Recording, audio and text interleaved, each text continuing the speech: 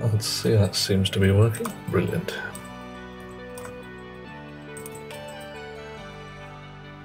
Oh, is it though? Curses, curses, we can never tell.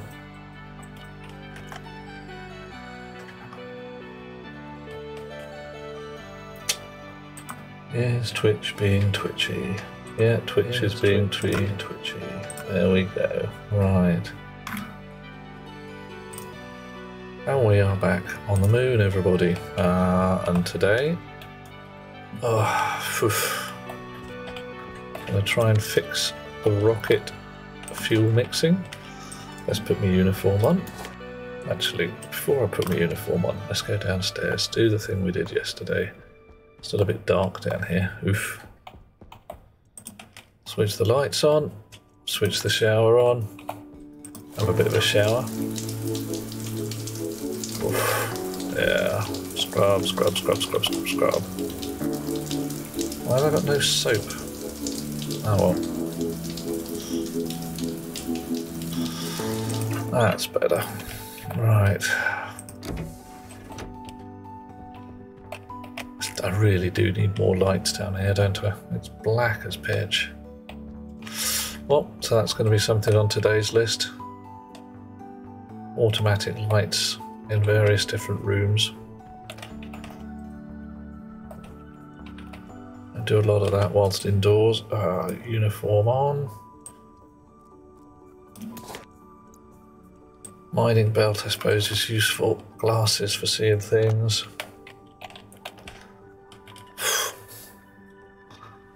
Well, all my manufacturing's outside, so gonna have to wear the suit. Oxygen critical. Yeah. Warning. High CO2 levels detected. Oh, come on. So that's fine. CO2 filters should be switched on. Tomato seeds in the box. Yeah. So we've got cable there. We can definitely put light fittings in the ceiling. You might be able to hear a small boy in the background doing his thing. Yeah, just pick my stuff up. Right.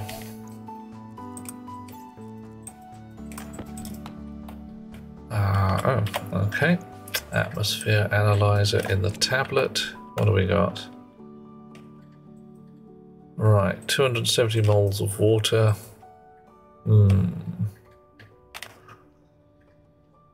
Okay, 5 litres of water. So this basically is very slow compared to the shower. So what I need... Oh, I feared you. Do I need some kind of pipe analyzer attached here? Will this actually pump water, I wonder? Interesting. Because we've got the shower up there. It turns the filter on whilst the shower is running, but it honestly, it looks like the shower uses more water than the filter can cope with in any particular moment. Let's get out of here. Right. So if I turn off the automation up here, what do we got? We got shower, water purifier, speaker, 3 more dots. So we could easily put a pipe analyzer to say how much volume is in here. Turn that on. How fast is it chewing through it? 1 mole. So 18 grams a tick, give or take. I wonder how fast it uses up charcoal.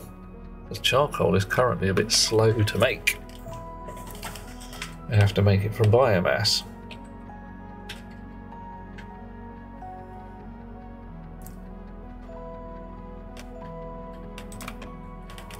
Right. What can we get out of this that might be useful?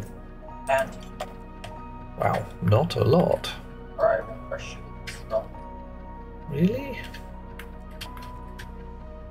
Yeah. Wow, I just can't. No, okay, so I definitely need some kind of pipe analyzer on there to work out what the heck is happening.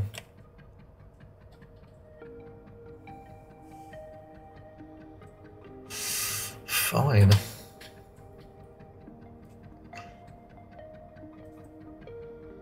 It's a charge pistol. There we go.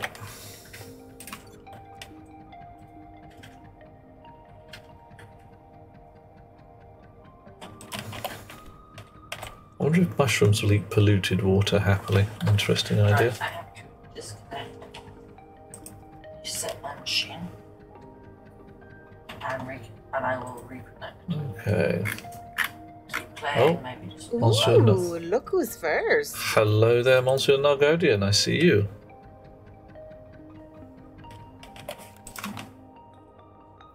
Alright, so you've stopped going chug. 8 charcoal left. Can't see your face. We cannot see the face? Why not? What has happened to the face? Is Twitch being twitchy? Ah, right. Okay, Twitch is being twitchy. Right. Right. Get some mushrooms up.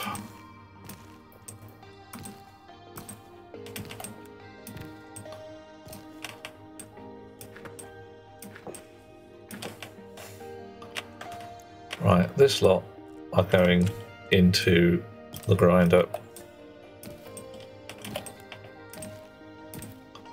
Because, well, hell, why not?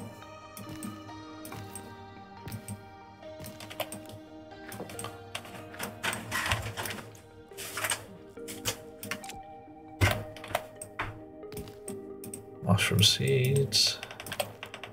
Mushrooms.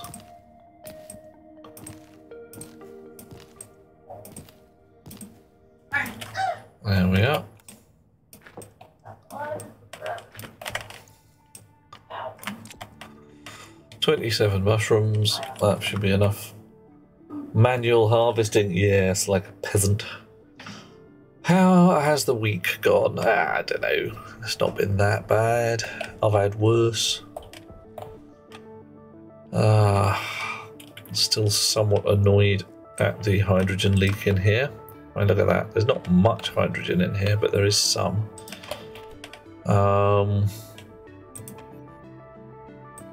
Portable air scrubber is currently flashing an error, probably because it needs venting. Right. Do I actually want to put a vent somewhere? I mean, I could. Probably stick a vent. Yeah, I was talking about putting a vent in this corner and hooking up to the waste gas line. Let's do that.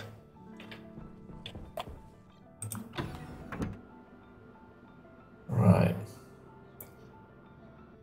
If I left my helmet open and had an air filter, would I clean the air as I go? Technically, yes. But I would also choke to a hideous and unpleasant death. So, no. Because I would be breathing unclean air. Did I not have a mounting for things? I'm sure I did. No, no. No, no, no, no, no, no, no. Okay, fine. Fine. I need more water. So I probably need to set up the rocket gubbins so I can mine water ice as well. Oh, joy. Right, okay. Before we go any further, let's get these mushrooms in the grinder. Get their... settle their hash, so to speak. Right. In you go.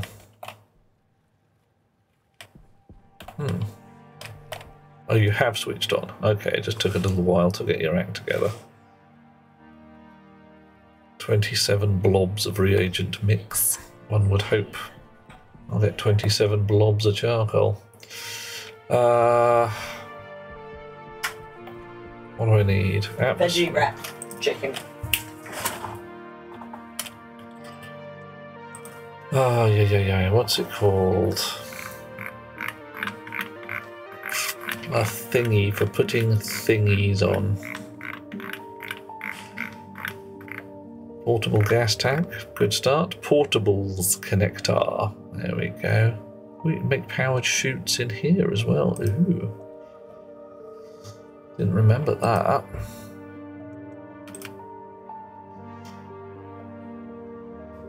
Chunk.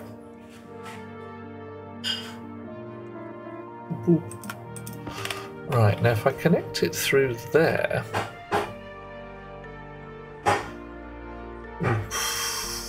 it should vac it out automatically. A million to one shot, just might work.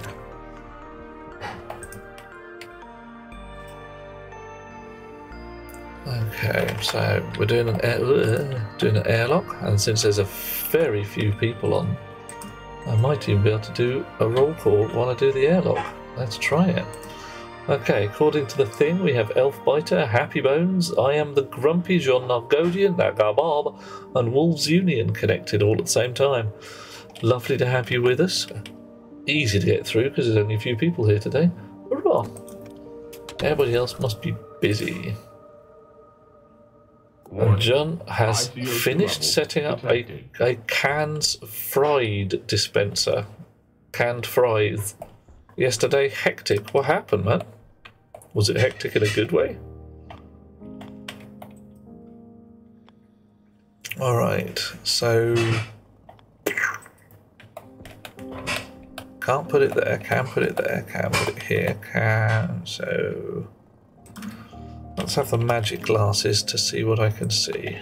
Oh, my base is kind of busy. Right, so that's the can storage. Uh-oh, Houston, we have a problem.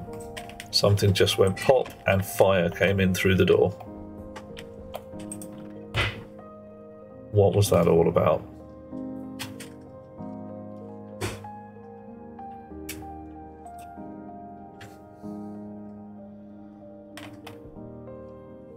Let me out.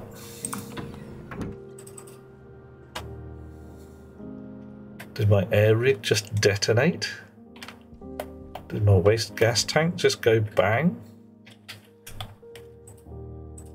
What caught light? Seriously, guys. Second place. Isn't Hey, that Max. nice for you? What? Did something actually just catch fire?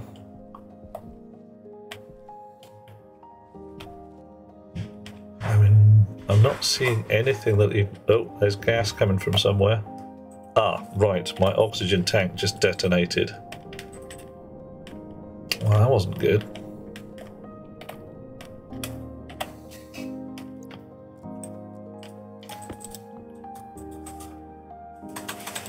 Well, that's not good at all. Third place? What the heck were you thinking? What? Okay. Nah, I'm kidding. Third place is pretty damn cool. There. Tanks usually do, yeah, there's a certain amount of toppiness to a tank at this point. I must admit, I am tempted to reload the world and find out what the hell just happened. Because I am perplexed and confused. Did I overload the tank? In which case, how come there was fire? Yeah. Well, see, all right, I'm gonna do it. Let's pop back a bit and see what we get. All right. So what do we got? Well, I think we can go back. We might be able to go back 2 minutes. Let's try that. See what happens.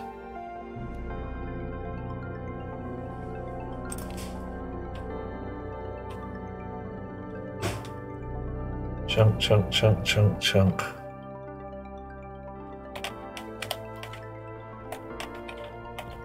Right. Yeah. There it is. So the boom came... It's quite a large boom. I didn't think I had any volatiles left in my oxygen tank. Maybe that was just, you know, sparks from the tank detonating. Right. Load world. Start off where we started in the beginning of the evening. Groundhog Day, yep. Off. Any ability to just record what the heck happened there would be great. Uh-oh. Hang on. Am I now stuck? Rocket station is not responding. Well, let's have a little bit of lovely flowers while we try and work out what the hell happened there.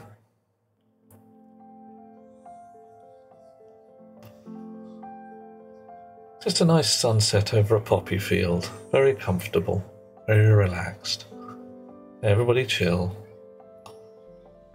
Rather hope the game is not... Yeah, game blew up rather harder than everything there. That's, yeah.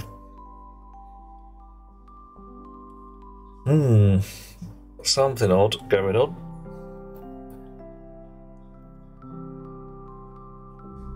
Could I have just overloaded my oxygen tank? 100% possible. I mean, I did very nearly overload my hydrogen tank after a rocket flight. So, chunk. I could probably read the actual file logs locally, see what happens. Reinforcements have arrived. Yes. Cats have been fed. Hello! I believe I hear a Sharp Mountain. How are you doing, dear chum? Oxygen critical. Yeah. High CO2 levels detected. Yeah.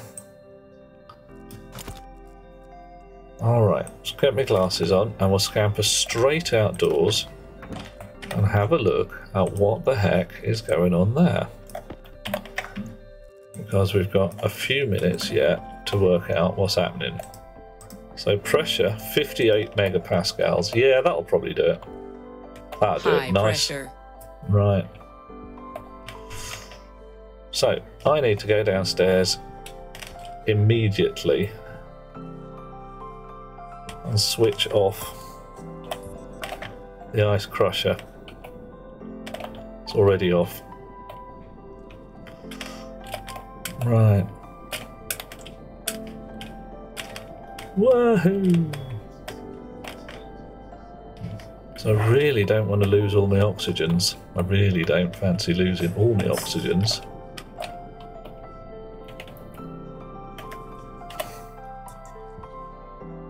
And I could vent a little bit of it.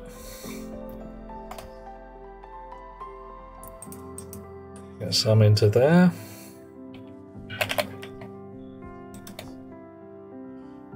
Build another tank for a quick release. Yeah, can do.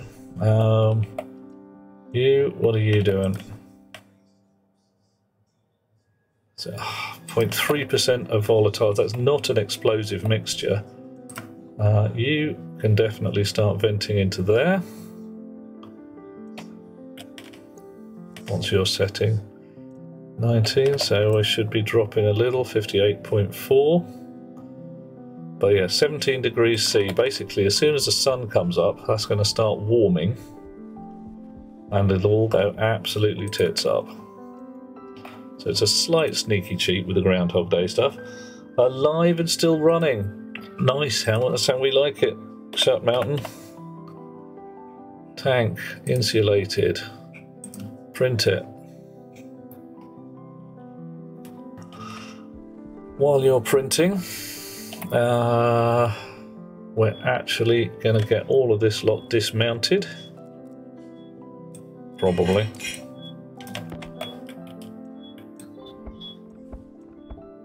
Because we need the space.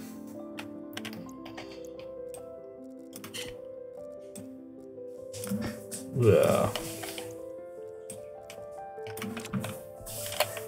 Bit of a sneaky cheat. Terribly sorry, everybody, but, you know, I'm sure you're all utterly disappointed in me. And that I did not just go straight Iron Man mode, but, you know, some things you gotta do. Mix any of the hab atmosphere and external and it just ignites. On Vulcan, oh god, yeah.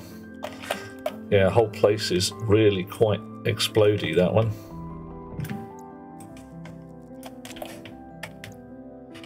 Right, well.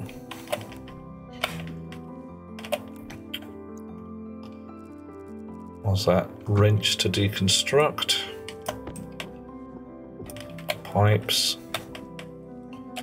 And probably hand drill again. Okay, you can come out.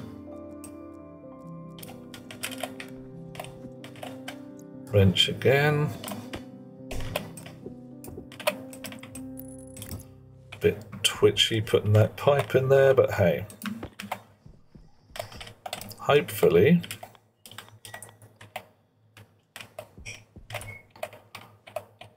Get you in the right place. What's blocking you? Oh. Right, yes, a dirty great load of wiring. Right across the top there. Most inconvenient. Can we move it? Might not be able to move it. Oh, knob sticks. Oh, that's inconvenient to say the least. That's my air rig. And I need those tanks hooked up to the air rig.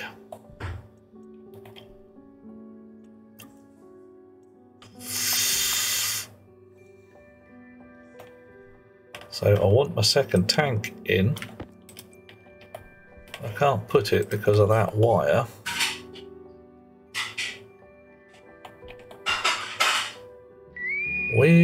Oh my, oh my. Ha! Right. No reasons for having compression fractures in the spine. Build it above the other tank. Yeah, I can put it in pretty much anywhere. I'm just going to make sure I don't overload everything on the way. 59.1, so we're right on the raggedy edge. Okay, fine. We're just slamming this in anywhere we can get at for now to avoid destroying the world. I had it for a second. There you go.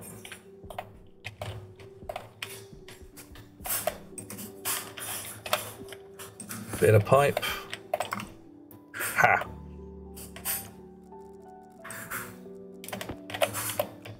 Bit of pipe. Actually, magic paint. Now a bit of pipe. And a bit of pressure relief. There we go. Right. Tacky, but hey. Right, so 33 megapascals, much better. Oof. Iron Man mode defeats the point of games. God damn it. Ooh, shut mountain, you horror. So evil. So dreadfully, dreadfully evil. Right. Life already Iron Man mode. 200 centigrade atmosphere, 50% volatiles. Youch. Yeah, I haven't really been to Vulcan yet. It hasn't sort of appealed that much in terms of, yeah, let's go to Vulcan and get exploded. Right, so I need, for this shizzle to work, I need to be able to get at the information out of these tanks for some reason. Why do I need to be able to get at the information out of those tanks? Do I really need to? Have I just wired them up out of reflex?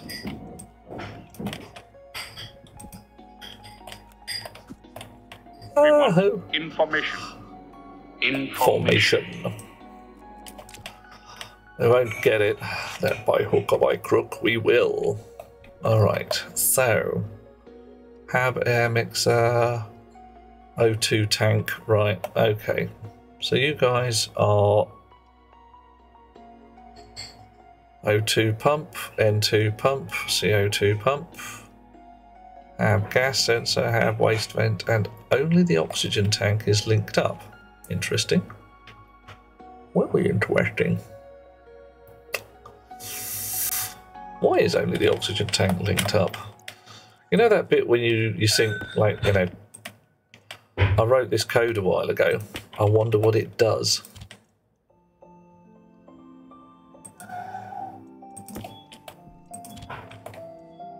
Alright. Okay, tank objects on D5. Tank hash is being used there. What am I using the tank hash for in the end? Nothing yet. Ah, there we go. O2 tank name.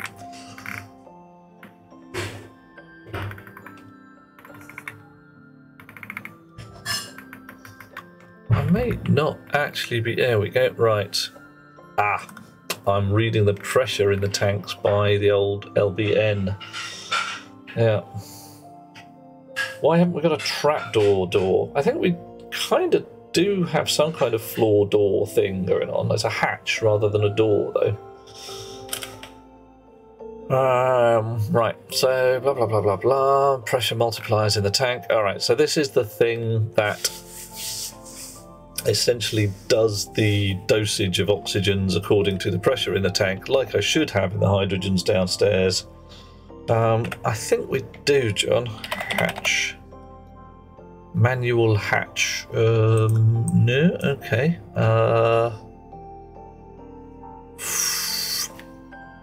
There's definitely something. It's not trapdoor.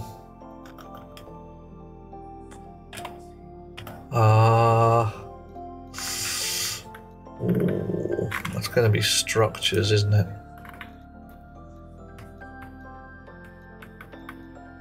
It's not chutes for definite. Doors, docking ports is an interesting one. Docking ports? Oh man. Yeah, that's some low-tech stuff that we don't have anymore. Roll cover, composite door, manual hatch. I am absolutely certain I have seen a floor door before now. But I can't for the life of me. Ladder hatch. Ladder end, ladder platform. Emmanuel Hatch, author of Screw Making an Airlock, yeah. Damn. Or blast door. I mean, I've certainly used that in the floor. And it does work. That might be the one I used before. Yeah, I think it must be. Right. So, in order to tuck my oxygen tank nicely under here, I need to get some wires out of the way.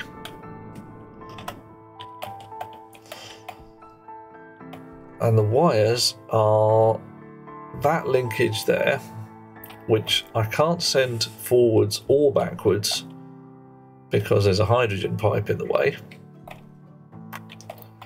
I could drop the hydrogen pipe down one layer, perhaps. Let's find out. Can I put a pipe down one layer? Not there. Yes. Yes, yes, yes. So I could move the hydrogen pipe down one layer. And then that would allow me to pull the wiring. No, that's all filtration wiring, and I don't want to hook the two together. Airlock door. Yeah, that might also be the one. Airlock. Yeah, I can't remember which one I used for the floor hatch. Pretty sure it wasn't hangar door. Alright, so if I pull it forwards, I can't send it around there because there's that pipe. But if I've dropped all the pipes down by one... Uh-oh. Coffee. Coffee. Coffee. Thank you. Oh. Thank you, Lighthammer. And King Cam, I see you. You horror that you are. Right. Okay, so we've basically got... It's kind of three sides of a cube going on here with pipes, which is a bit pants. So if I take my oxygen pipe straight down... So, yeah. Hydration critical. Uh-oh. It's not hydration critical, King Cam. You rotter. Oh, that's War Mad Max is doing that as well. Oh, I don't know, some people. Oh, rotters, the lot of you. Rotters. Okay, I can't send that vertically down because this high pressure pipe's in the way.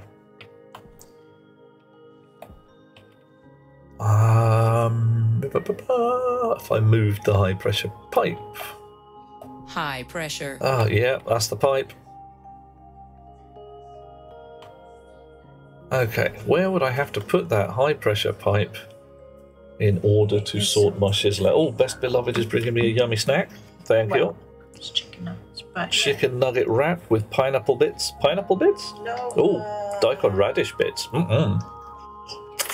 We shall celebrate this tonight with takeout Chinese. Oh, that's yummy. Oh, that is yummy. Yeah, sorry, Max. Okay.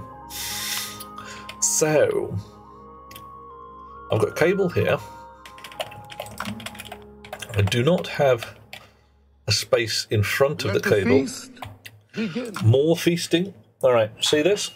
This is pickled daikon radish. It's absolutely gorgeous stuff. If uh-oh. Ah, another fakey, King Cam. Absolutely gorgeous stuff, if you may. Oh, that is yummy.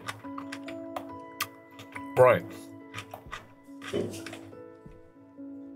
Oh. So, considering a major refactor of the air rig to avoid explosions, doom, all that kind of stuff. And I could send the cable over the top. That's deeply tacky and unpleasant, but it's doable.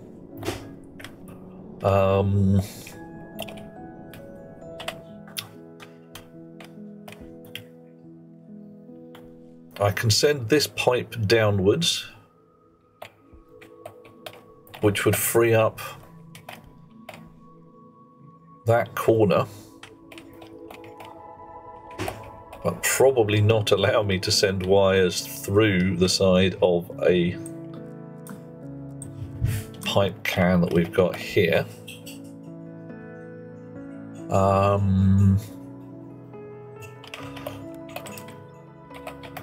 Yeah, strangely enough, that doesn't go through the side of that. Join filtration to tanks and chip on the filtrations? I could do. The reason I don't want to do that is because filters are quite hungry and I really don't fancy blowing a wire so much. I don't think. Maybe have I already done it? No, I'm pretty sure. So yeah, this wire is distinct from the filtration wire. That's blown a gasket again, hasn't it? Oh.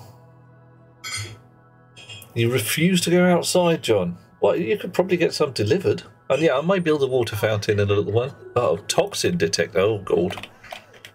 Fine.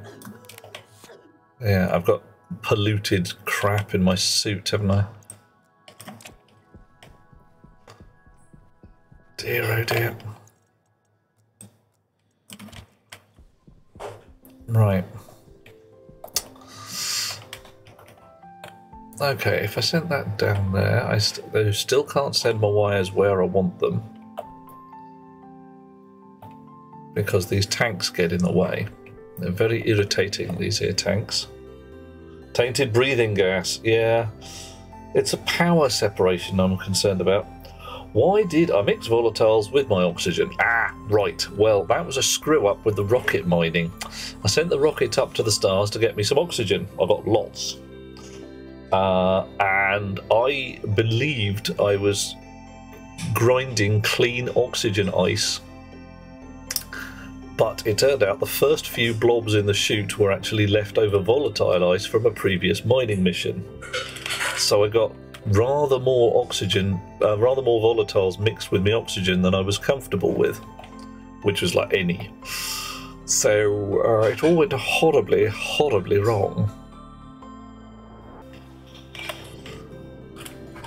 And I've been backing and filling pretty much ever since. Okay.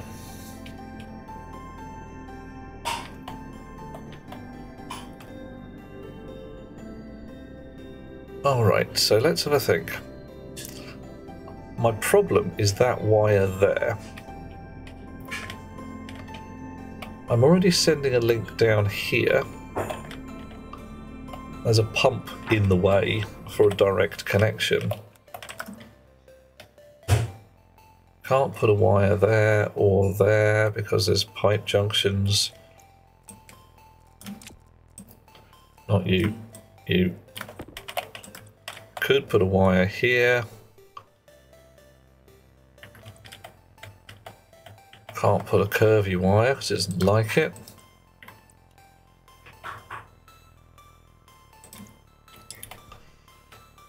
Oof.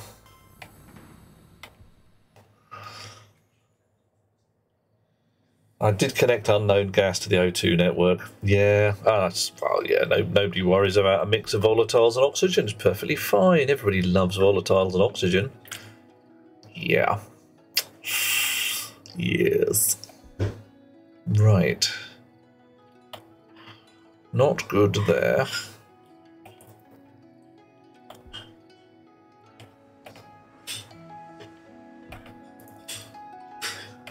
Okay.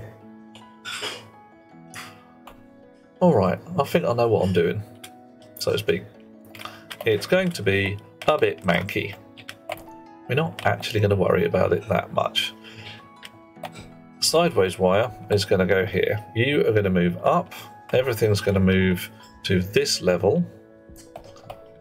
And connect somewhere through here.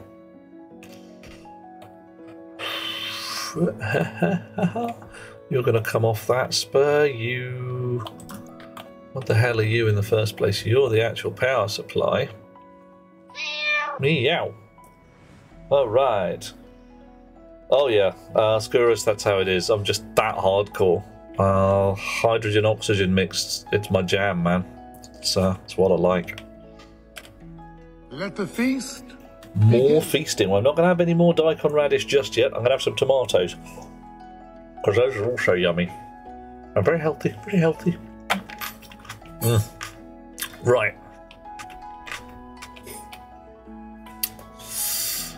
Okay. Got a plan. Making it happen.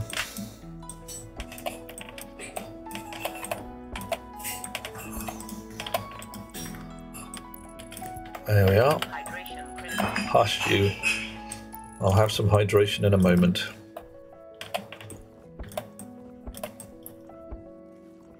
Oop, missed. You know, I really think, and I... Uh-oh. Power's not critical. Who's that? Oh, I don't know.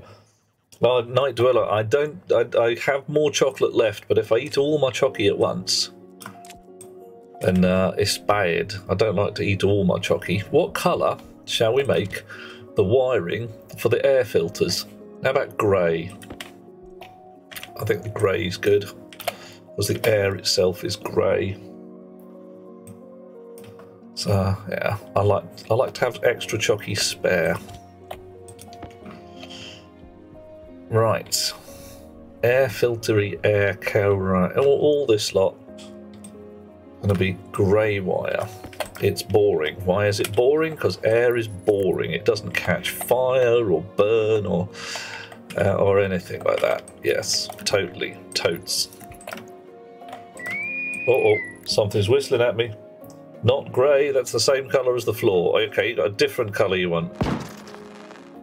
Oh no, what colour do you fancy then? Someone give me a good colour. Oh, King Cam, you horror. Burning. God's above. Everything's going wrong at once. Everything that could possibly go wrong. Yellow. Alright, we'll try for a yellow one. Yellow cable is for air. Well, pink is currently for hot power, so I'm going to avoid that one if I can, because I might accidentally get confused. By the looks of things, becoming confused is easy for me. Alright.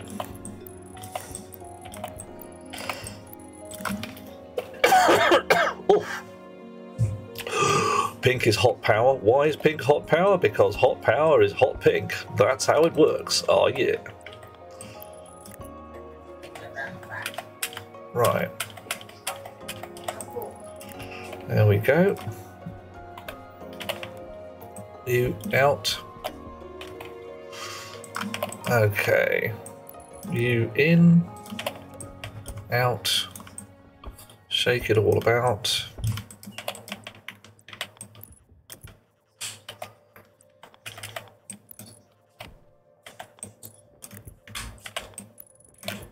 Really hoping I can put a wire there, and I can, so we're alright. Okay. Nice. So I should be able to tuck my oxygen tank in to that position now without too much trouble. Should. And we'll start linking up the rest of the filtery stuff.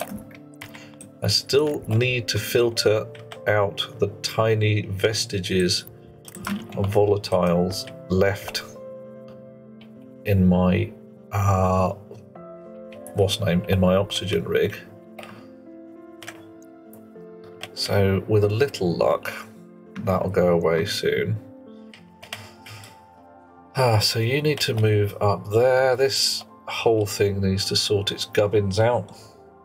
Rainbow. Oh, wouldn't that be cool? Would that not be awesome if you could have slowly colour shifting pipes or something like that? Just, you know, gently drifting through the hues and shades. Tonk, tonk, tonk. Alright. So, you coming in at that angle there. You unbolting. Bit of magic paint. And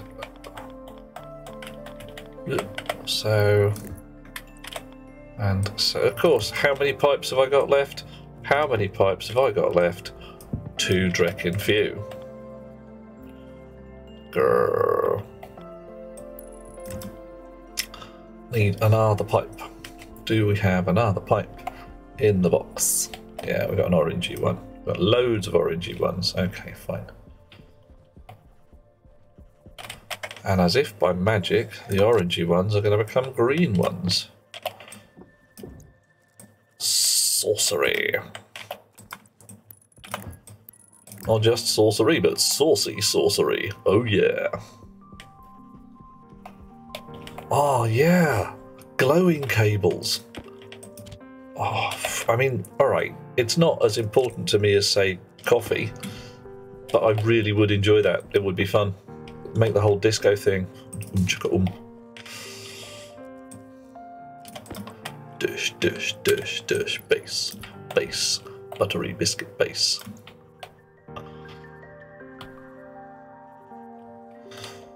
Right. Okay, this here. Ah! They did it again. Oh no, hang on. Oh, King Cam again with the bursty things, ruining my day. My day is ruined. It's not that badly ruined, but it's a bit ruined. Just melting my brain, twisting my melon, trying to make me might leap and say bad words. Like, oh noes, the horror. Okay, so this is the filtration rig. And the wiring on here is a bit mank as well. It's quite untidy. The wiring on there is quite untidy, mainly because there's a heck ton of pipes everywhere. There really is a heck ton of pipes everywhere. That's a heck ton of pipes. And distinctly unpleasantly oriented pumps and chisels similar. I could probably, I mean, by probably I mean almost certainly, move all those pumps up one rank and then flatten this wire. Hey! My noggin is indeed soggin. My boggin noggin. I remember them. Alright. So this fella also needs to be made a little more mellow with a little more yellow.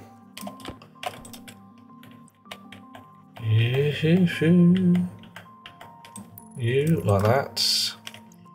Actually, we need to clip some wire. Everybody out. And then we're going to put another nitrogen tank in here as well, because frankly, I'm expecting there to be problems. How's my water doing? Not awful. Right. I don't know, you try and make everything nice and neat. What happens? It all goes horribly wrong. And then it explodes and blows up in your face. And everybody has a bad day.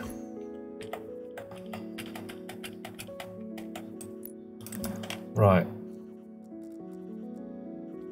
What are you set to? 50. The 50 is no bloody good to end man or beast. 19,000, that's where we're at. And you... 19,000, and you... Well, I don't know, you should be set to 7,000 for now. Okay. Not that we want that anyway, but hey. Did you die of terminal funk? Fortunately not. I got a shower built. It's quite a nice shower. Not only have I got a shower built, I've got a shower with built-in disco. Basically, I climb into the shower, press the button, and the music automatically turns on. Do, do, do, do, do.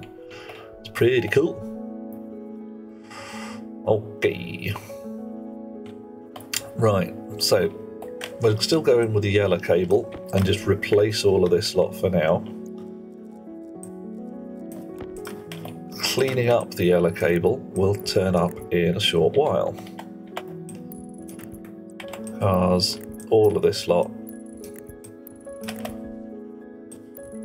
is my air rig.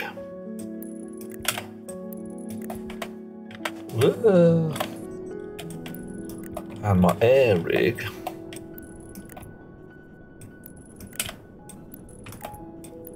is yellow.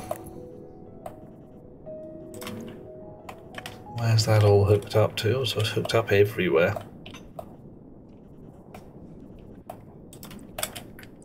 I'm going to find out at the back end of this the blasted things are connected by mistake somewhere else, aren't I? Hey ho. Right, so I think offhand my air rig is the hab rig.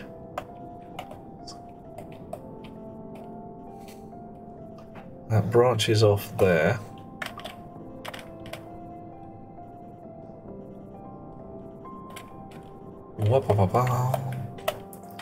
So we've got one, as well, you've got area power control. Oof. Spending forever setting up data and power cables to keep them nice and separate. Boom! Some stupid digital port single port digital valve that just ruins your day. And which mode is usually listening to podcasts or audiobooks in the shower. But well, if I could listen to podcasts, I would do. But unfortunately, there's no podcast player in this game. That would be pretty frickin' sweet, wouldn't it? And just the ability to play your own MP3s out of the speakers would be fun. That way lies user-generated content and things get a little squirrely. Okay. Pink cable.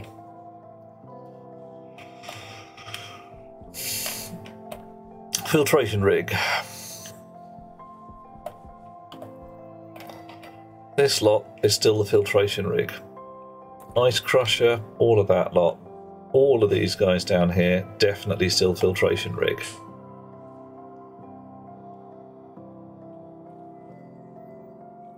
This lot here, airlock rig. But also the lights inside the hab, which I probably should not have linked up, but hey. I should probably look at a network analyzer actually, but hey, whatever. So yeah, looks to me like the entire hab is running off that APC there. Airlocks and all. Yeah. Yep. So that's not quite how we want things. Hello, Epis, how are you? Oh dear, if you leave a flashlight out without a battery, it will still turn itself on, so you can have free lighting. Oh dear. Hola, señor, he say. Ah, lo siente, no hablo español.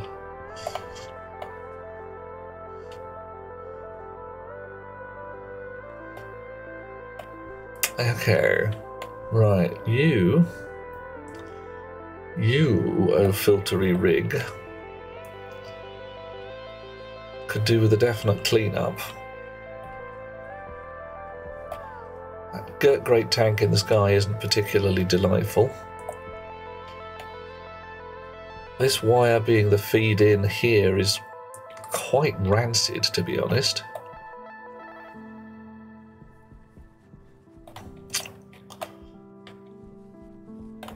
Got wires going down and up and sideways and left and right.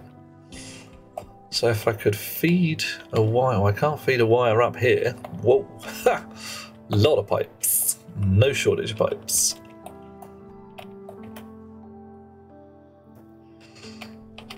Okay.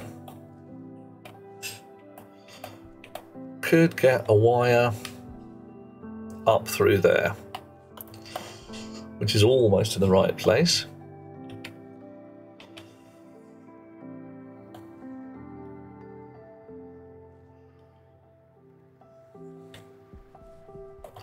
Could send a wire straight across there somewhere. And then feed in and across, but that's, you know, neck slicing height. Not really keen.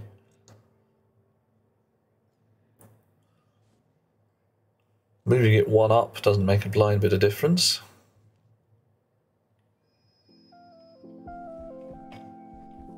And this is all just basically full. So my only route really is up through the green pipe there.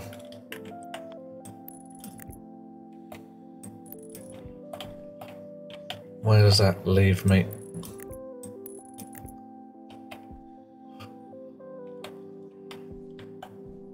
Okay.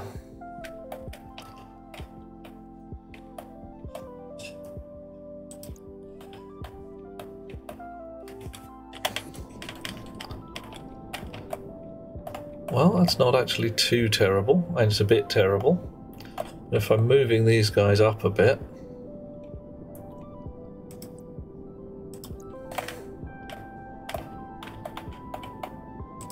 I want a wire.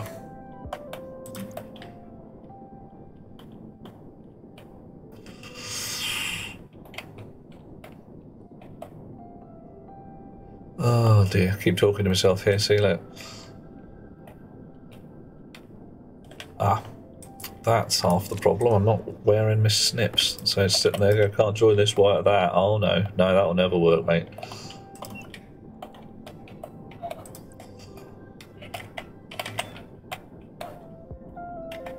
So we can't come through there, we can come through here. I could move this junction around a little bit.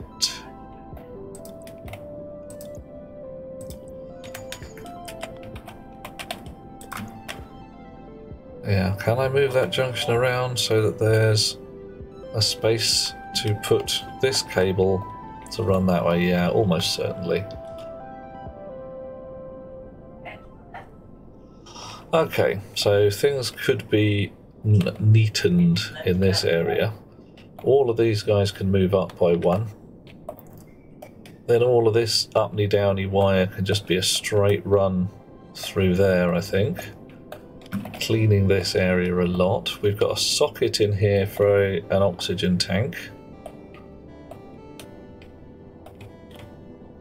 And indeed a nitrogen tank should we need one.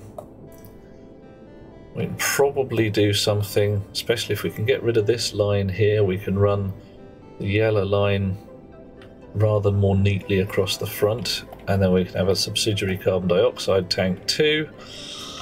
Okay, everything's, I won't say coming up roses, but at least not coming up shite anymore.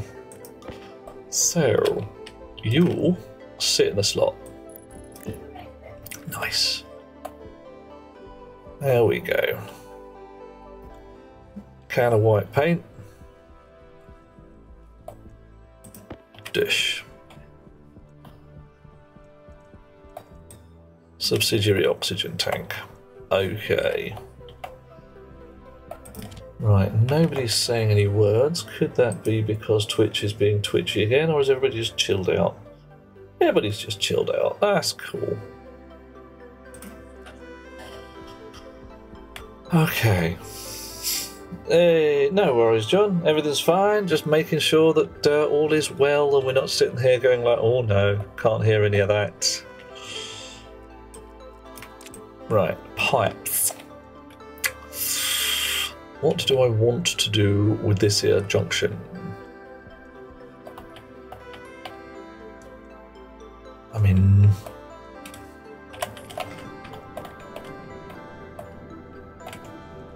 what do I want to do? I want it out of the way of this lot. So you want to be there. You want to be there. And you want to be there. Right. There. Stick. Glue. Do your thing. Right. Can I make this entire rig neater somehow? If I drop it down to the floor, that means lots more verticals, so not like that. I don't really want to send it out to the side. And I could pull this lot down by one and have them all parallel.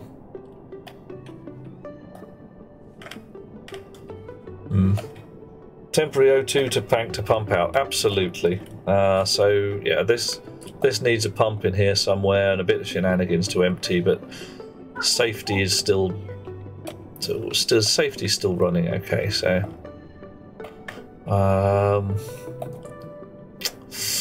right. So you, frankly, just move up by one. Or two, or whatever. Well, maybe you can. I think you can.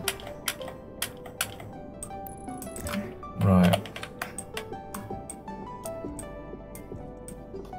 Hopefully there's nothing too troublesome in the way.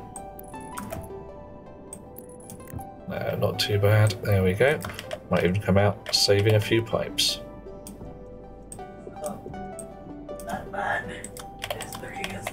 Ah, chunk, chunk, chunk. There, done. Right. Okay. Alright, excuse me a second. There we go. Right. So, what are you guys doing? 603 kilopascals in there, 514 in there. Are you actually switched on? You are. Okay, fine. So the filtering should be filtering right now. Heat exchangers doing their job.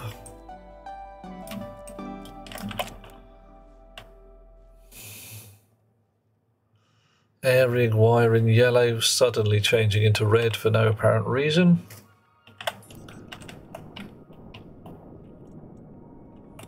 Except that the rest of the hab is set up there. So we need a wire to link up to this lot. Suddenly we have a slot right there. Where would you link up to? You would come up like that. That's actually a better place. So we can't use it because of that there. Okay. Doing alright. Red cable.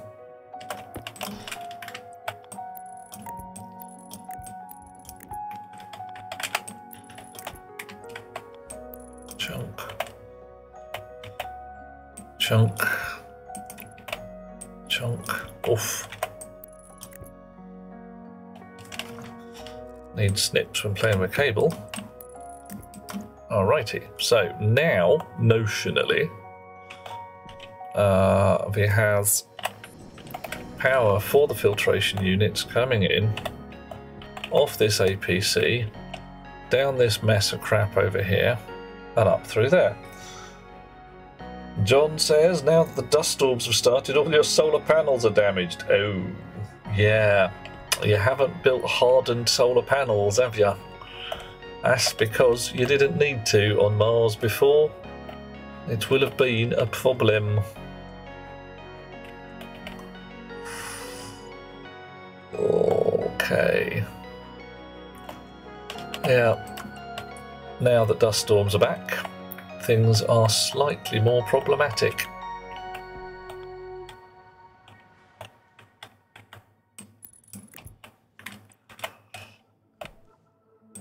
But that said, now that dust storms are back, you should be able to use wind turbines to generate actual power. Small bundle of stellite. Okay, well, it's a place to start, I suppose. You can rebuild them. You have the technology.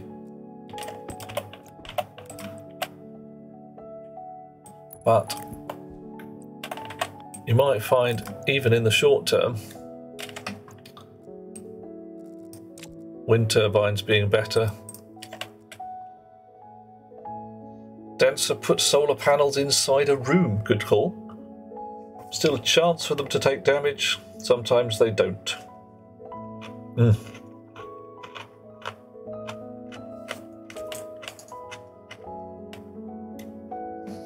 Okay, so if you've got stellite max, you should be able to repair them, and you know that. Okay, so if I clip this, building a bunch of uprights as we speak, yeah, sensible plan.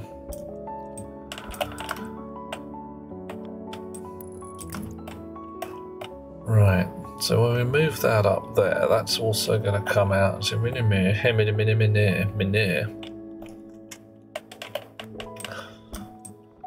I think we should still have power to all the filter stuff once I clip this out the way.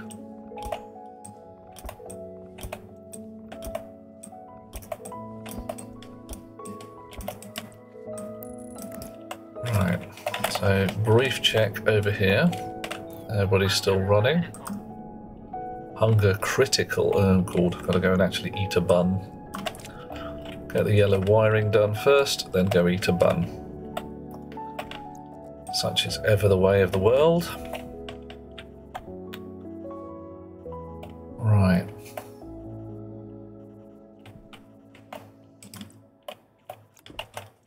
You out, you back in.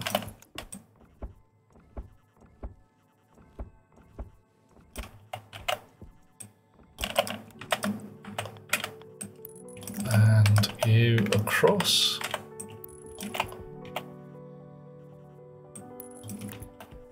Missed completely.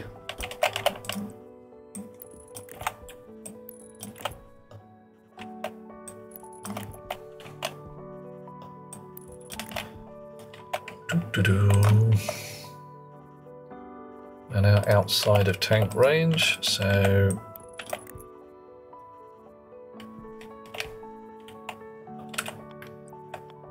down, straight, curvy. Nobody loves curves. Okay. All right. Skip them, get the big ones. Yeah, your big ones, they have much more generation, but they also have the capability of going completely tits up in a storm. So, little care required there.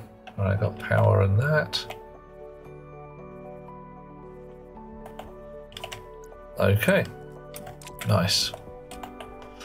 And we've still got, no, we are still dropping water very slowly, probably through the plants.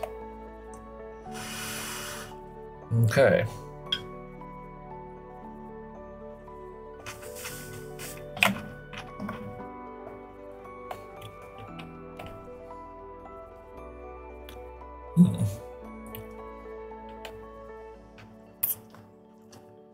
I could even move that pump, but I think we're doing all right. I think we're doing okay in here.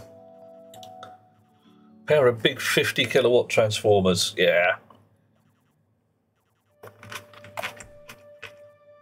As if you've got too many batteries, they'll suck more than 100 kilowatts and it'll go awfully messy, awfully fast.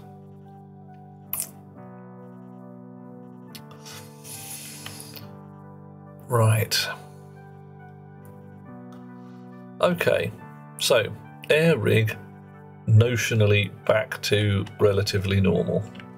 I need a bun, and we can then refactor the filtration wiring a little bit.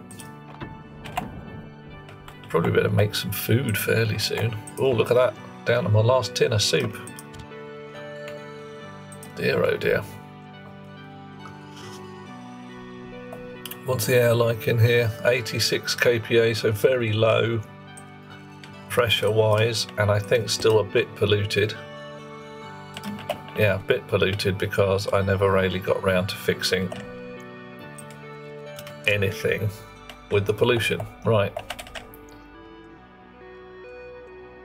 Battery cells. Large battery cells in here. Where's all my nuclear battery cells gone? Go. Oh well, whatever. Outdoors. Wow. Oh, Twitch has gone twitchy at my end again. Boop.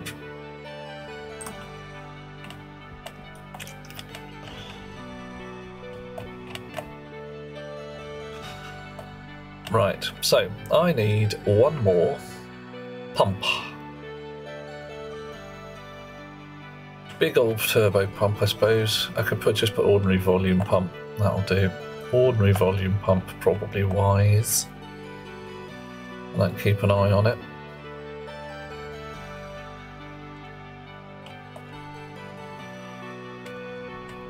So I have to make an ordinary volume pump because I haven't got any spares.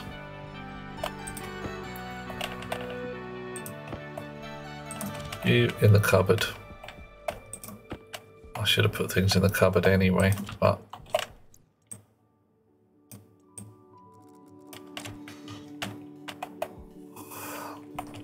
volume pump. volume pump. Just one. Off you go. Right, that's for emptying out this here tank. What is at what kind of pressure? 26 MPa. Okay, not too troublesome. It's not going to connect directly onto there. For the moment, I can actually unbolt my air rig completely because I don't need it just yet.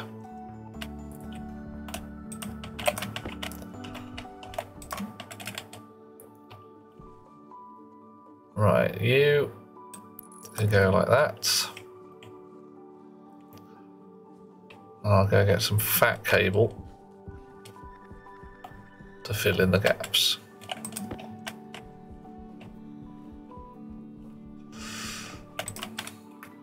Fat cable. Oh, you're back to front. Brilliant. Of course you're back to front. That's exactly how we want things to be.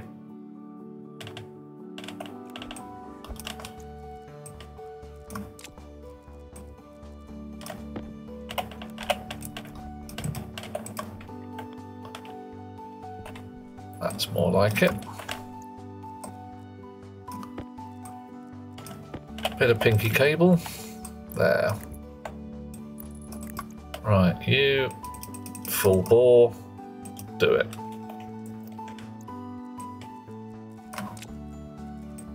Just keep an eye on the pressure in here briefly. Little bit of volatiles in there, nice. Not actually nice, but you know what I mean. Okay, so I hurled one of you guys over here. You're an atmospherics filter.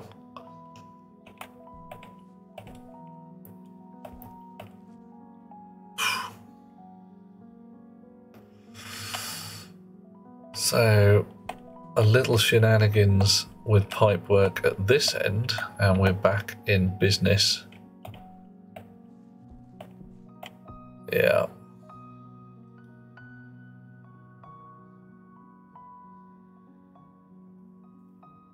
Okay. You go there. Rebuild accordingly. And cables, screwdriver. Attach. Snips. Pinky wire. Right, ready to run. Nearly. I wonder why wire is considered a tool, but pipes don't seem to be. Did I just build an air conditioner? I did. Derp. Big derp. Hand drill. Cables. Spanner. Pipes.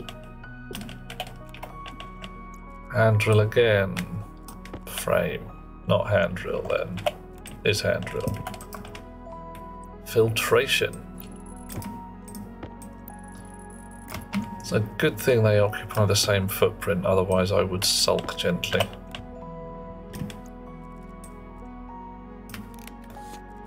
Right. There we are. Nothing more infuriating than the air conditioner being the first item on the list. The amount of air cons you've had to deconstruct. Yeah, absolutely. Very, very annoying.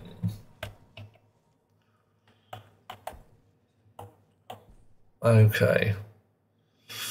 So you... Right. First off, bit of magic paint from this end.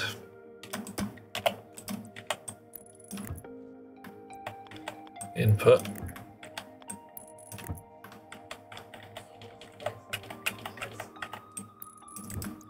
Right. Uh-oh. Ooh, hey Livy, how you doing? I don't know whether a thingy, a pump connects on there. And we can certainly... Yeah, I might have to... Because I was pondering sticking an output pump on it. Been playing dragons. Oh, good-o. Right, let's pinch a bit of pipe work from here. We'll put it back in a bit. Who needs air anyway? Right, so I have to go like that. Like that. Pump will go over there somewhere. Pipe. Pipe. Ugh, and of course I need one more pipe.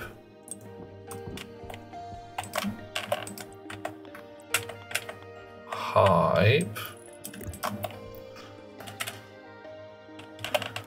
No, that's a silly way of doing it.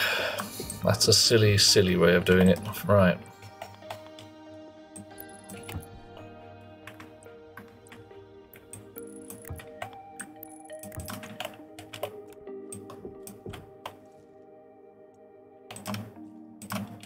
That's still a silly way of doing it. What am I on? I'm on some kind of bad drug.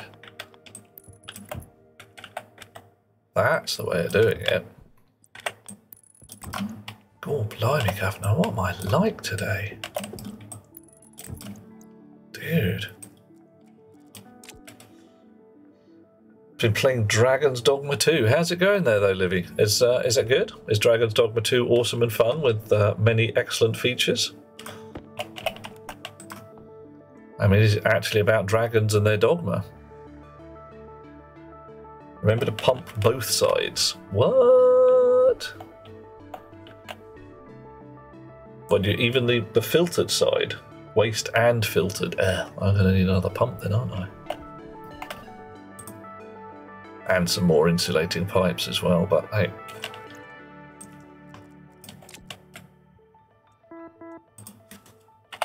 Pipe insulated. Another stack of pipes, why not?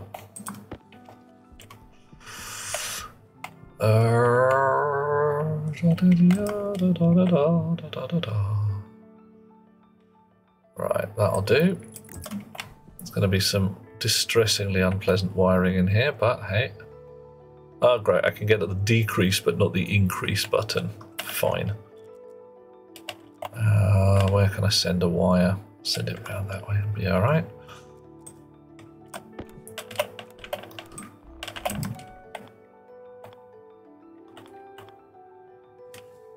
That one.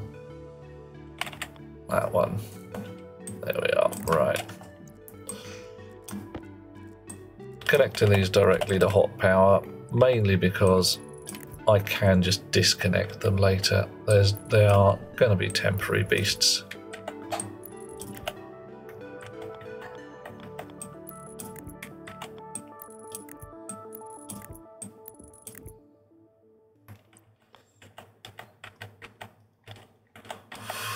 Bit more wiry position-y.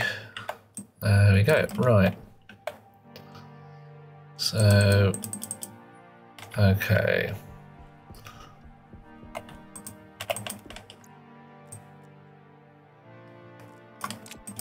Come here, you. And where did that pump end up? Did I make another pump? Could have sworn I did. Has it just flown somewhere, landed in a corner? No, I made another pump, then I used it. Right, and this was the one I was going to make. It's sad. Screw. Oh, people review bombing it, but they haven't played it more than 40 minutes. Sad, but screw them. They miss out on an amazing game. Cool, you like it. That's the thing. Some people will look at a game and go, it's rubbish, I hate it. Like, why? It's too hard. I played it and I died. It's like, yeah, mate, that's not the game being bad, that's you being a bit pants. It happens a lot, unfortunately. If you're liking a game, doesn't matter whether everybody hates it or not. If you're enjoying it, enjoy, have fun. That's what it's all about.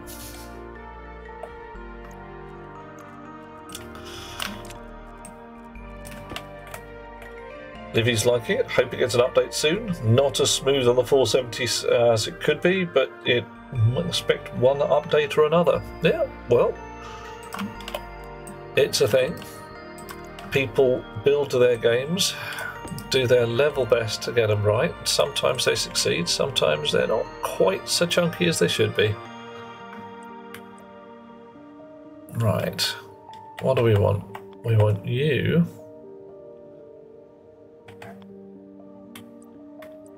You're going to have to go upwards, aren't you? Yeah. Pump can be there. Or anywhere along this line. Alright.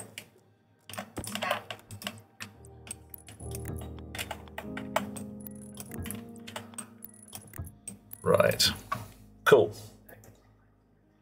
People love to yuck other people's yums. Yeah, it's a thing that seems to be slowly vanishing. The idea that people are now allowed to like things and somebody will say, no, stop being a dick. Somebody likes it and you don't, and that's okay. But it's slow. It's a slow process. Oh, Livy.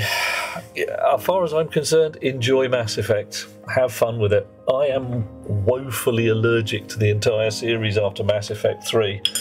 Precisely because Mass Effect 1, 2 and 99% of 3 were really, really good games.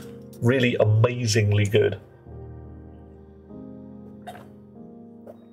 And the problem I had is 100% the ending of Mass Effect 3 that just ruined my day. Utterly ruined my day, my week, and possibly quite a large section of my month. And that's kind of down to me. It was down to me getting, overly involved, as 'twere. But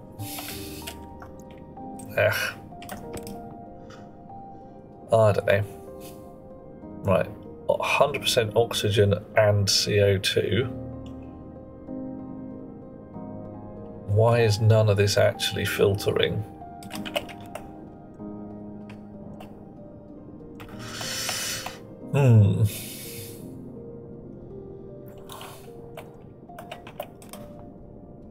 So that's 87 kPa on that side and 400 on that side. Why does it say pressure differential 0? That's kind of weird. There's vacuum there. I mean, I could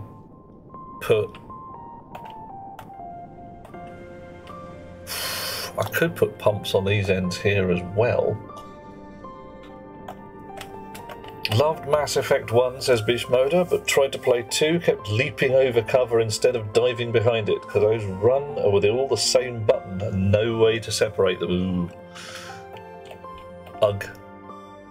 I've never really had any trouble, nothing I remember anyway, with the controls. Just, I enjoyed playing number 1, I enjoyed playing number 2, different game. I enjoyed playing Lair of the Shadow Broker. I really enjoyed playing number 3. And then the back end of number 3 came. And the ending was essentially, you wanted to save the galaxy. Tough. You can fail in 3 different ways. And yeah, couldn't get over it. Literally sitting there going, hang on, I die, that's harsh. But I also don't win. I was supposed to save the galaxy. And alright, not everybody's dead. But it's all gone tits up in a big stylee, and there's nothing I can do about it. I'm quite upset. I was very upset. I was really amazingly upset. Okay.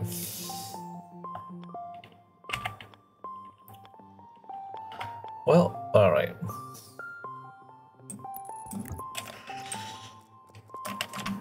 More cable. More snips. But hey, other people enjoy it, they have fun, and if I hadn't enjoyed the others quite so much, I probably wouldn't have been half so upset. There is apparently a new ending in which you can, quote, save the galaxy. Brought peace between two warring races and now choose to genocide one of them. And it's like, well, and no matter what I do, the galactic jump network is destroyed.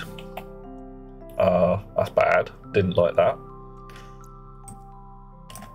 My friends are either dead or marooned on a planet bogging miles from anywhere. Didn't like that. And my species may or may not have been utterly deleted. Completely destroyed. Right, so process 56 moles. Okay, so 20. So that those pumps there do make quite the difference. All right, okay. Yeah, Thanos levels of not understanding the importance of supply lines. And yeah, what was that guy like?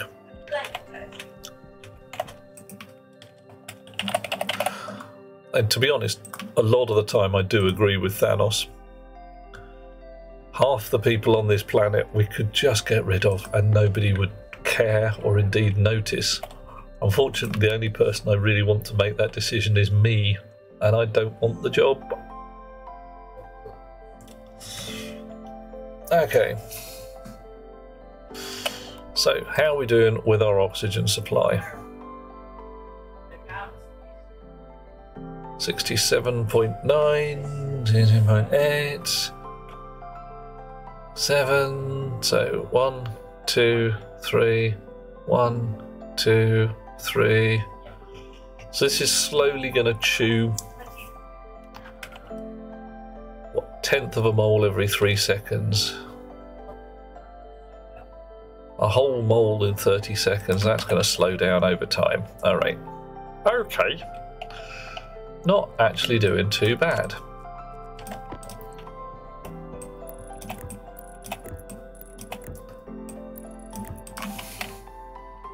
Oh, hello, handsome. Hello, Butts, darling. How are you? Oh, yeah, a lot of people, that's the thing. In the real world, we couldn't really get rid of half the population of the Earth without somebody giving a damn. Because, you know, everybody is somebody's mother, daughter, son, whatever it might be. But how's the oxygen going? Well,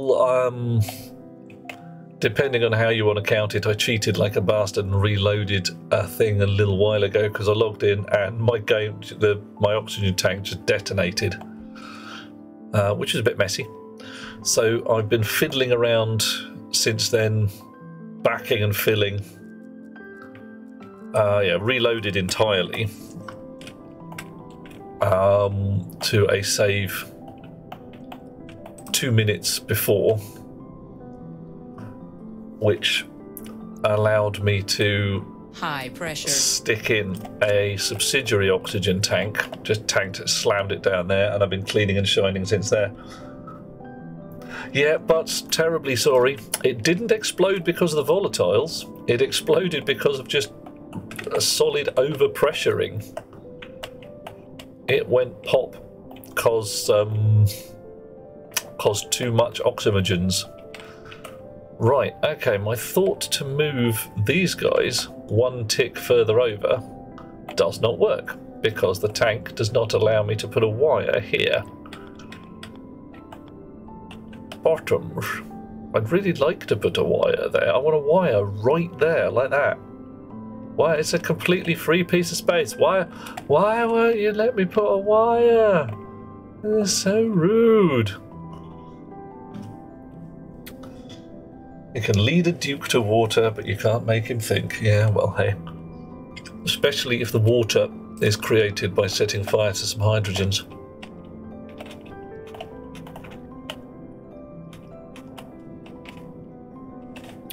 Okay. Le Berms.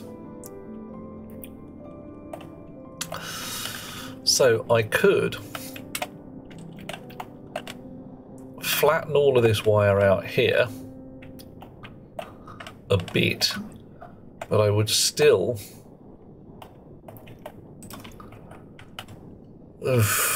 where could I put some more pumps?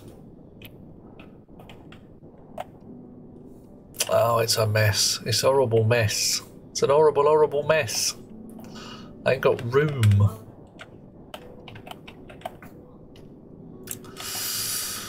Okay, let's play a what if game. If I moved this fella back one, clonk, and this fella back two, clonk, clonk, I could put pumps in there. Uh-oh, surprise water damage at 14%. Where's my damage? Ooh, CO2 tank damage. Ah, yeah, that's when my brown tank a little while ago detonated.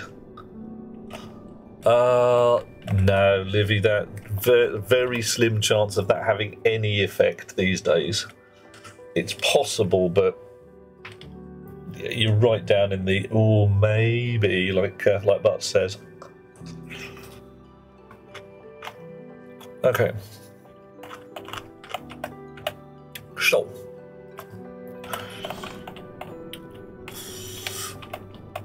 Move you lot back by one. That would allow me to run a wire line all the way along there. Ooh. Oh! Move that back by two would allow me to run some more pumps. Could I do things differently? Right. If I moved everybody up by one, sideways, clonk, could I put the pumps there instead? Not really, because then I would still want... No, I'd need to move them up by two, wouldn't I? Because I need a pipe in between the filter and the next pipe along.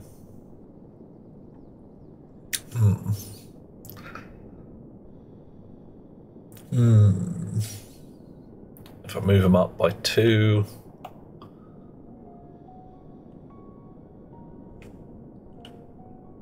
build a new gas storage facility. What, completely? Just re-rig the whole damn lot? I'm not keen. It's a lot of fuss and bother.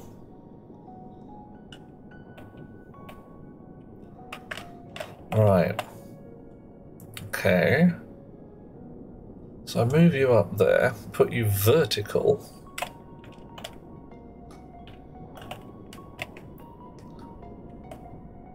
A wire would come up over the top, round there, and join on there. Okay, it's still doable. Still doable. It's just a little more wibbly wobbly wire. Does it make a difference? Am I making my life easier, or am I just being daft for no particular reason?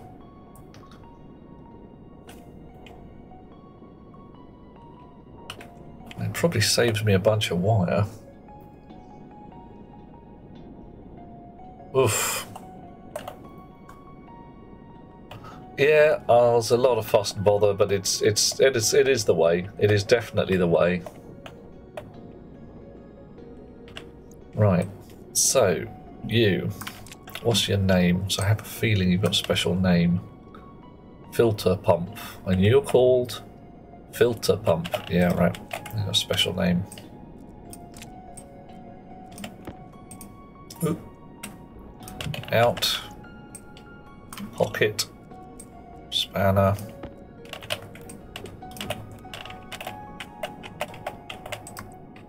Pipe.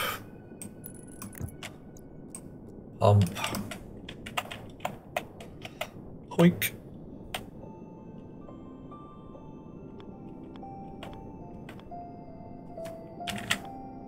So I put you like that. How does the wiring look? Does it look absolutely rancid?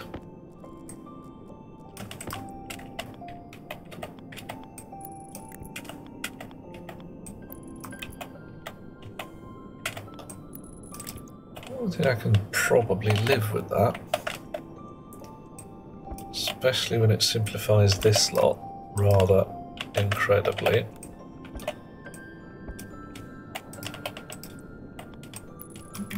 And that just goes straight out through there.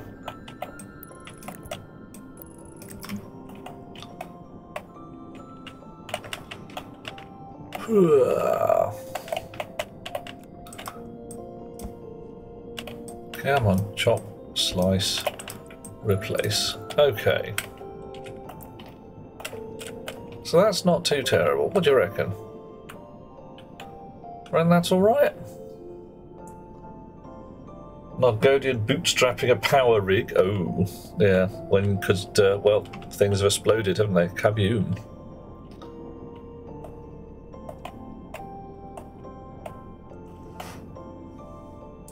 A scammer made you cry in panic. What the hell happened, Livy? Dude.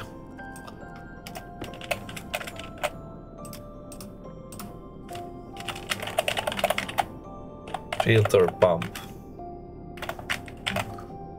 Confirm.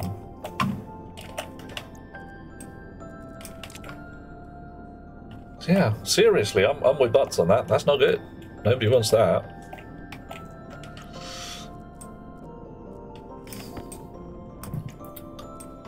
Pocket. Actually, you lot can come out. Pipe.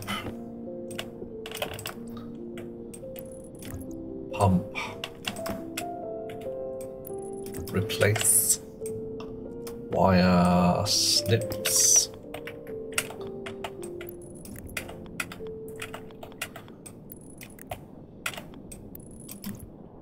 Clean and shine.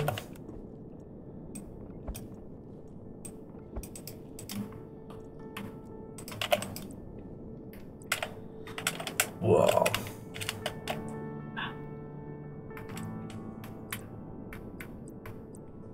Oh, blimey. Come on, out you come. That's better. Right. There.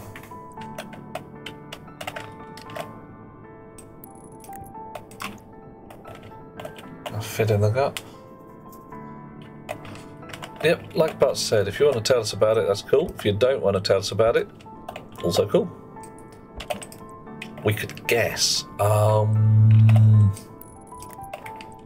He made you cry because you had to go to his house and shoot his dog. Oh, okay. Ooh. I don't have any links on my side, Livy, but I'm not sure where I should be looking.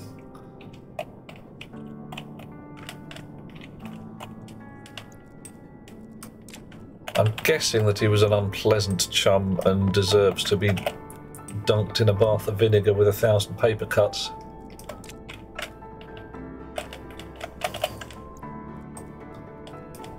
Discord. Ah, okay. Give me a moment. I will land. Hit the button and see what I can see. Oh, it's the old no, la la la la la things. Aha. Right.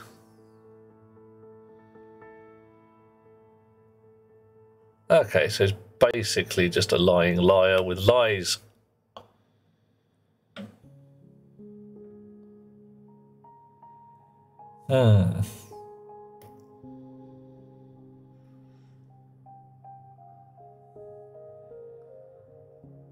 Okay.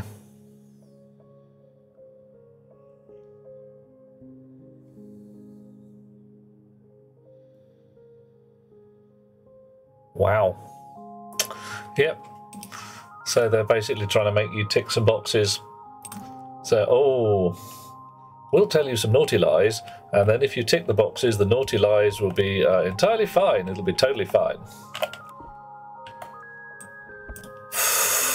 Yes, I don't know. One of the things I would really like to be developed for the human race, a reliable and effective lie detector. Wouldn't that be lovely? You can just tick a box or whatever, press a button, and find out whether people are telling fibs. I don't even mind if it's the kind of thing that's, you know, only works in a courtroom, or it's actually quite a big box. Just something that works. I think there's some work being done with functional MRI scanners at the moment, which may well do the job. Well, that's going to be quite a laugh. If they do actually function as desired to tell whether people are telling lies rather than whether they are stressed, because that's the main problem with our current lie detector rigs. All they really detect is, are you unhappy and uncomfortable? Essentially, are you crapping yourself about this? And all too often that's like, yeah, of course I'm crapping myself about it. I'm stuck in court attached to a lie detector.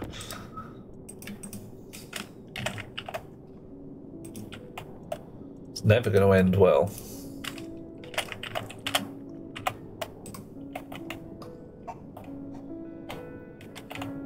Oof.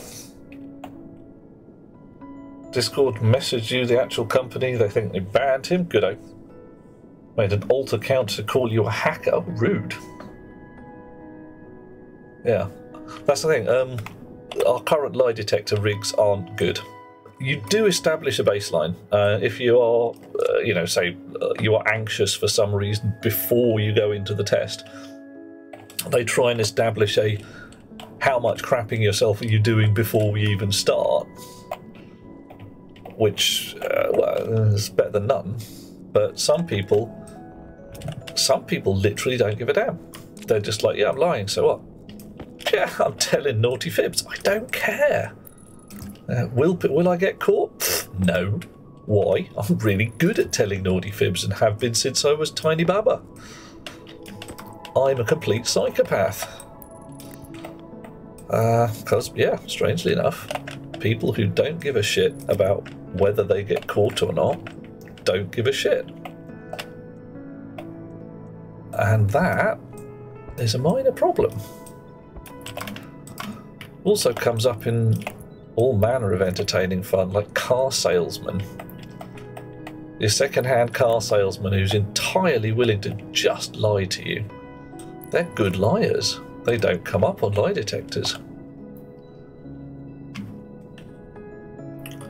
Imagine a hateful government using it to find out who's gay. Yeah, yeah, it has downsides. Every piece of technology has downsides.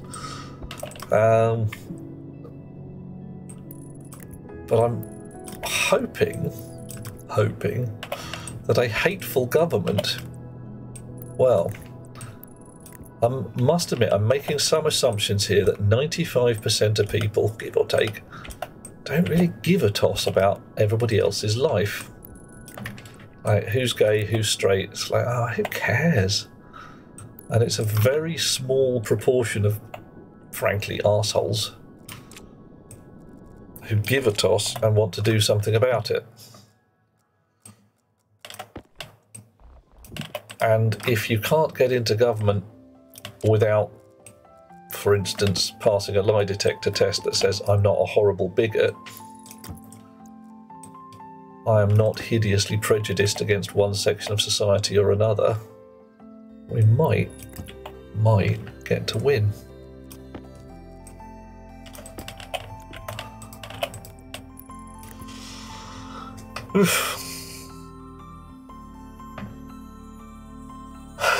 Bish Moses hasn't crapped himself in a long time. Well, you know, just some people have more fun with their underwear than others. 99% sure our current lie detectors are pseudoscience and is not accepted in as evidence in a number of places. Quite so. They are indeed right now iffy at best. They can work. There's a quite entertaining Mythbusters episode on the nature of lie detectors, but they are in no way reliable. And until they're reliable, there's no way you're going to use those in a court of law or any evidence-based thing. They're an entertaining curiosity that kinda sort of give you a vague hint whether somebody's telling porcupines or not. But entirely based on the idea that if you are telling porcupines, you are going to be upset at the idea of being caught.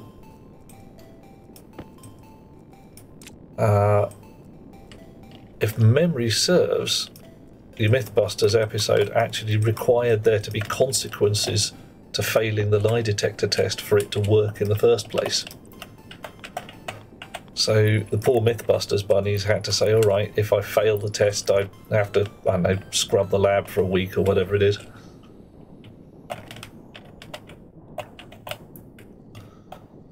Okay.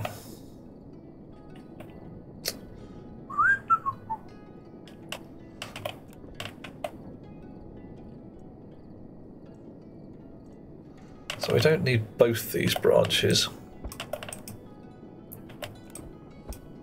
We do need a branch that way.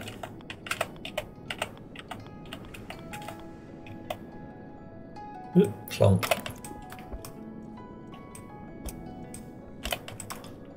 We do need a branch that way, and that way, and that way, and come on. Ugh. There, that way. All right. So, not you. Missed. Try again. Filter pump. Filter pump. All right. Catching up with the chat. What have we got here? When people are super hyper all the time, the detector would pick that up all the time. That's the thing, Livy. If you start off that way before they've started asking you any questions, they should be able to say, all right, this one's a bit on the odd side before we start. So don't worry too much. We will start counting from 7 instead of 3. Detectors do not help with narcissists at all. Quite true. Yeah, but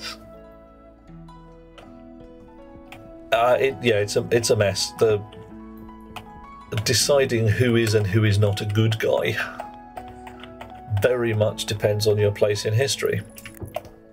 I mean, Alexander the Great, gayer than a tree full of monkeys on nitrous oxide, camper than a row of pink tents. But that was just Greece. Nobody cared. There wasn't a thing of like gay or straight. It's just like, yeah, whatever. It's only relatively recently, says I, that it matters. Yeah. Yeah. Livy.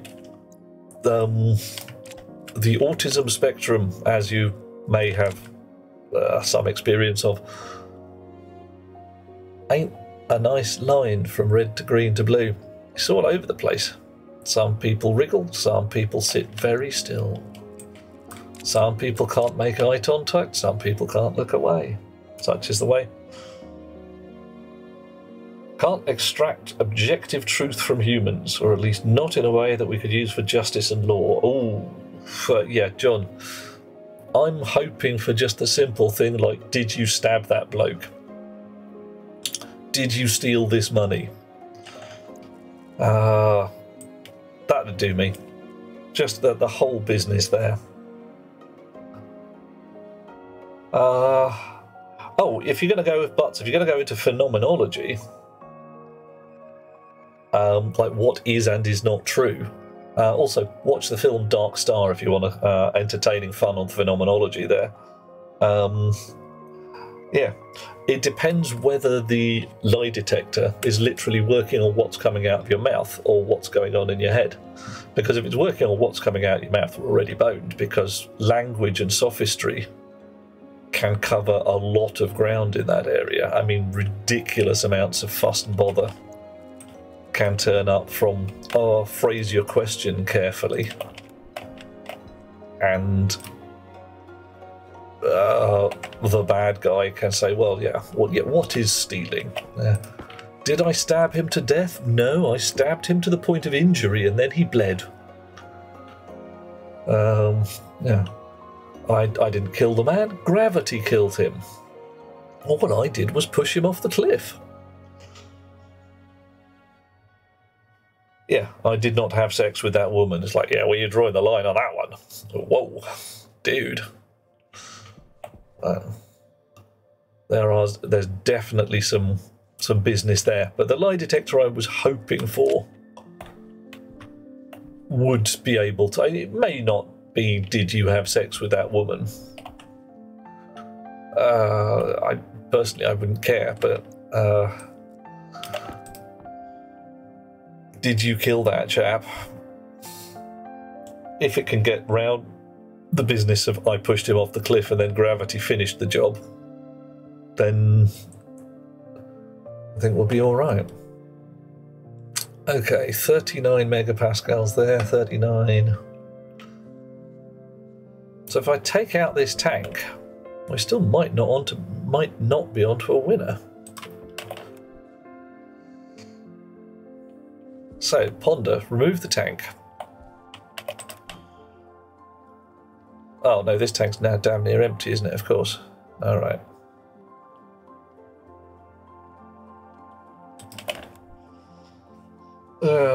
What did you discover, Bishmoda? Did you discover... Oh, yeah, sudden stop at the end does the killing. Yeah, the hyper acceleration or deceleration, depending on how you want to call it, from hitting the rocks. It's not the fall, it's the sudden stop. Yeah.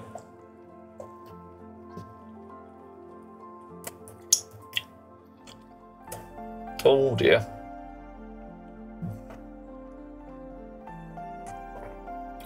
I still think I should get the waste of the H2 filter into a new tank.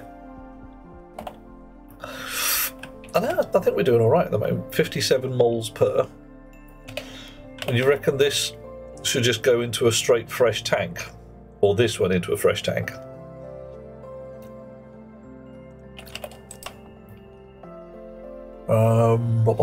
Yeah. Okay. Well, I might be able to do it. Well, when this tank's empty, I can replumb a little bit of pipe work.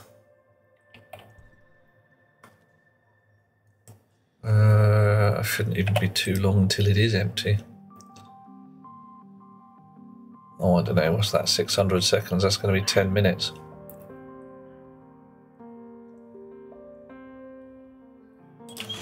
Right. That sounds like it could fit in the pipe. Yeah. So if I dismantle the tank, would I just pop it straight back into the pipe?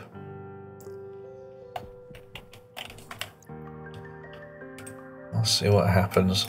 Come here, you. Shonk. And then we'll dismantle all of this lot. You out. You also out. You back in.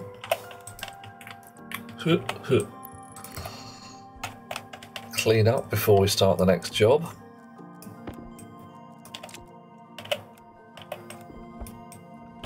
Disconnect hot power to the world for just a little while. Slightly scary.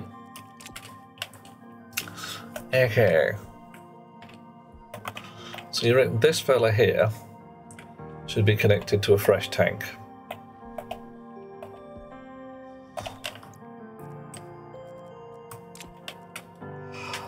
Run for the hills. Hello, dear chum.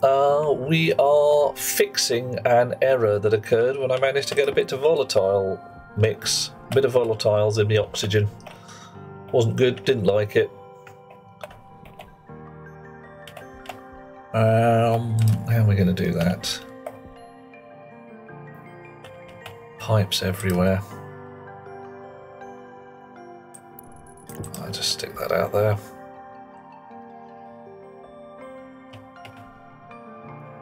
Removing pipe returns gas to the pipe. Deleting tank erases content. Oh well, sorry, no matter. We lost a smidge of oxygen, but not enough to make a difference.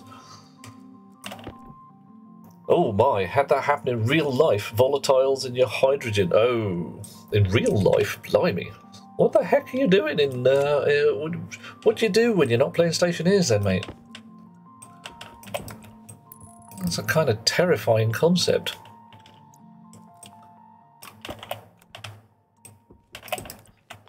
I'm deeply concerned. Right, actually, let's switch this off while I'm repiping some pipes, because frankly that could go very messy.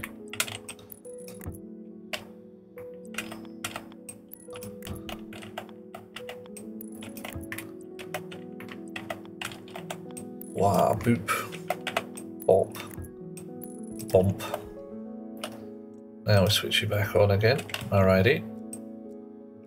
What's the pressure now? It hasn't made a heck of a lot of difference. Vacuuming out both sides does small-scale fire with a Hindenburg experiment. Oh my. Oh, yeah, alright. So a bit of the old lighter than air floaty craft, always fun. For some while I have wanted to build something in that general area, but the materials science isn't quite ready for it. I can't get a strong enough transparent plastic. So what I want to do, right, what is totes clever, transparent envelope, line the inside of it with flexible solar panel, fill it full of hydrogen, yes, hydrogen, pink cable not hooked on, and then let it carry with it a little Peltier effect device to chill the air around it, collect the condensation and re-electrolyse its own hydrogen so it never runs out.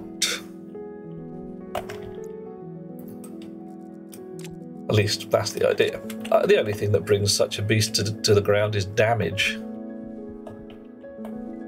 Right. So, notionally, we should be pure oxygen in there, which we are. Oxygen slowly depleting in here. Got to be a little careful. Need a whole lot of volume. Not so much, but because air weighs about 1 gram a litre. Is that right? Yeah, about 1 gram a litre. So a cubic metre of air weighs 1 kilo. I could make a little Diddy airship, balloon, whatever. Yeah, the weight of the flexible solar panels is not much. They're very thin. They're slightly thicker than paper. You do need some batteries, so I'm reckoning a 5 kilo weight. 5 kilo thing is actually huge, but it would need 5 cubic meters of envelope to lift it, give or take. Oof. Can call it combustion. You can claim it as science. All right, cool. Yeah, science is as Run for the Hills says, Mr. Run. The only difference between science and fucking around is writing it down. Yep, I'm with you there. If you don't write it down, you're just pissing about. And, well, Dungodian is upset that the airlanders have not taken off. What? Oh, yeah, great butts of spaceships, yes. Oh dear, yeah, if you have a nice stoichiometric mix of hydrogen and oxygen, it's quite energetic. Hydrogen in air goes boop and doesn't really explode properly, but your ready mix, oof. Foof isn't a safe thing to talk about amongst people who know rocketry. Okay. Bishmoda, what the heck does foof mean in that context? Because I've got a completely different context for it, which is nothing to do with rocketry at all. Quite a lot nothing to do with rocketry. Right. So we got dioxygen difluoride. Oh, yeah, all right. Yeah, let's not go there. That's one of the nope chemicals. Not as bad as, what is it, trichlorofluorine? Yeah. Is it trifluorochlorine or trifluorofluorine? Whatever. Chlorine trifluoride. There we go. Yeah, that's one of those. What do you want to burn? Doesn't matter. Yeah, you want to burn that fire brick? Yep. Want to burn this sand? No problem. Sets the bloody sand on fire. Right, okay, once more we need the pump in there because that is not vacuuming correctly. We actually need the pump on both sides. Okay. Oh, hush with your hydration critical. So, as we're now getting... Uh-oh. I better sort that out. Temperature's fine. That's somebody being a fakey swine. Yeah. Kilo of lift per... What? A kilo of lift per litre of hydrogen. But I think you're off by a factor of 1,000 there. Kilo of lift per cubic metre of hydrogen. Because if I could get a kilo of lift out of something that big, I'd be flying around like a nutter right now. It is, of course, extremely toxic, says Bishmoda. At least the problem. It's hypergolic with every known fuel and so rapidly hypergolic that no ignition delay has ever been measured. Hypergolic with such things as cloth, wood, test engineers, not to mention asbestos, sand and water, with which it reacts explosively. Yep.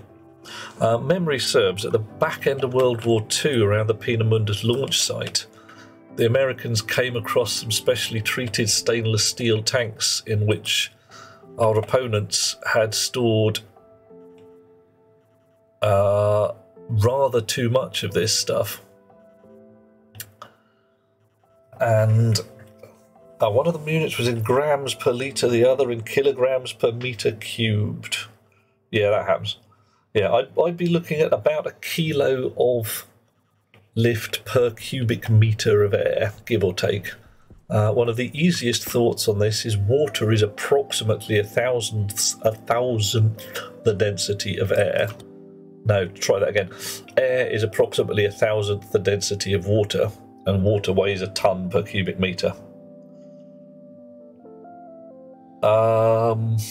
Grams per litre and kilos per metre cubed. They should convert 1 to 1, but something ain't right if it's giving you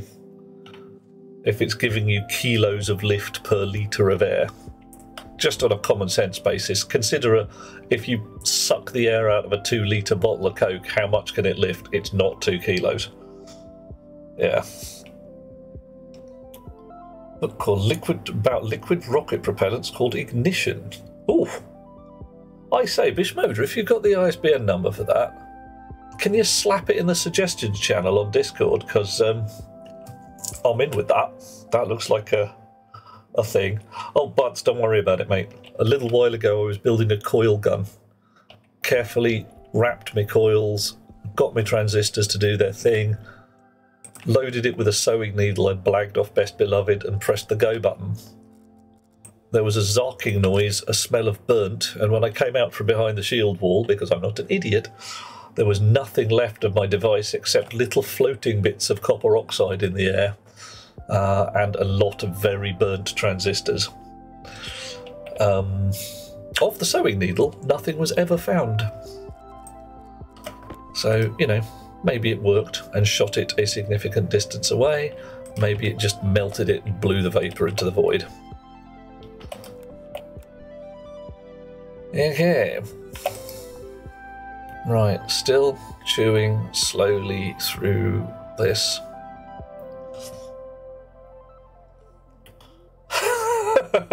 Yet. Well, okay.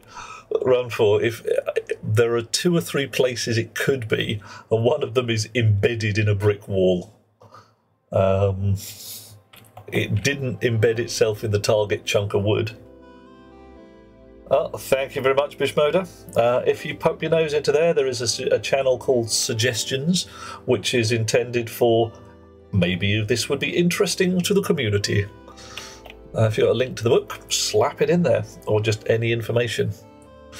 Right, so noticing here that if we have a pump on the output as well as the input, we're getting things like 36 moles, whereas these filters here are doing like 1s and 2s. All of these fellas are going to have some pumpy goodness attached. Oh yes.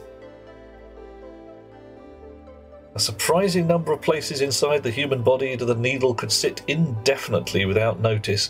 Run4, you would be astonished at the number of places where physically the needle can indeed sit, but them being a nice conductive piece of steel, it don't half show up,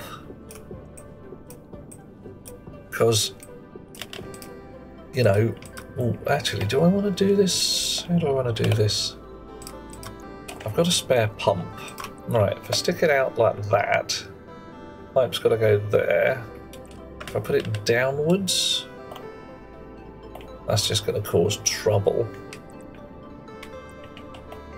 Sideways.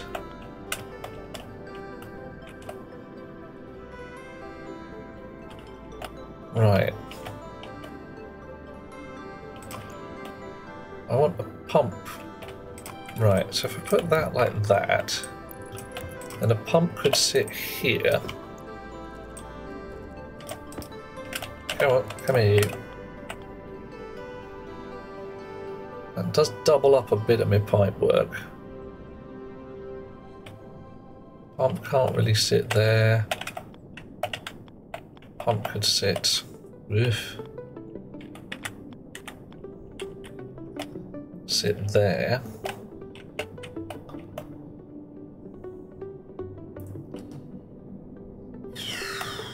Oof. And oof again.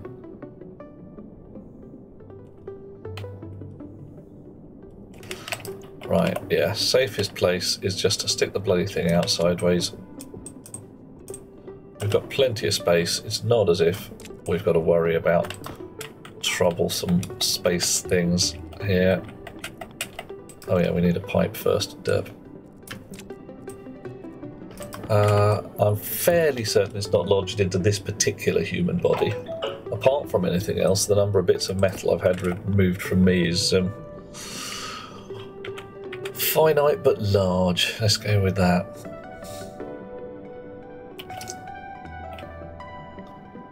Okay.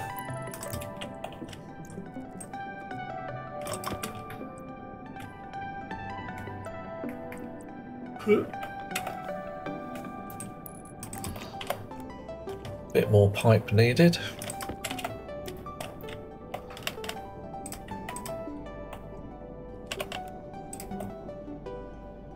Come on. Come on. There we are. No, it's got to go out by one. Right. Clunk. Clunk.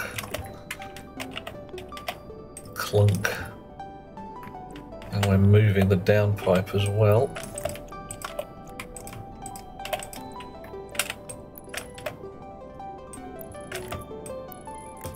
Alright. Oof.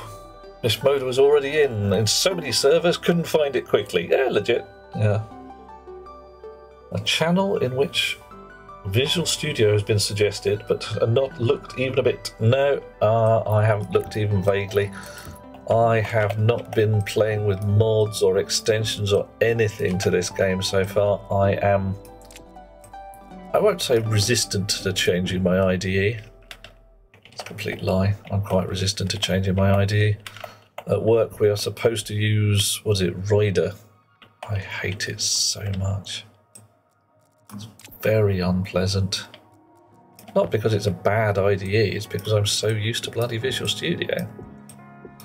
The other problem, of course, is that I want everybody who's playing this game whilst looking over my shoulder to be able to play this game while looking over my shoulder. What have we got here? If I shot the sewing needle into space, I'd be surprised if it made it very far. It's a very low mass object in a very high viscosity environment. So I don't think it will have got that far. Could be wrong. Oh, hello. What's going on here? What's going on with this? That's a bit of a mess of a pipe. While I'm cleaning it up, let's clean up.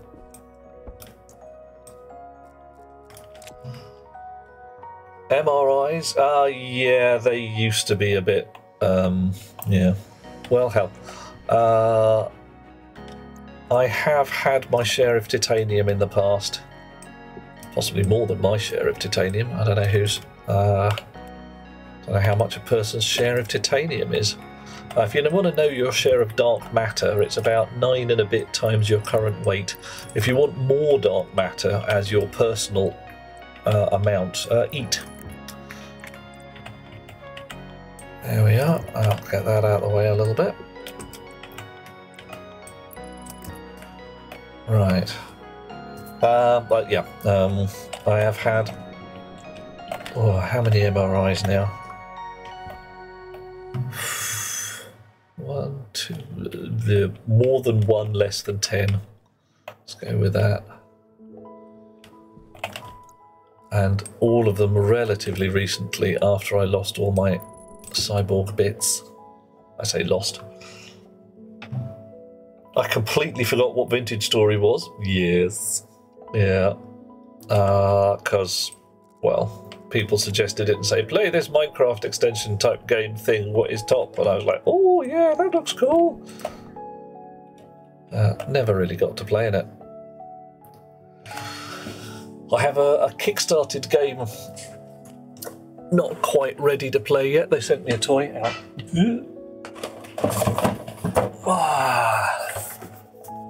There we go. They sent me this lovely toy.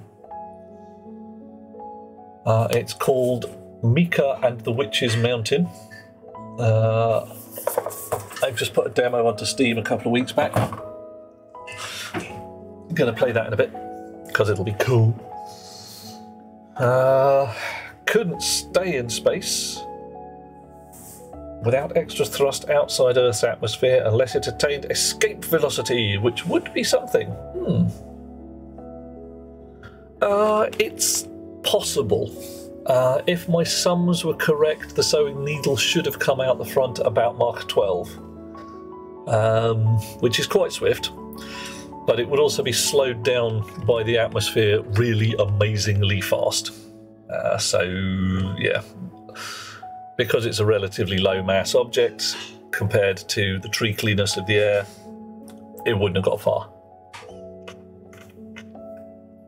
Now, if I was able to kick out a 1 kilo object at Mach 12, coefficient of friction of a sewing needle, not much. Very, very small indeed. Let's face it, the nose end is quite slender.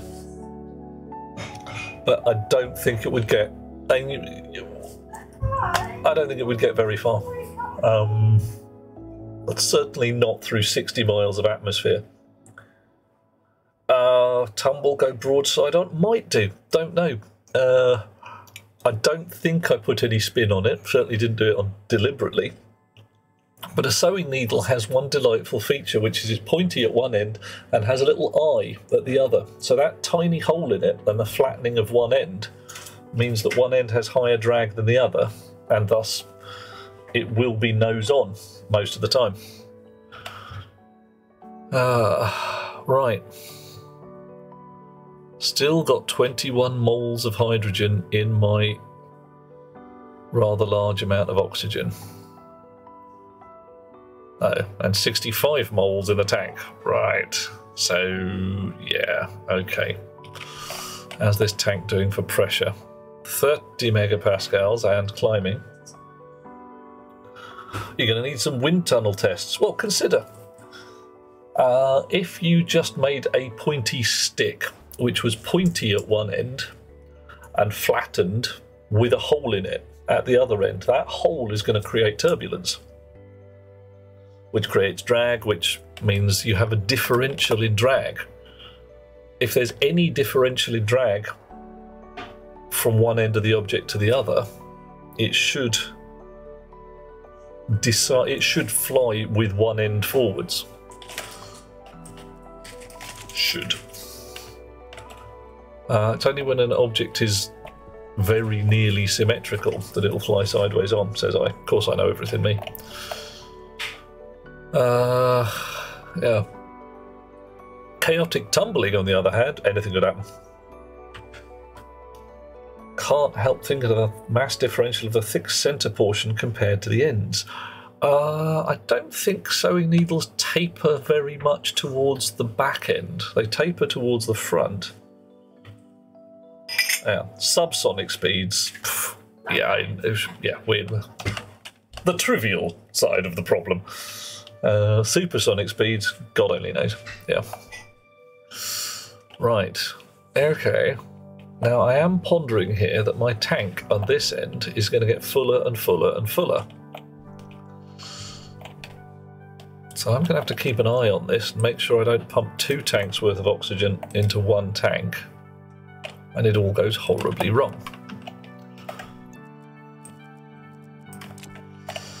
Right, I need more pumps. 1, 2, 3, 1, 2, 3, 4, 5 more.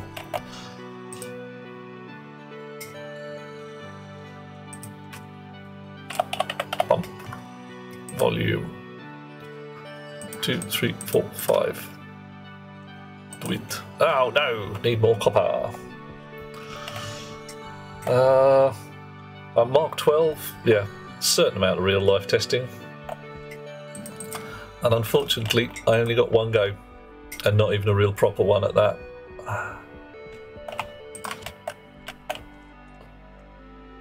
I still have the capacitor bank, so well, the US Navy, if memory serves, have been doing some very good work with rail guns rather than coil guns.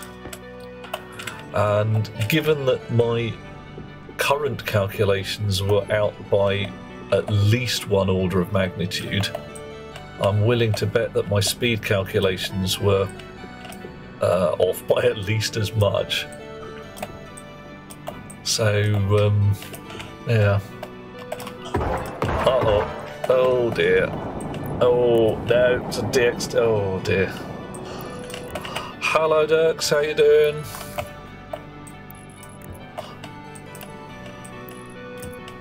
I'm working on up to Mach 15. Yeah. Busy chums. And frankly, for over-the-horizon artillery, that's exactly what you want. Massive great waboomers. Going zark, zark, zark. Right, while we're here. No, not quite like that. Like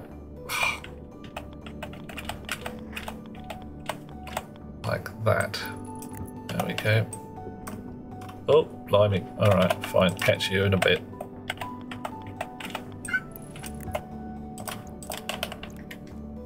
Right, Thomas boy, shouldn't you be heading for bed rather than trying to sneak in here to fuss the cat and pretend you aren't supposed to be going to bed?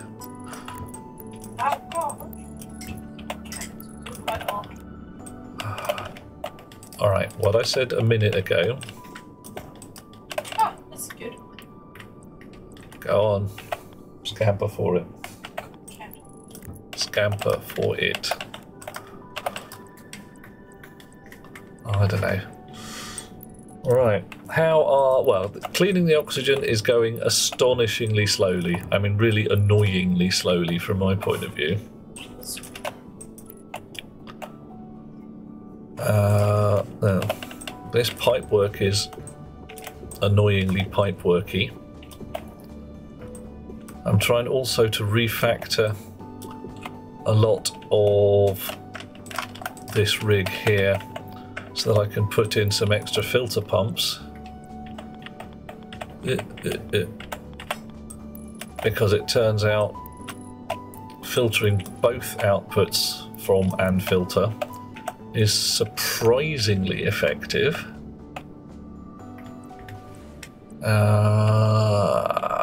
Right, where the hell am I going to put the filter? That's just not... This is very annoying. These guys beautifully line up, but I don't actually want them to. No, I do. Okay, cool, fine, good. I'm glad. Oh, and my stank meter's going up again. I'm going to have to go and have a shower in a bit. Apparently these suits are very bad for you now. Dweller, doing a bit of a lurk and then doing a bit of a snooze. Fine plan if you ask me. Sweet dreams, dear fellow. I hope it all goes well.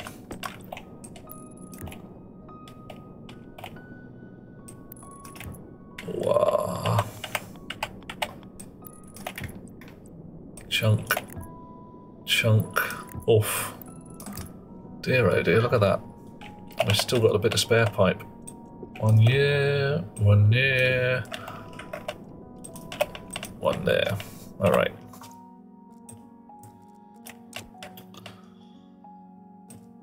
Okay, and pumps. Alrighty. Yep. And again. And again.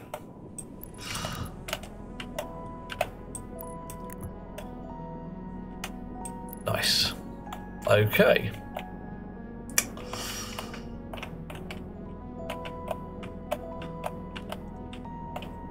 So,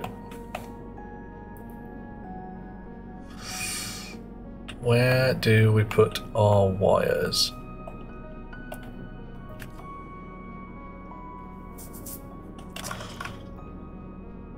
This is going to turn out to be inconvenient, isn't it? There'll be pipe junctions in the way of things. Yeah.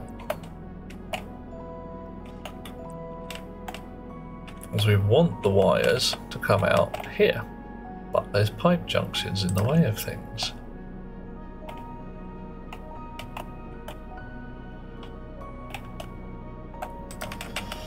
So let's have a fiddle. What can we do? Can't put a wire there. We could turn them upside down, put the wires in here. Yep, reinstall all the pumps, well bottoms.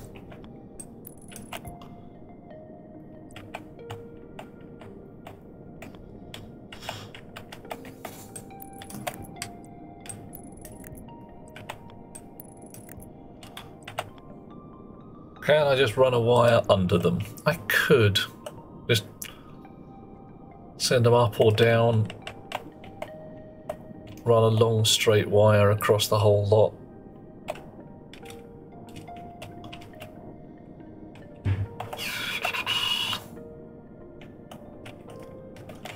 Yeah.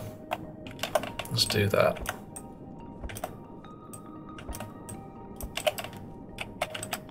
Huh. Or, if I'm doing it that way, I could run a wire. So, but this would be nicer.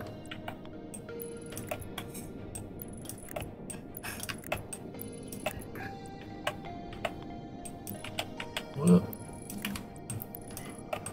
I'll reinstall the pumps accordingly in just a second.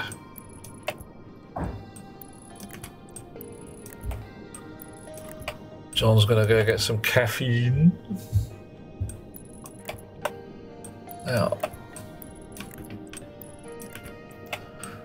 caffeine is lovely stuff. 'Tis by caffeine alone I set my mind in motion. 'Tis by the beans of Java that thoughts acquire speed. The hands acquire shakes, the shakes become a warning. 'Tis by caffeine alone I set my mind in motion. Coffee. Coffee. Coffee. Coffee. I suppose I did rather beg for that one, didn't I? Ah, yeah. Thank you. Oh.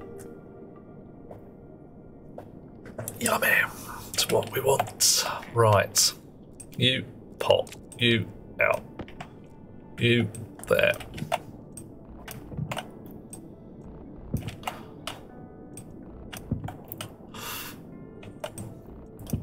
Right. That one? Not that one. That one. Cool.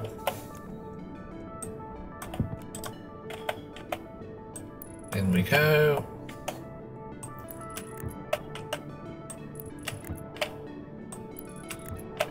Alrighty.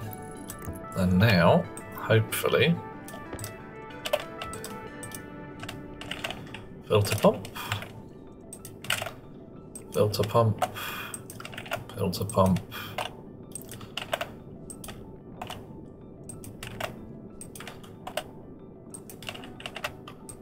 All right, done.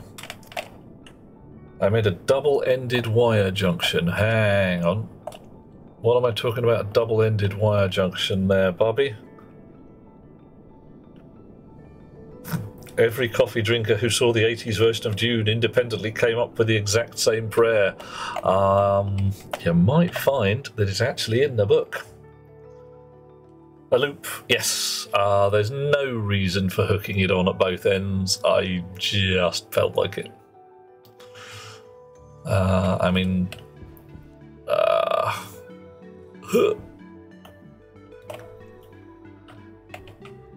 yeah, I mean, there's no... I could move all of these up by one and make everything completely flat. Should be alright. There's no reason why that would go pop, because it's all at the same voltage potential and all that shizzle. Right, it's got 5 megapascals in there, 18 in there.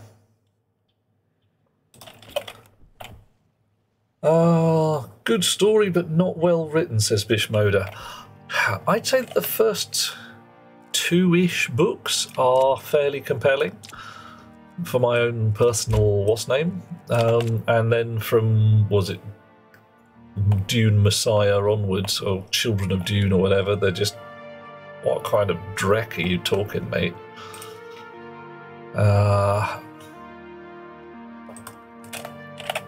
Tank. But yeah, I mean, Tolkien, lovely world creator, not a great writer, says I.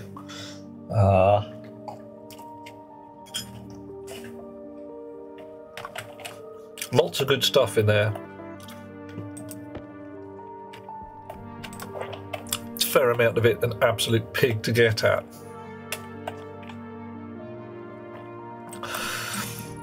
Frank Herbert. Oh dear, I missed completely, didn't I?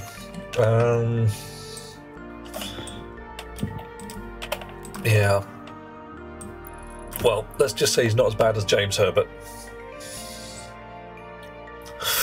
Now, what I would really... hell. Contrast certain Mr. Pratchett of our acquaintance, and indeed Ian Banks. Bloody good writers. I mean, I think I've met one person ever who does not like Terry Pratchett, and the fella does not like Terry Pratchett because he's sitting there and saying what he writes, there's humour. I don't want humour in my fantasy. Fantasy is supposed to be po-faced and absolutely, grim. Listen, he writes characters and fun in there. Ugh. Okay, fine. But is he a good writer? Oh, that's not important. I don't like it. Okay, fine. You don't like it. That's entirely legit. Enjoy.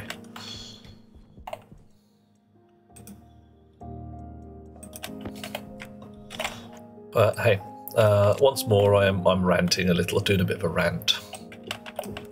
Because, some things a chap has to do.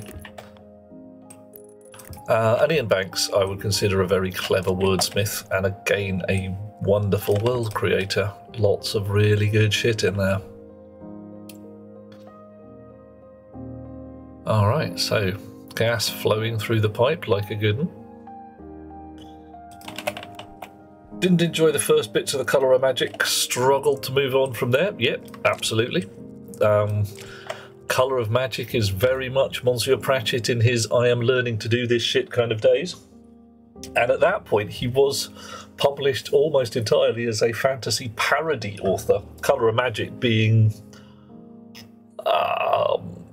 a satirical take on a whole bunch of other books in there. Elric of Molybdenum and Melnibone, a bit of Stormbringer, Anne McCaffrey's Dragon books and all of that lot. Evening Preamp, how you doing? Run for, yeah, The Hobbit. Beautiful book, lovely from edge to edge.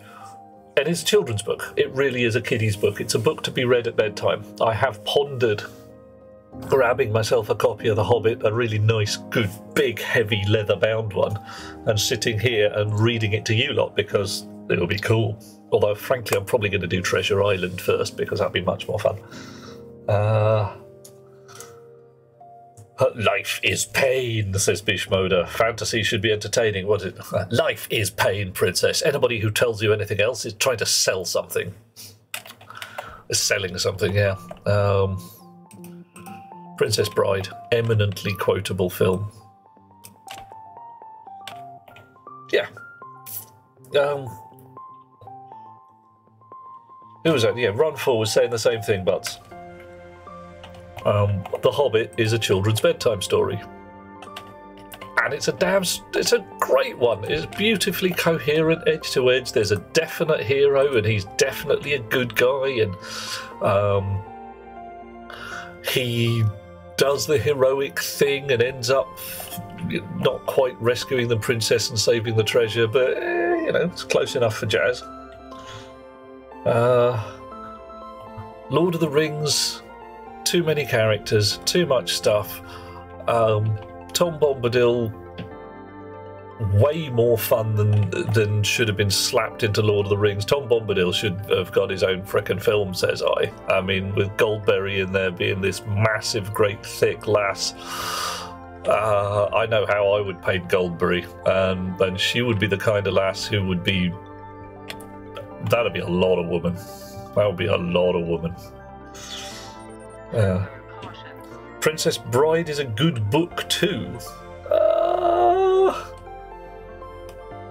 It's an entertaining book, I would say, but it's not the kind of book you can read with any seriousness. It's utterly ridiculous because it is completely made up. And as you say, the abridged version is the real book because there is no real book. It's all Goldsmith just making everything up on the fly.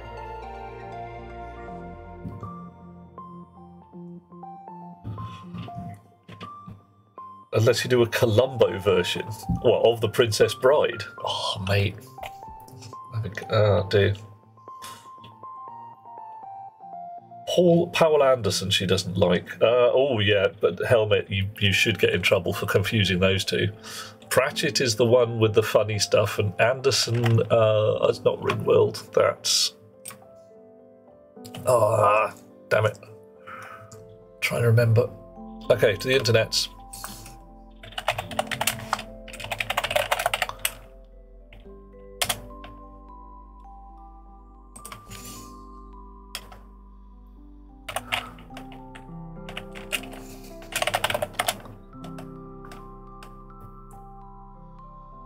Harvest of Stars. Okay, don't know.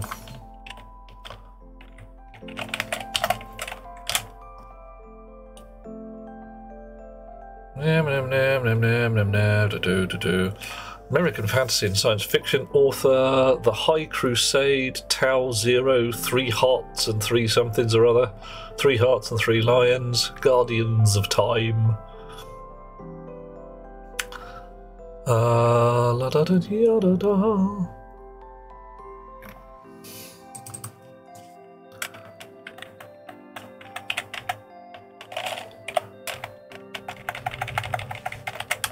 Which other Powell am I thinking of?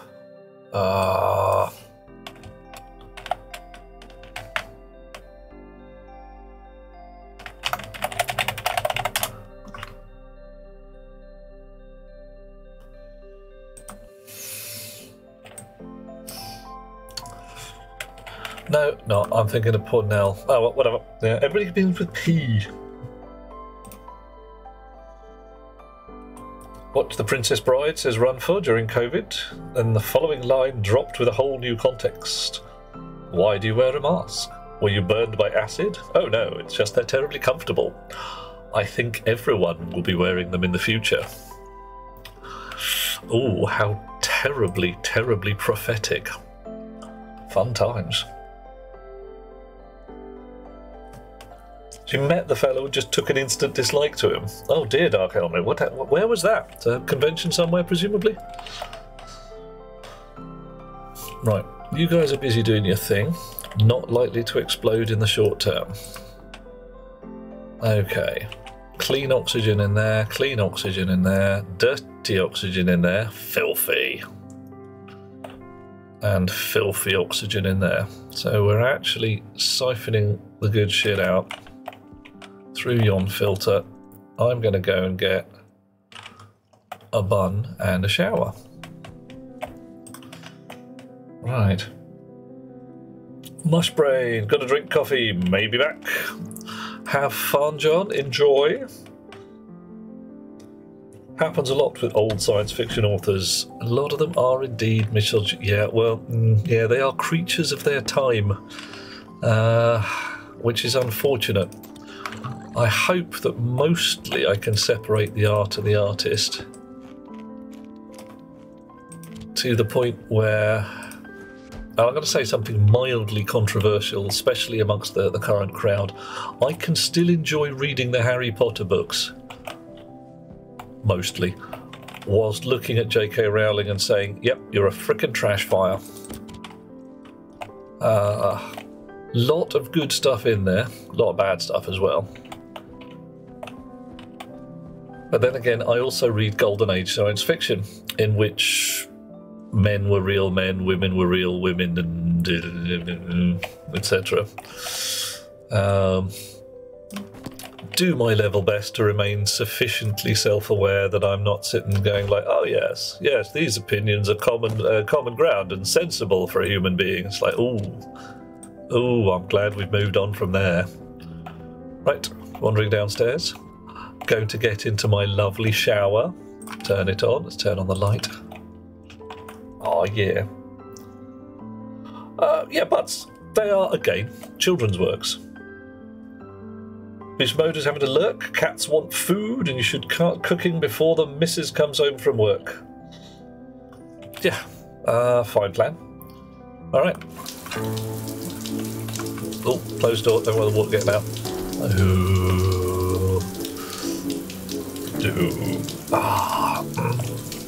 Get nice and clean. There we go. Only needs a brief shower. Right. Do need to make some more soup sometime soon, though. Right, uniform. Glasses, so I can see what I'm doing. Lid. Suit. Backpack. And back to the world. That's no moon. Oh, Delethea, you know it's the moon. Look. Moon. Oh, spit. Where's Earth? Damn it. Out here somewhere. Going outdoors. Pineapple on pizza. High CO2 levels detected. I like a bit of pineapple on pizza. Have I noticed the increased max hydration with more complex foods? I have indeed, and I'm rather enjoying it. There we go, there's some Earth. Look. Earth, therefore Earth's moon. You see what I'm saying? Yeah, but I must admit, my first books I ever read like a mad beast were earlier. But then again, like I say, I'm talking the golden age science fiction, but I chewed through the Harry Potter books like a mad thing. They were fun. They were new and relatively fresh. Nobody had been in that area since, I don't know, The Worst Witch. I remember the series. Mildred Hubble and her trials and tribulations. The concept of the wizard school is not even faintly original, and as it turns out, a fair amount of J.K. Rowling stuff wasn't faintly original either. If anybody wants to look up the adventures of, I think it was Harry the Wizard in the Land of the Muggles, which she got horribly sued for between books 4 and 5. Can't remember the exact title of the earlier work. Oh yeah, there was a whole bunch of like, hang on a minute, you pinched the term muggles, you pinched the concept of this, that and the other, and okay. And her reply was, I didn't pinch it, I just independently evolved it. And they were like, yeah, but you did own copies of these books, and you did read them a lot when you were a kiddie, so... Her reply of prove it was apparently immediately slapped back by the lawyers going, well, here we go then. How about this as proof? And I don't know enough about the details of the case to say anything from there, unfortunately. So I really wanted to find out, and I couldn't.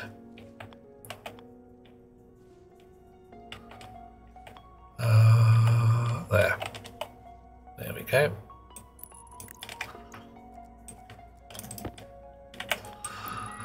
Chunk. Nice. Okay, floorboards back down. And you little skanker from downstairs. There we are. Come here, you.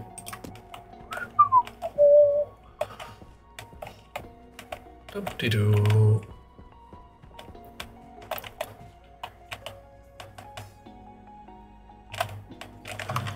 Spanner. Oh, well, tits. That's just rude.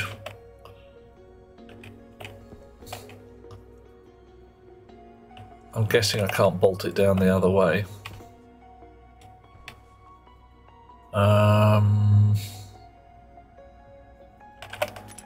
Unbolt it. Floorboards up. Start again.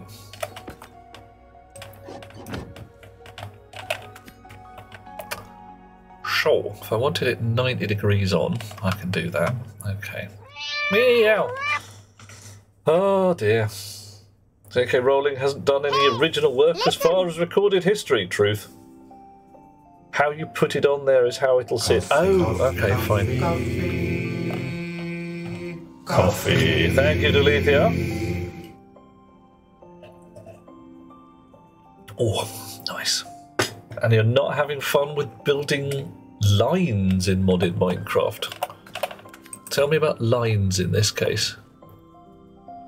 So I put it on...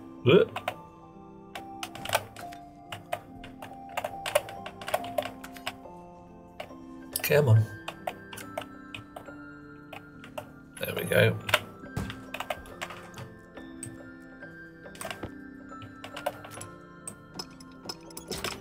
Nope, swung it round. I thought it was going to do that, because it does that. Blasted things have a known orientation.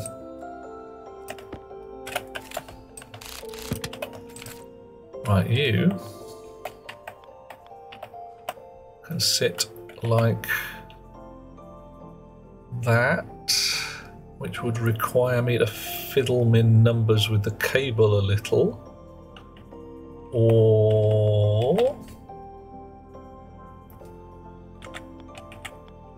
that, which would work. Oh no, definitely not there. Look at that, that will go horribly wrong.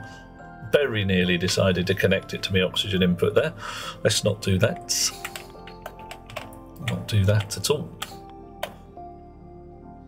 Right. Production lines. You're building steel gears, which requires a press. Steel, which will induction, smelting, iron, coal and coke. Oh my, busy, busy, busy. Looks like a lot of fun though. Or sounds like a lot of fun, I should say. Right, you. Like that. Like that.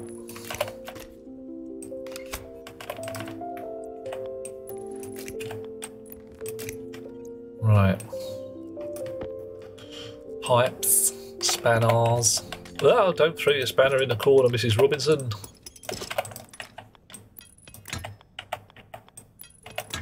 Right.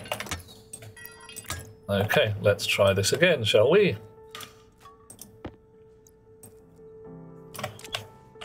Come back here, you.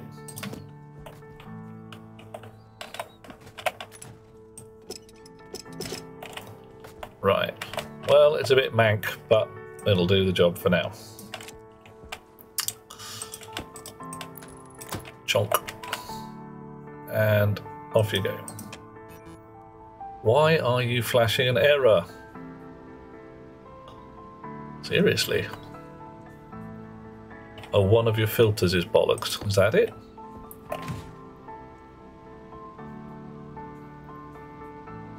Right. Minecraft mods are some of the best production games out there. True. A lot of people make entertaining things modding other games. Minecraft, I must admit, I don't dislike Minecraft, it's just not totally my jam. I don't know why.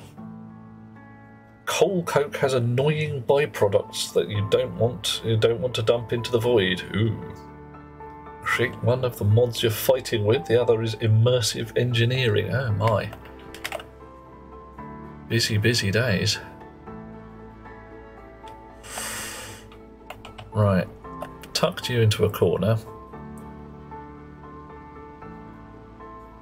You are sucking the cord. I'll turn you off. Okay, you are being vacuumed out, that's good. Slowly though, but that's fine.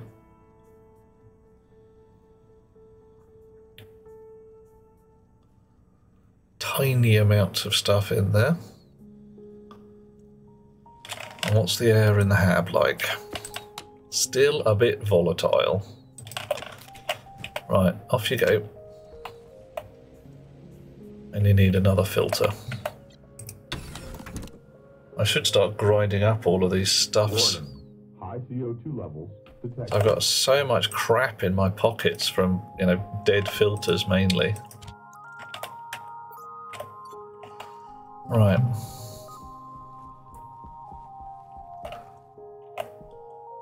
You're, 4 kilopascals. 3. The pump switched on. It is. Where's that? Where's the air coming from then? And it's connected in through there, but that thing shouldn't be continuously supplying gas.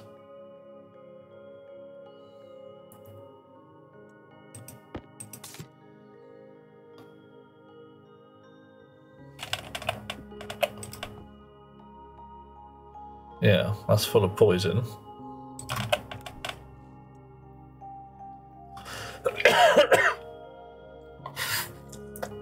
Alright, maybe it is continuously supplying gas.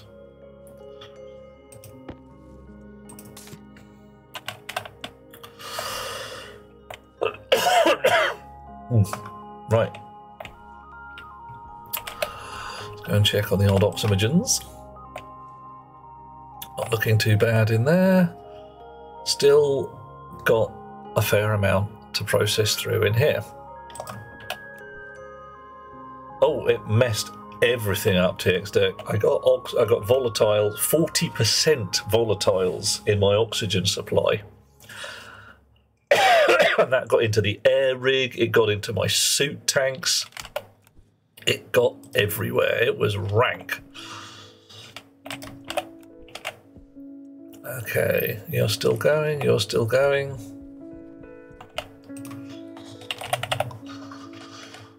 Volatiles. I make a heavy one. I need some more steel.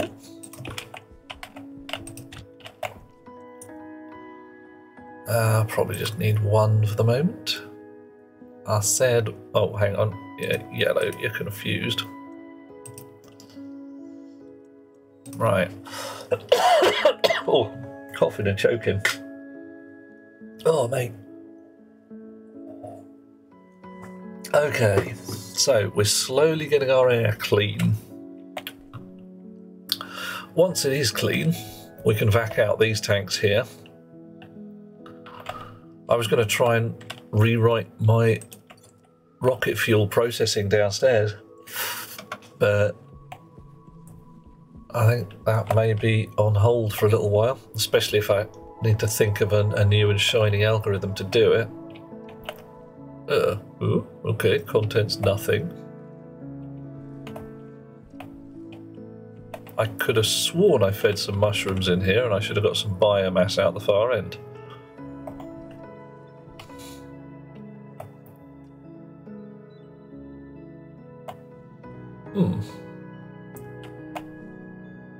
Right.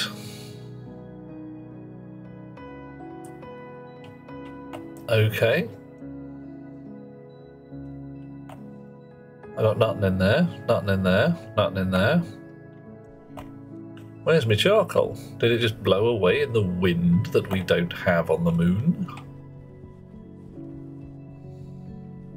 Ah, no, it rolled here into the thing. Now I got 21 charcoal. I was expecting 27. Where's the rest?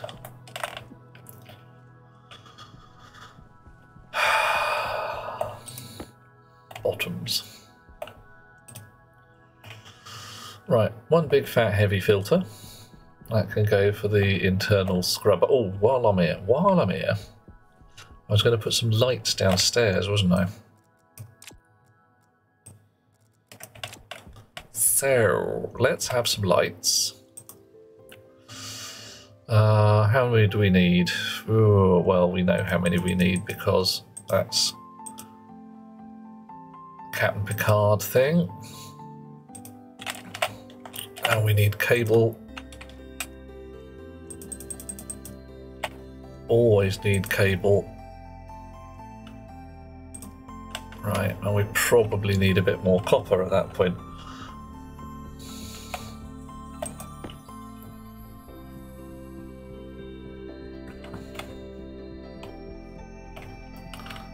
Chonk. Okay, I'm gonna bite my burrito as to a chicken nugget burrito.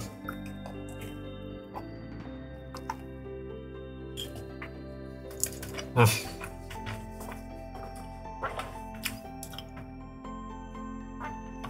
should probably launch my survey rocket. Do a bit more surveying. Right, check rocket survey main fuel tank. Oh, hello. Battery's not connected. Fuel tank depleted.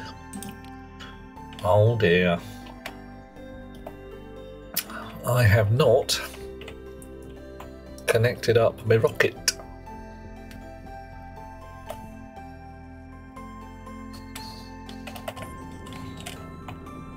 Yep. Look at that. Umbilicals not connected. Fuel pump not switched on. It's a bit rubbish. Mining fuel pressure is broken. Yeah. I am somewhat tempted to just say sod it, gang up 5 fuel mixers, 5 gas mixers, and let them get on with it. Because they have built in hardware all the sums for temperature and pressure by the look of things. Or pressure anyway.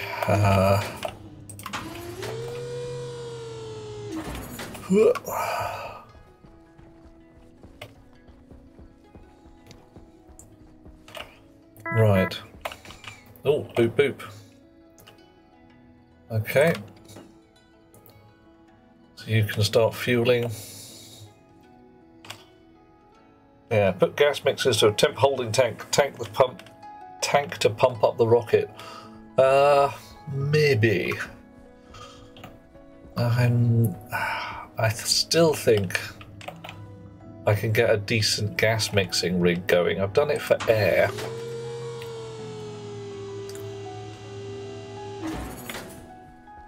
Well, the main thing is speed. I really don't want to have a tank of premixed fuel anywhere near the rockets. High CO2 levels detected. And that's just asking for trouble given the rate at which I've melted other things. Yeah, this fella here is slow. These two fellas here are fast but woefully inaccurate right now because my software is a bit mank. And I would need pipe sensors on these pipes to get the temperature and pressure of the gas to do my fuel equations. And why is this broken? Why is this broken? It wasn't broken last time. Was it broken? How did I break it?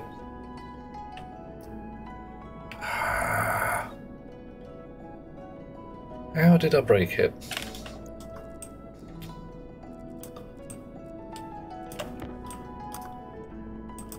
I'll make more umbilicals, I suppose. Fine. The wires here are happy. That doesn't. Okay, that won't because this is switched out. Ah, great. 2 fresh umbilicals, 1 gas and 1 electrical. Joy. And then relink them to the thingy down below. That'll be the problem. Bet I didn't do that last time. Well, the power umbilical, yes. Umbilical gas. Yes. Do it.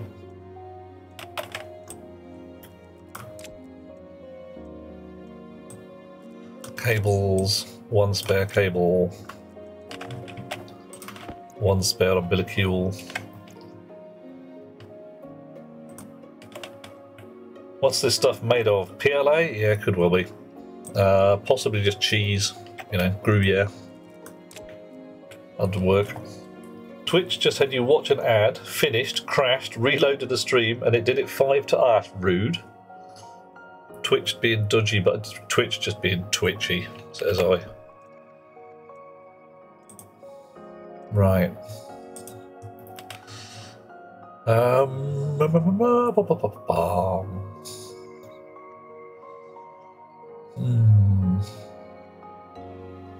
might move all my rocket controls up here because frankly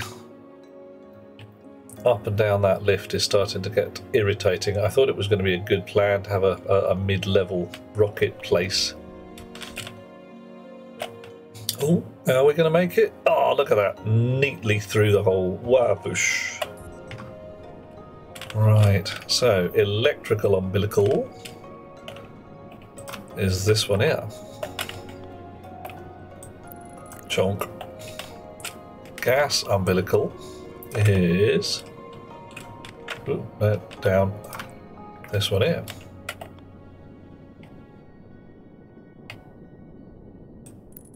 Chonk.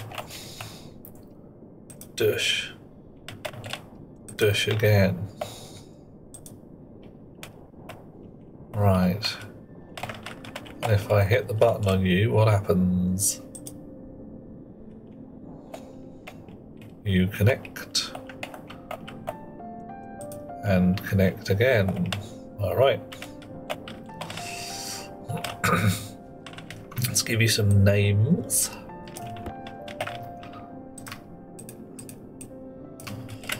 Mining power umbilical. Mining fuel umbilical. And what are you? Mining umbilical chute. That'll do. Right. Down here we go. You're switched off. Ice crusher chips irrelevant. You get confused for a second. Rocket fuel tank, hydrogen pump, mining umbilical gas, not so.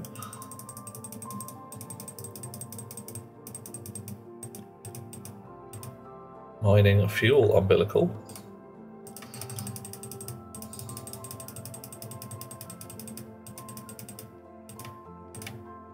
Mining power umbilical. Yes. Umbilical lever and rocket O2 pump. You are right. Okay.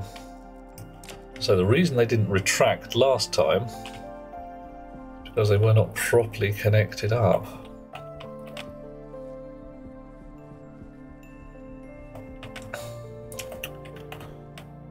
Right.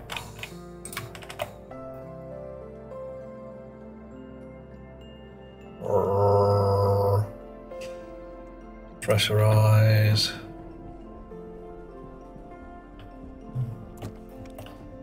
Up the line. Still haven't put the floorboards down in here. What a mess. What a mess. Okay, so Tiny Rocket is very near at its fuel limit because it's going to stop off at 25,000 because I've told it to. If I connect up this rocket, it should start fueling and then disconnect it afterwards. Okay, that's fine. That one tells it to dump out its ice, which it hasn't got. So you, hang on, let's see if we can actually tell whether the umbilicals are connected from up here. Yeah, you see, they're disconnected. And now connected. Okay.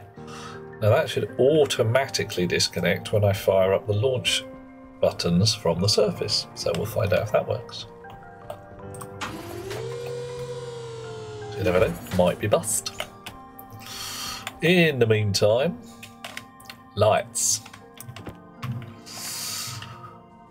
We probably don't need too many lights down here, but we're going to use the round ones.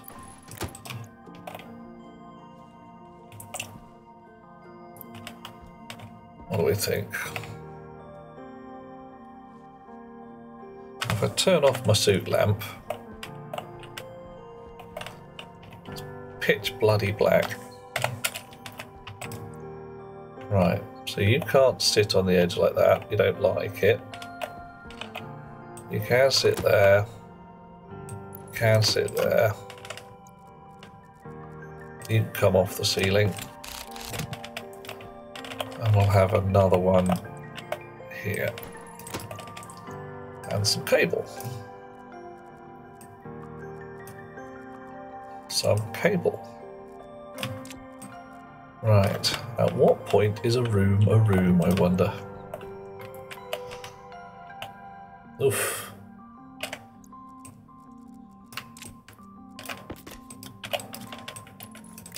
Oh, biddly boop. Let's check what the biddly boop says. Might be important, might not.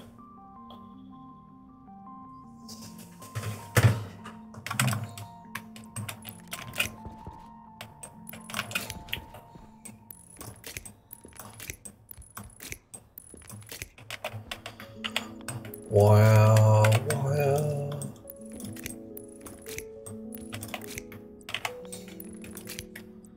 I may want to automate these things, you see, that's why I'm worried about what is and is not a room.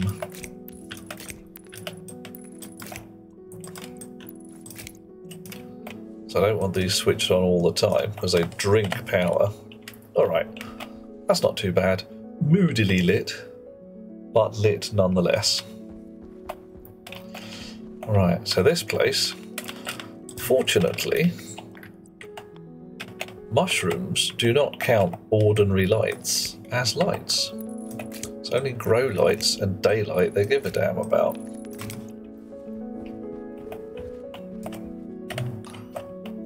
So I can, with some impunity, place lights in a similar pattern. So where do we put them? Yeah.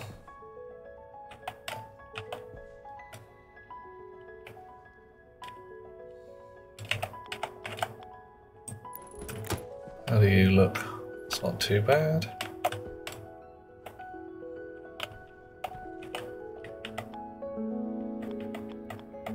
That's not too bad.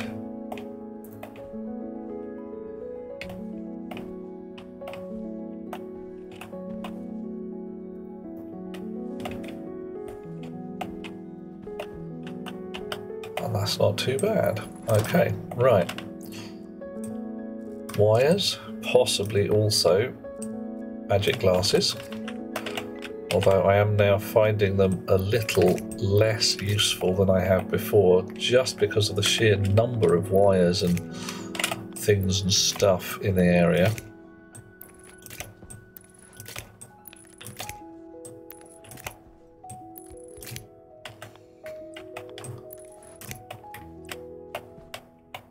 All right.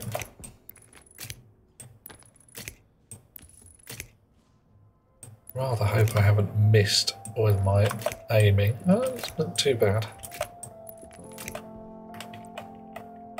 I'll leave that little stub of red wire there so I can see where the power comes down here. Probably comes down the other side as well, but hey. Alright, so again, moodily lit, but not dark. That'll do.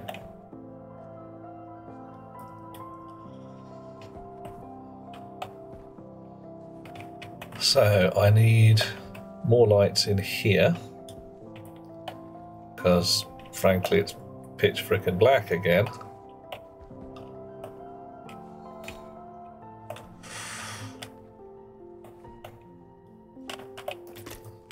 And I didn't make enough. I need one more, maybe two more lights.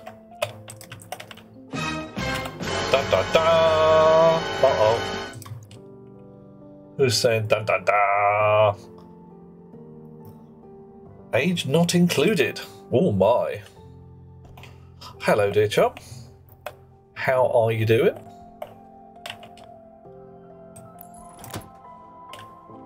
Not seen you since the dawn of time or that general vicinity?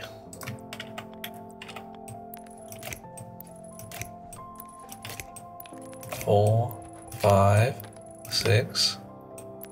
Run out of cable. Who'd have thought it? Right, 2 more lights.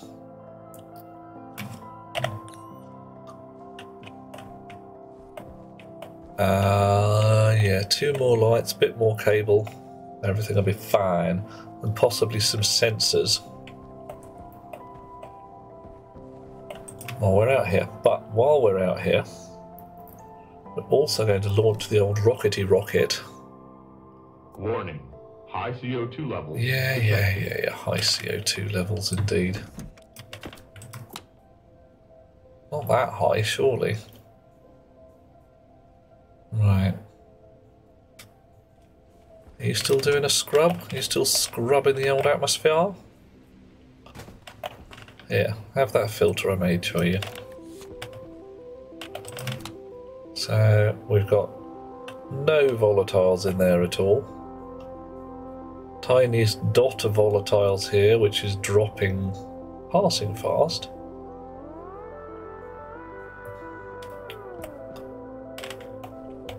Yeah. Made a right mess of this place, it really did. So it's got to suck the hydrogen out of 3. Oof. 0.003 moles of hydrogen in this cube. Yeah. I'll vac out this entire thing. So portable scrubber is doing the job here. Standard air circulation should be doing the job of getting rid of the volatiles in the main filtration rig. But I'm not sure it's working correctly since it's so bloody slow.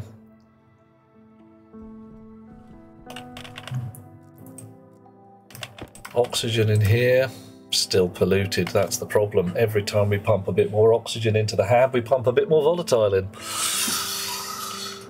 This filter's doing its job. That's making clean oxygen in there, running at 8 moles per, because the pressure differential is only 2.74. What's going on? What's going on now? You're doing a vacuum, you're doing a vacuum. 4 megapascals in there. I don't get it. We've got 4.6 megapascals on the input side. 1.98 on there. Is that just because you can't keep up?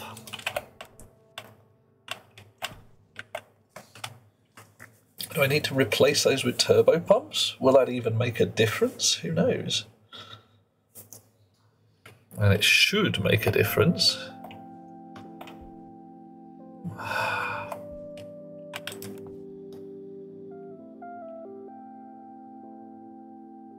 So 40 moles, 50 litres in the pipe. Oh, someone's doing us a raid. Mr. Pinetree! Ah, buonasera. Mr. Pinetree è come un incantesimo che vi trasporta nel profondità del pianeta. Dovsimmente nel vento Bioshock Lego Batman. Un oscuro misterio avvolge queste terre. Con il cura della foresta ponato su Ryan, il mago della distrazione lessivio. Le livi sono un mix di follia e suspense. Ah, suspense. Sarà c'è il gatto carino esalazione, ti collego tu su me, ma non posso fare a meno di cedere. Cosa succede quelle livi dove no? Si parla di Lego Batman? So, bit of Lego Batman, bit of Bioshock. How did it go there, Mr. Pinetree? Did all go well? We have the raid. We have the raid shades. Welcome in, raiders. Duke Euphoria de Grim. Lovely to see you all.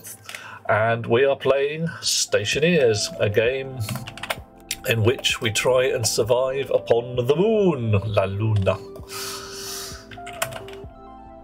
I am not doing very well. My oxygen lines are polluted with hydrogen.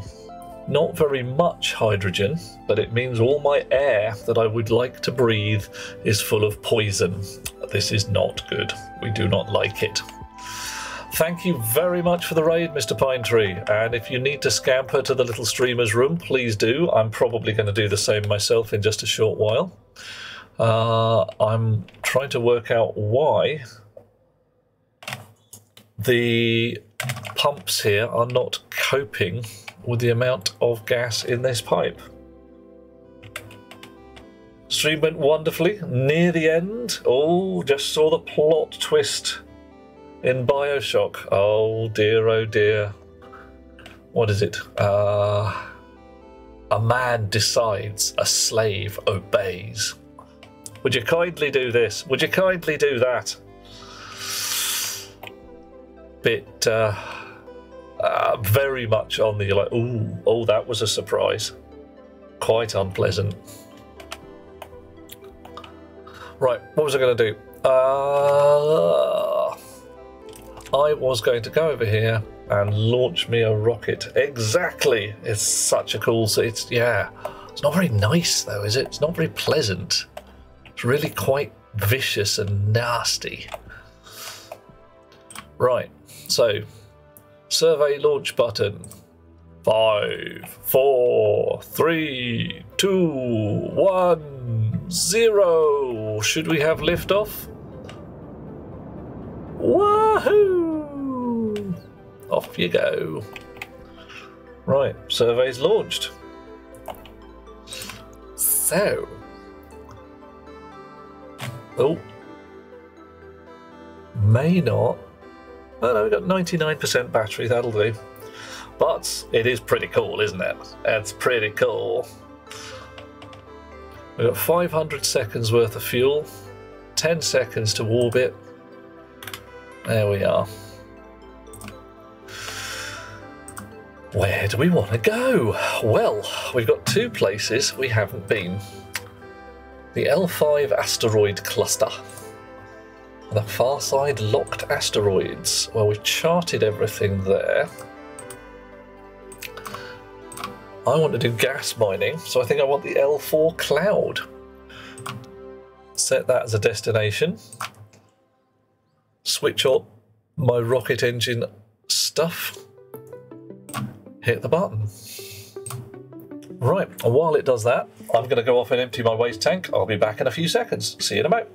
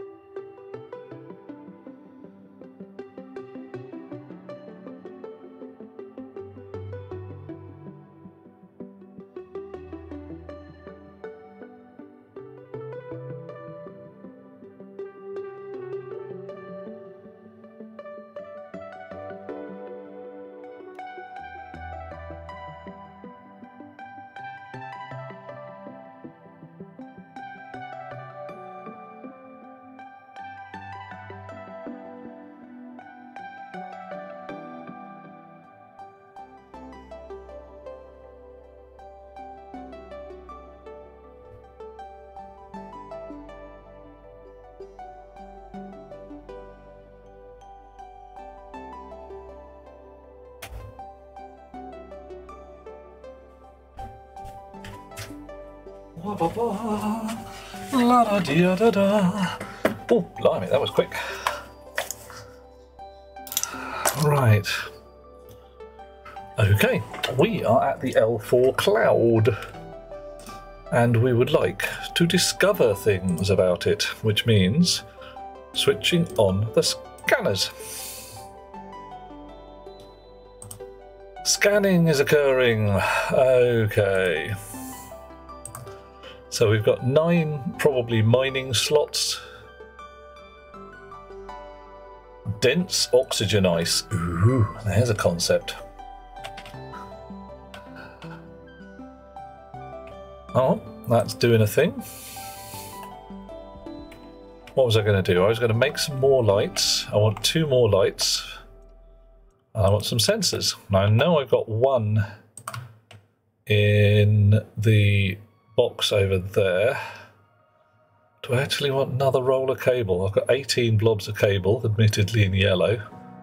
I'm never going to run out of cable. Or rather, I'm never going to run out of requiring cable, am I? 2 lights. Sensor rig, SNES. Oh, wouldn't it be nice if you could print a SNES? Print a little game console.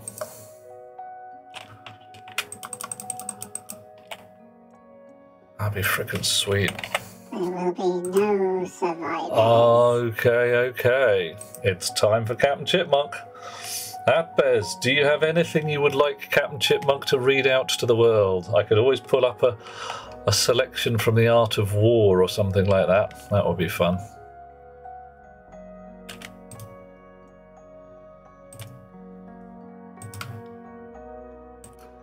Well, everybody knows who Captain Chipmunk is. Captain Chipmunk is angry. Captain Chipmunk is the kind of guy who comes in through your chimney Not like Santa Claus, he doesn't leave presents. Captain Chipmunk leaves nothing in his wake but carnage, bloodshed and sorrow. Captain Chipmunk will break into your kitchen and steal your biscuits. Nibble the square ones round and the round ones square. You will never know whether you are eating a custard cream or a digestive. Captain Chipmunk will make your life miserable and brief. Do not anger the chipmunk. Do not call upon the chipmunk. Do not summon the chipmunk, because you know what will happen next. The sound of frenzied nibbling as a small rodent chews his way through your doors, comes up the stairs, ripping the carpet to shreds on the way with his little claws, and then slowly the door to the bedroom opens just a crack because he's not very big.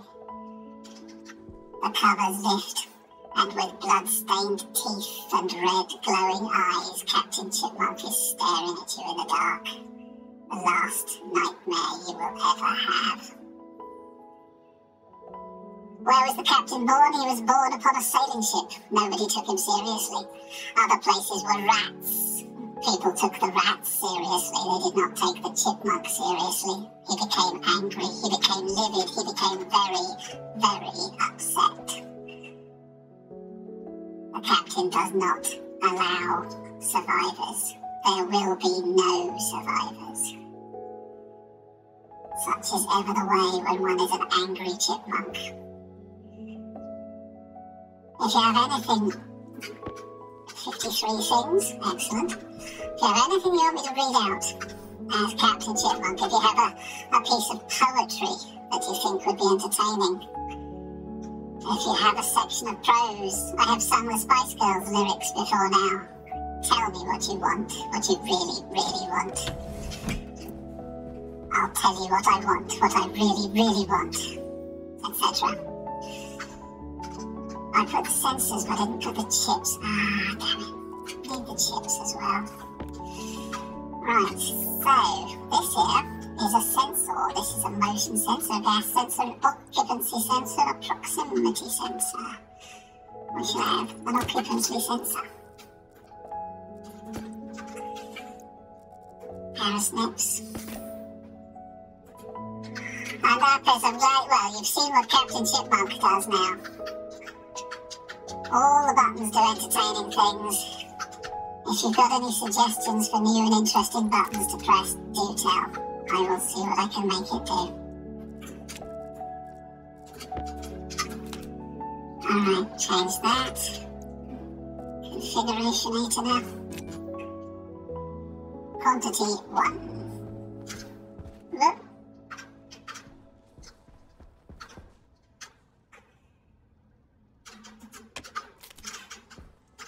Okay.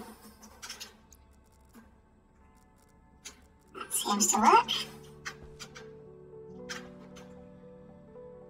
I wonder.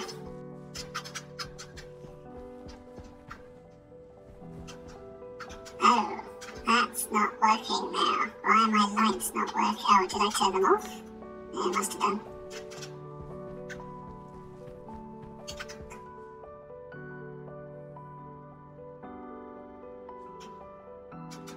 Okay, well that seems to be rather nicely put together. I shall turn off the effects because the timer is gone and some people find the chipmunk voice disquieting. Alright. So, these guys are all hooked to main room light.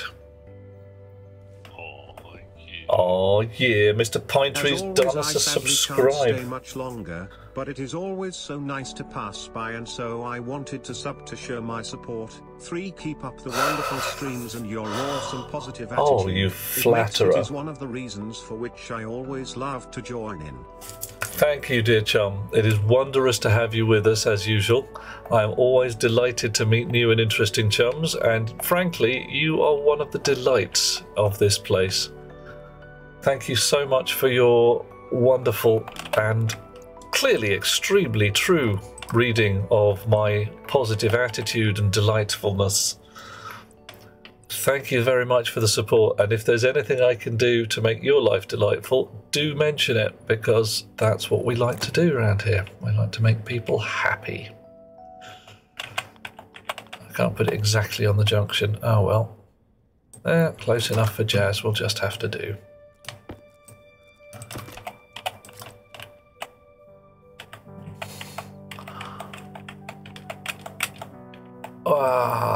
I'm afraid I don't have any particular rewards for subscribers aside from the usual emotes, animated ticky boxes and such like.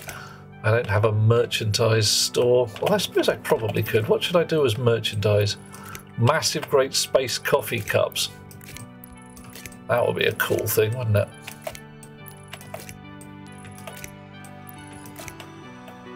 Alright, we've already got a junction through. So round there. Okay, so let's give you guys some names. Let's say you are called Greenhouse Light Lit. Confirm. Confirm. Confirm. And confirm again. Now, what are we going to call you lot? Or shower room light.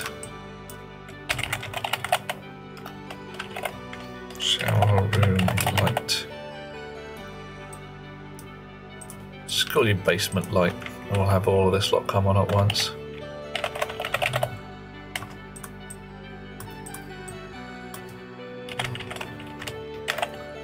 Confirm you, and you, and you, and you, and you, and you. Right.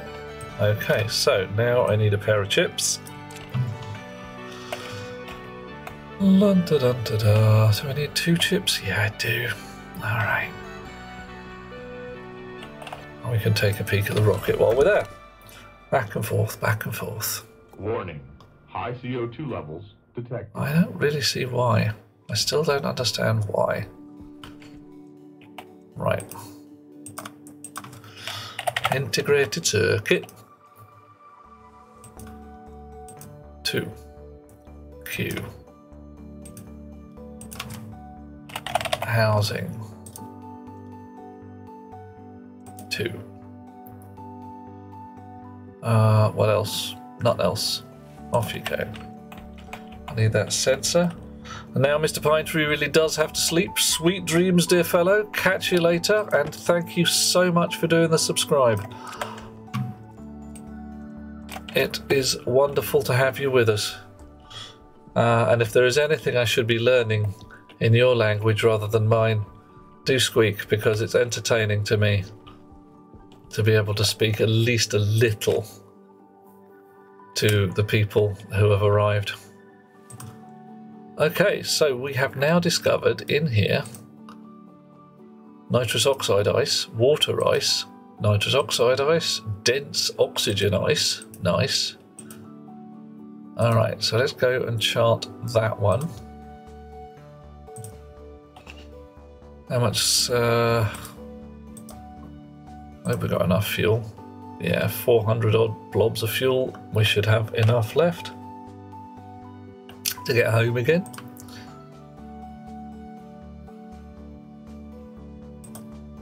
And when we arrive here,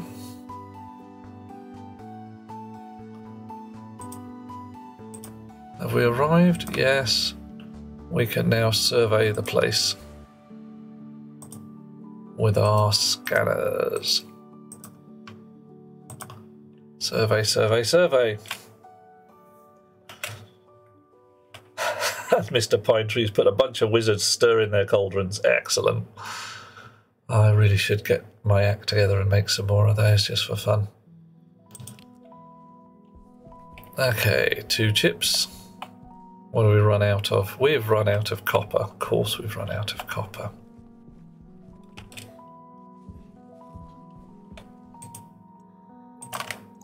One for the machine, one for the cupboard, so I don't have to come back here and get any more copper.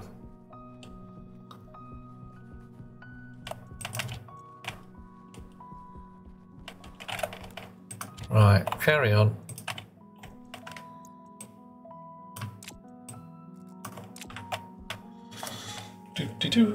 Doesn't the UK have some kind of problem where they're running out of coppers? Yeah, in terms of coins? I haven't heard of that. We're certainly running out of policemen. Our copper coinage a little while ago was changed from a pure bronze mix to a steel slug with a bronze outer on it, which is wonderful from my point of view because they went from being mildly excellent railgun ammo to really very useful railgun ammo. A steel device, a steel jacket, sorry, a steel core with a highly conductive bronze outer. Oh, luxury, luxury. Right, so where could I stick my control chip? Let's put the sensor in here first. That can just go straight there. Occupancy sensor. And snips. Right, I'll give you a name. Greenhouse occupancy sensor. I haven't heard of us running out of copper for coinage. And it might be true, but I don't know.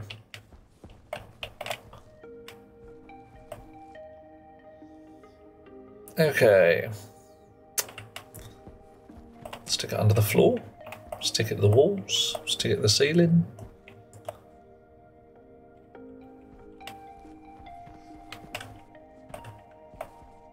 Tuck it. And we've got two of them really, so we might as well put both of them side by side down here.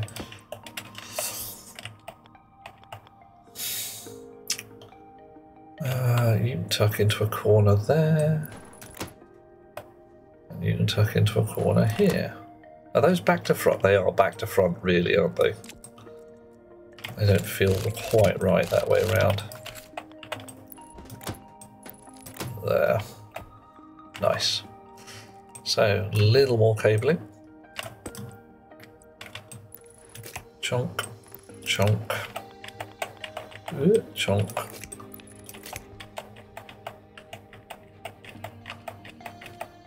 Chunk. And right. Let's go steal some chips. Or steal the code out of a chip from over here. Because I don't think I bothered putting it in the library because it's such a nothing. Joking about the police. Oh, yeah, well, that's... it's funny because it's true. We have had some business with our police force recently in that we don't have enough. Our wonderful law and order focused government carefully said that they were going to focus on law and order and then utterly decimated the police force. It was just a whole bunch of like, yeah, we're getting rid of you know, a third of the police, and then claiming that we've got more police per person. What? No, that's not how it works. That is not how it works. I still don't think we are at policing levels pre-Conservative government. Not 100% sure on that, but, you know.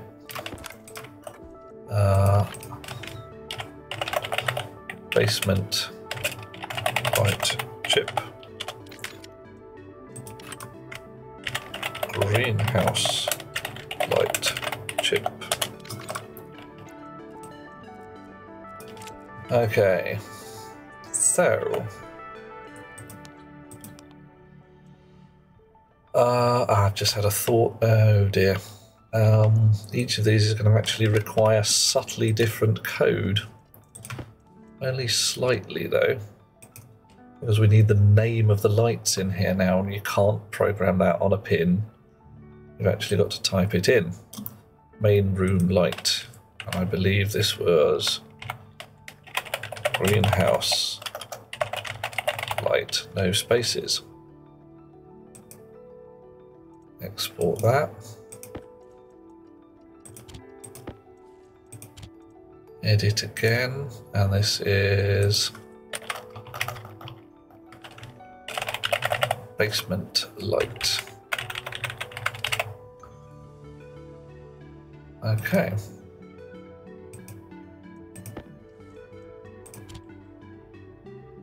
You can control devices based on their name. Indeed, but there is a relatively new instruction called SBN, Set Batch by Name.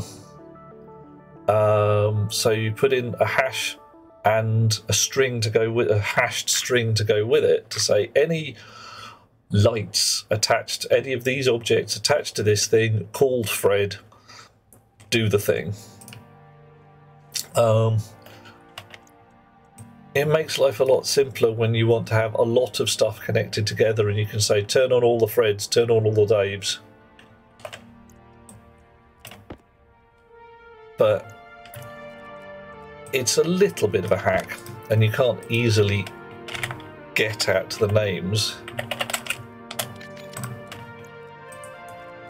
from the chip, but it's it has its uses. Right, so that one's unused. That one is occupancy sensor, which is basement occupancy sensor. Right, we'll snip a cable and force it to reevaluate its alphabet list.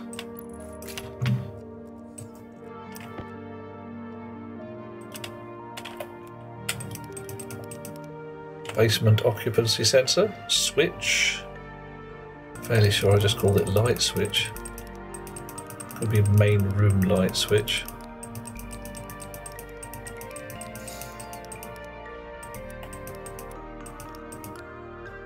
Main room light switch. I'm just going to use one light object. Basement light, and then you guys aren't attached. Right. Honk. Alrighty. Switch on, switch off. Occupancy sensor, you are... Oh, hang on. I've done them back to front. Oh well, whatever.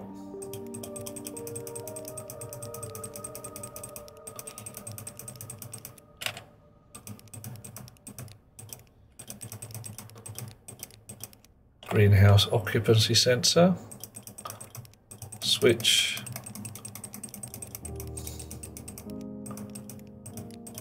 FGH. Main room light switch and greenhouse light will do. Right, and then rename this one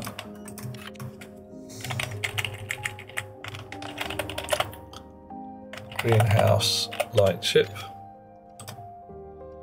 Ah, fine, and this is run out of battery. Steal the battery out of here for the moment.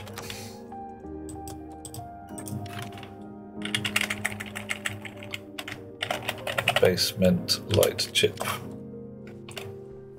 Okay, so you can have your battery back.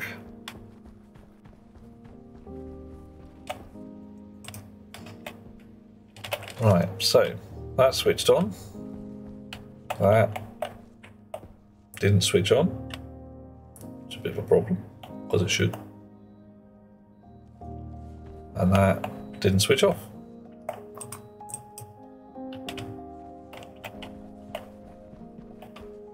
Okay, so Right. Are you not showing occupancy then?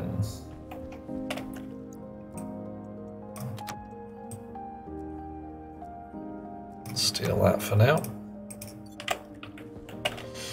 Get the configurationator now.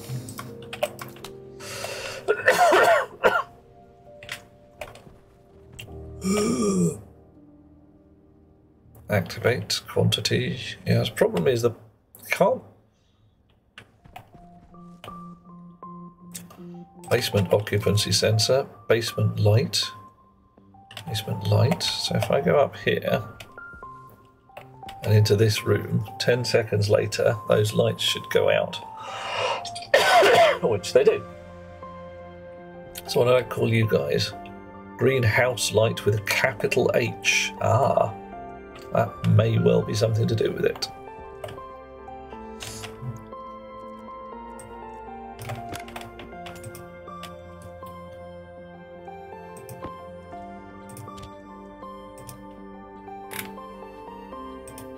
We need to import the code from that chip. Oh, hang on. Have I just stolen the wrong one? Greenhouse light chip. Basement light chip. Oh, have I...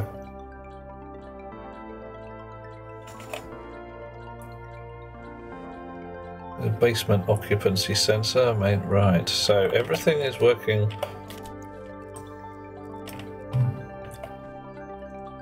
Right, you hush. You're supposed to be the basement light chip. You can sit on the floor. Edit. You are called basement light. You are called basement light. You go in there. Basement light chip. Okay, dumpty-doo, dumpty-doo. Everybody goes to sleep. 2, 3. Down you go. That's fine.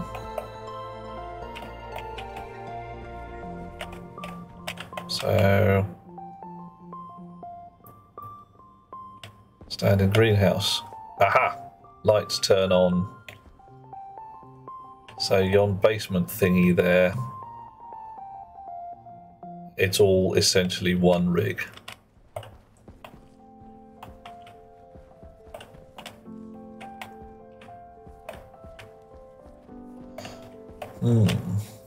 So the stairs do not delineate a room.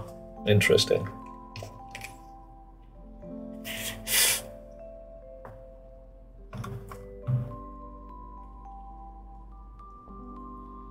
Okay, well, that'll be fine. I'll have this sensor off the ceiling and keep it spare.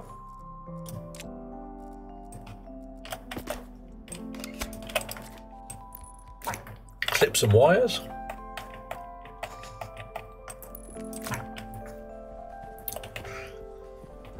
I can steal this chip completely. Have a spare chip. Or spare socket even. Clean up some wires. Uh-oh. No! Enrique! How you doing? Trying to fake me out, you horror. Rotten people that you are. Okay. And we need to rename some of our lights. Enrique is having a fine time with grinning. Yeah. Big smiley that you are. Right. Copy that. Give you guys some fresh names.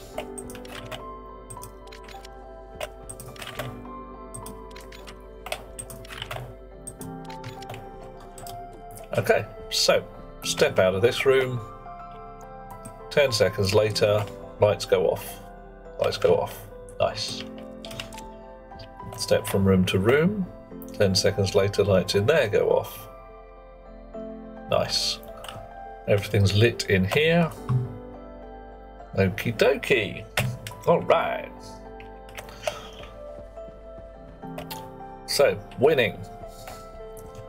Brief trip down to rocket control. Wahoo!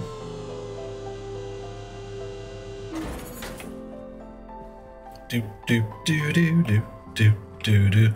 Check how the rockety rockets are doing. Peer through there. Right, those are flashing errors, but they are not destroyed. So that's okay. Yep, and the lever is up. The rocket, what's it doing? It's doing a survey, I hope. Found a certain amount of dense oxygen ice, and it's good. Has surveyed the heck out of the place. Still 87% of battery.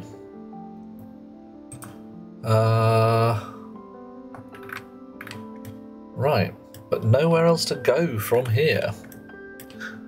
I don't really fancy nitrous oxide ice. Water ice, though, could come in handy. I don't know if there was any over here. Volatile, oxygen, water.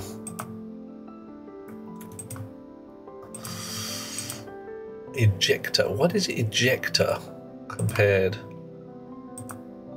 That's a density of 6.18, a richness of 2.31, and a size of 5.08. Okay, fine. Composition, oxygen and nitrogen.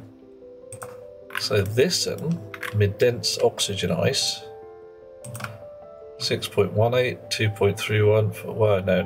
Hang on. That's dense oxygen ice.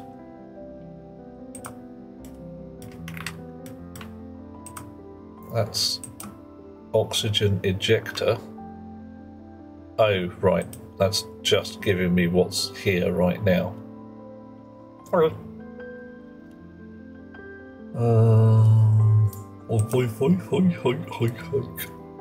Location info. No, that just goes to... right. Sod it. Can't get information about something when I'm not actually there by the look of things. No matter. Time to come home. Set destination. Switch on the rocket automation and switch on the rocket engine. We have many seconds worth of fuel and fewer seconds worth of flying to do to get here. So cross fingers, everything will be fine. Rocket's doing a fly. Main section of the cloud.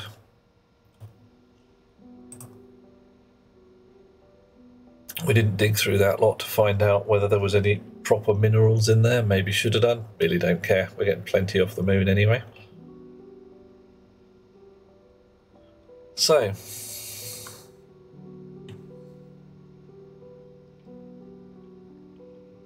coming back. Nothing I can do from here, and we'll go upstairs and let it get on with its day.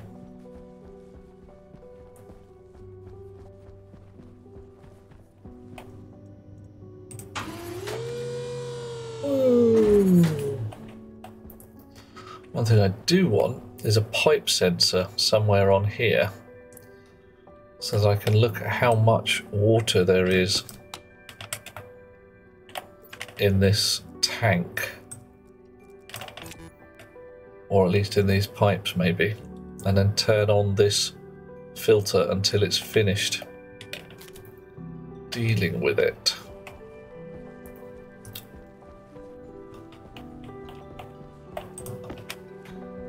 Right, a bit more charcoal to go in here. We'll make a pipe sensor and rewrite the code a little bit.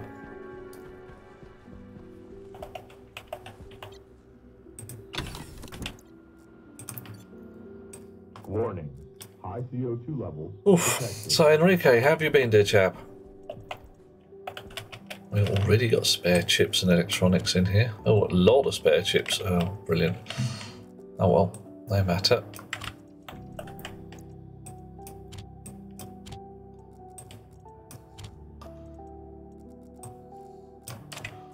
Okay. Pipe sensor. Maybe I've just got one ready. Nope. Nope.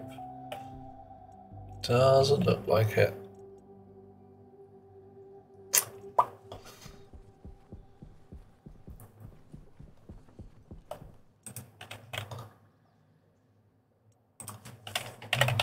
Pipe analyzer. That's the bunny.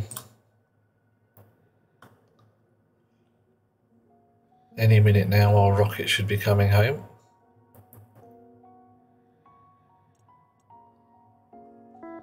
Boop boop. Nice.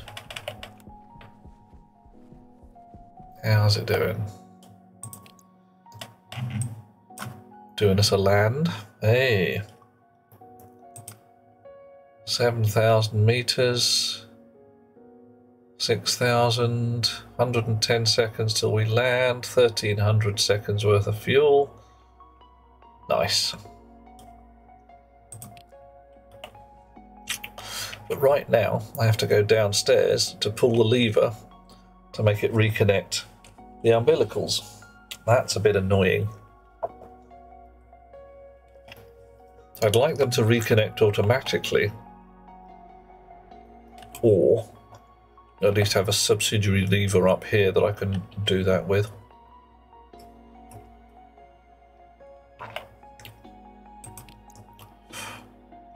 $2,800, $2,700.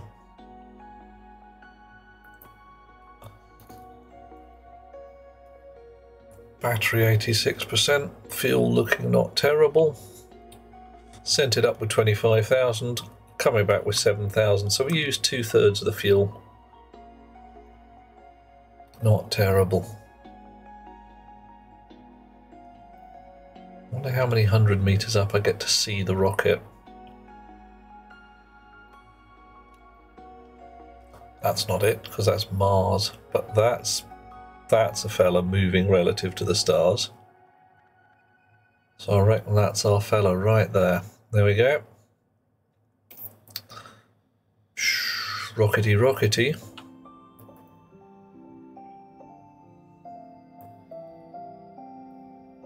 Oh yeah.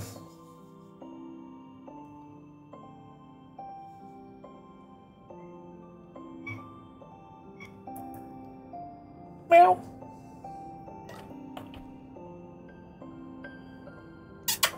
Come on, Puddin' Cat.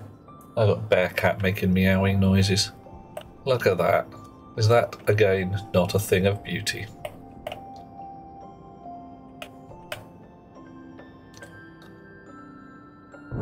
Dush.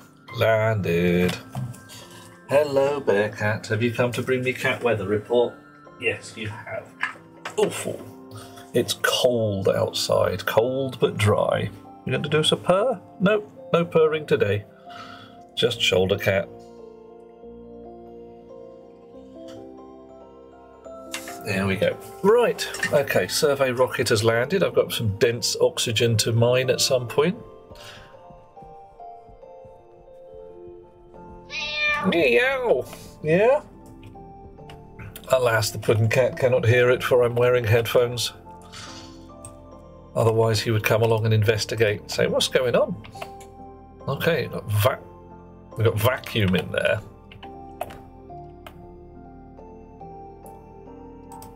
I'm a little concerned.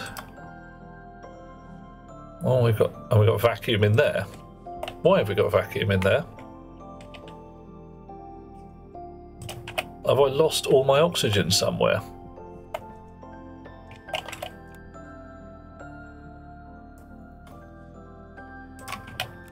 All my oxygen's gone. Where's all my oxygen gone?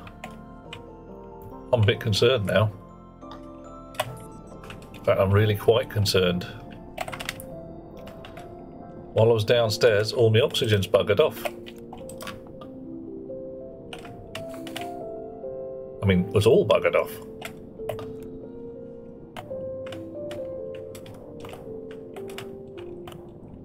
Uh-oh. That's quite a lot of missing oxygen. I mean, it's really a lot of missing oxygen. I did pump it into the other two tanks. I did. Oh, and okay, and it's actually arrived in these here tanks. Phew, I thought I'd scanned the tanks and those were empty as well. Oh, blimey, governor. Yep, I honestly thought I'd scanned it across here. I must have just caught the world. Right, 40 odd megapascals of oxygen in here. Clean oxygen from there. Vacuum on this side. Right, okay. So, certain amount of spanner work to put everything back to where it's supposed to be. You can switch off, you can switch off. You can switch off. And it's time for dismantling. Out. Out. Damn spot.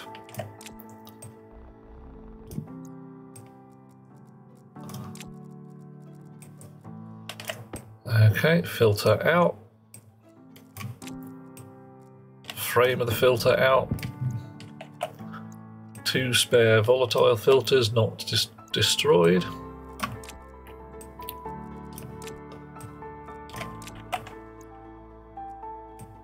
Atmospheric kit snips. Cables out.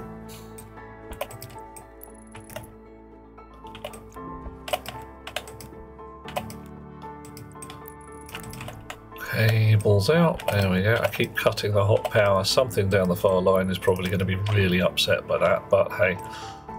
Okay, and now a certain amount of care in dismantling the pipes to make sure I do not accidentally cross-link any bloody pipes, because that would be quite entertaining and very, very annoying. Right.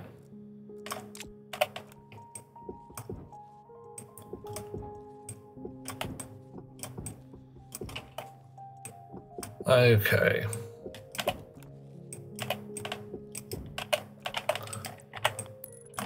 So,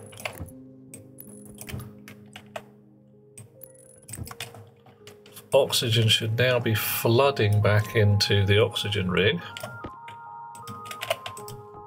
20 megapascals here and there. Appes says the moon must have sunstorms that affect the power. One thing they must, but you reckon solar flares on the moon? Ah, man. That could be fun. It could be terrifying. If they actually put something akin to radiation in here, just radiation storms or anything that says, yeah, rad level's a bit high today, wear your lead-lined suit.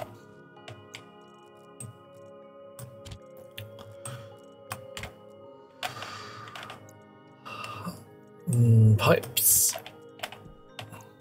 4 pipes. 20 pipes. We've got lots of pipes. Got a lot of pipes. But really have got a lot of pipes.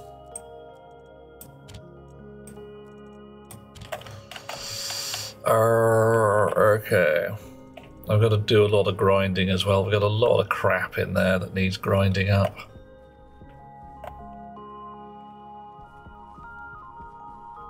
I should feed a lot of it through the grinder. Right, what was I doing? Okay, I was going to put a pump or 2, probably just 1, in here, so that I can pump all the oxygen back from those tanks there into these tanks here. I'm still pondering whether I actually want to do that, on the grounds that there's a lot of oxygen and I really don't want to burst my tanks.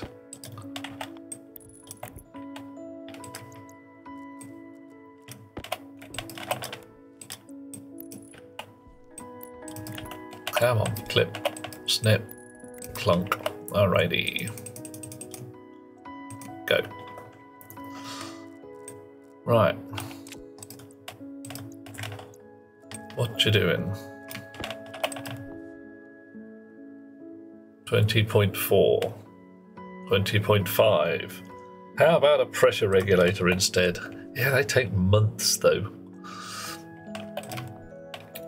And I want to be able to dismount these entire set of tanks. I think I might need a back pressure regulator and a flare valve.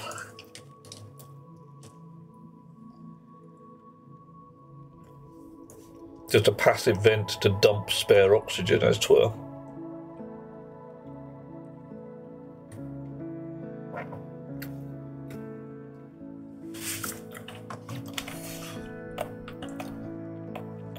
Right.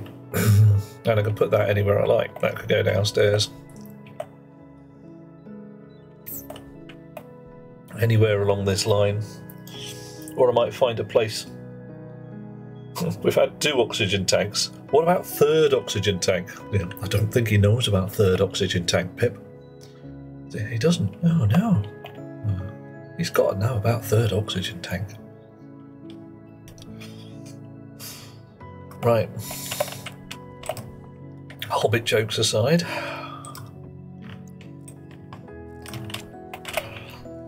Yeah, I might want to site a 3rd oxygen tank somewhere. Don't know where. And it could go anywhere along the oxygen line. And I could, frankly, I could stick it right here. Lots of hydrogen, lots of oxygen. How much CO2 have I got? Fair amount. We want information. Yes. Information. You won't get it.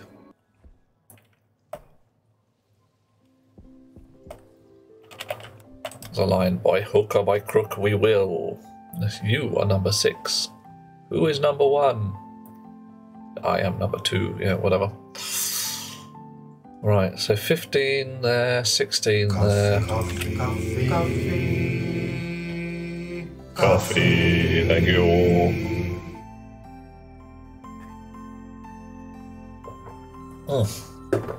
Yummy. 24 here and 17 degrees C. Interesting that this is 2 megapascals higher because it's closer to the pump. 35,000 moles. 39,000 moles. How queer. How you doing there, LV? Is all well? 19,000. Hang on. That's better. 60,000 moles in there. 25 megapascals in there. 25 in there. So, yeah. I think a back pressure regulator. Oh, no, your back pressure regulators only go up to a certain amount. You can only store something like 23,000 MPa, 23,000 kPa before your back pressure regulator loses its shit and can't do it anymore.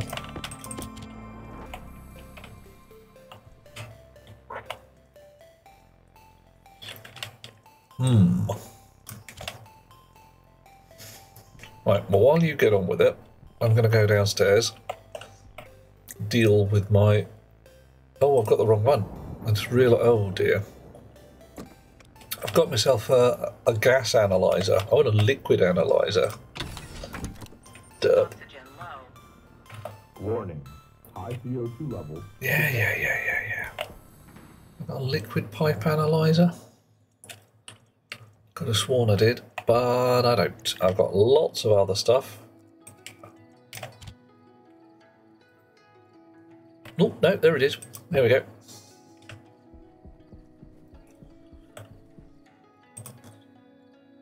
Here we are. And I might want to send my rocket off to go and get some water. In fact, I probably do want to send my rocket off to go and get some water. Because I don't have a full tank of water. I really would like a full tank of water. Okay. So you pocket, you out, you different pocket. Chonker and chonker again. Yes. Okay. So, we've got wire there. Kind of hidden down the side there. We've got wire there. Wire everywhere.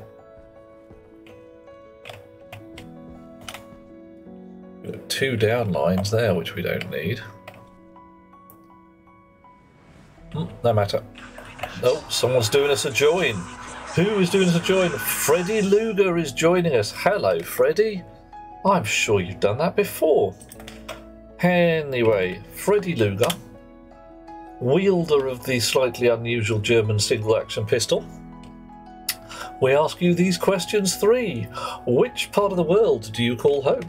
Which continent are you on? Some kind of general thing. What tasty local delicacy will you feed us when we come round to lunch? And what will you like us to feed you when you turn up here for a tasty dinner? What shall we put on your plate to make your life delightful and complete? Tell us about it, Janet.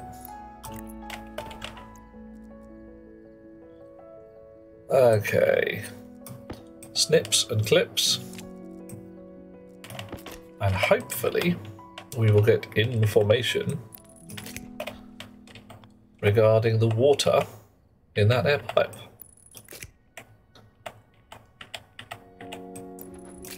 Alright, switch on. And then weld this back up again.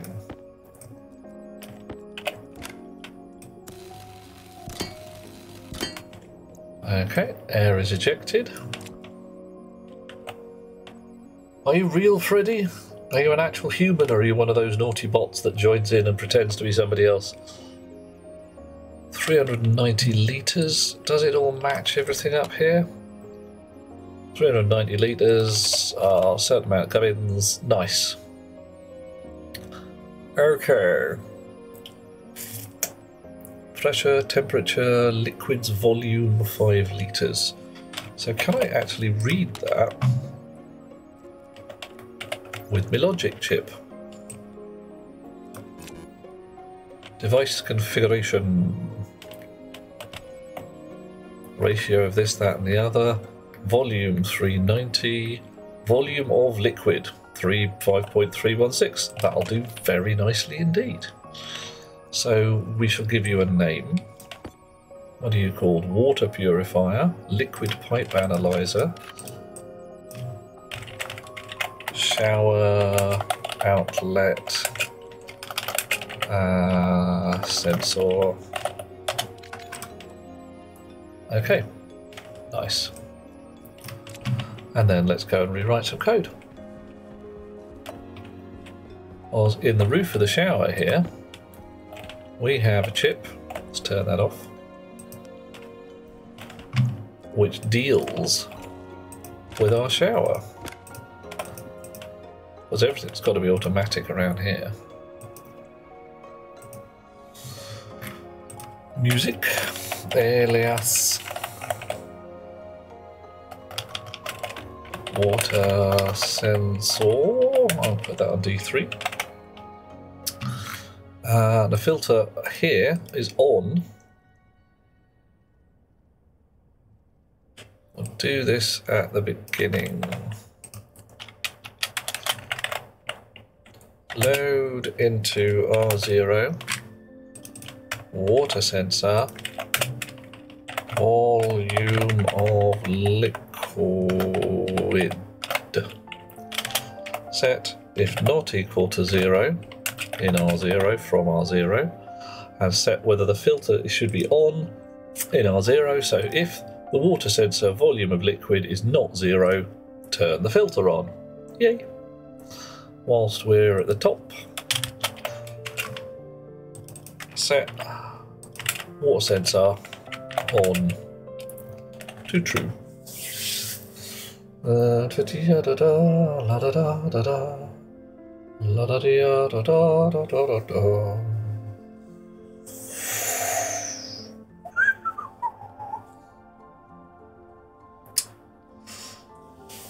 Right, do I want to turn the water sensor off until the shower turns on?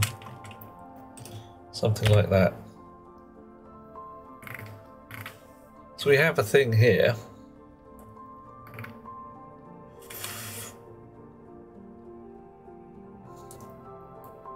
That switches the music on and off when the shower switches on and off.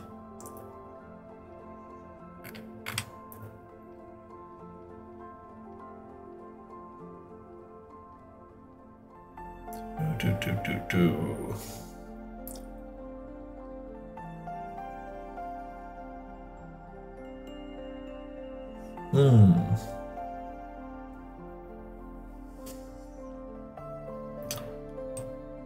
if I turn the water sensor on when I turn the music on, I leave the water sensor off. Butts is heading to do a sleep. Sweet dreams. Have a lovely time. Sadly all alone. Well, I would offer Butts, but I believe A, snow might get a little miffed, and B, it would take me a fair while to get there. I mean, you know, wasn't going to do anything apart from curl up with you, but, you know, again, snow might require a certain amount of fair warning, shall we say. Okay, so I've turned the sensor on in here.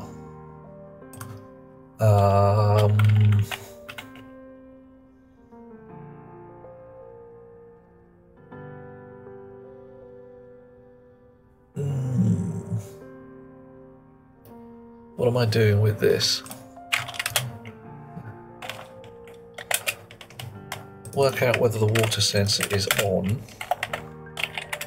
Put that in R0 as well.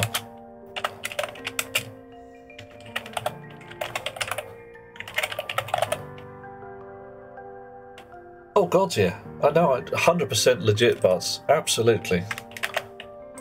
I would make, let us say, a poor second place. But, you know. And for the love of Pete, if anybody gets offended when you say you prefer chalk to cheese, then they are not someone to make sandwiches with.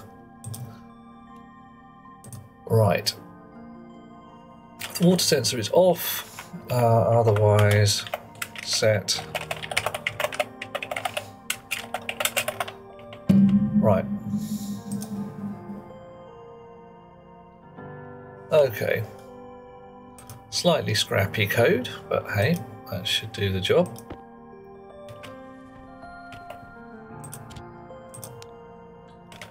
And we switch it off. And we're on D3 here, or was it shower outlet sensor? I think Snow would prefer chalk to cheese, as one of them is just disgusting and the other one might kill her. Oh, yeah, well, cool. That's the thing, people are allowed to prefer one rather than the other. It's the whole concept when someone says you're not allowed to do a prefer. Right, okay, fine. Ooh, okay. That was queer. I shouldn't have switched on. Oh, did I leave the sensor on? I probably did.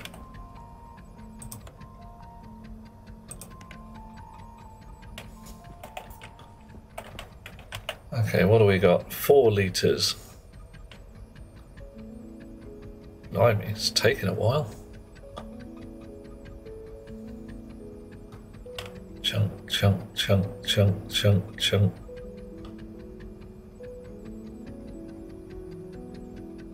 Three litres. I'm guessing that a certain amount of cheese is not good for Snow. I tell you what, if it comes to it, I'll come and I'll rescue you from the cheese. You don't have to worry about it. I'll deal with the cheese for you, as long as it's not, you know, cream cheese. Nobody likes cream cheese. Maybe they do, but you know, it's woefully toxic.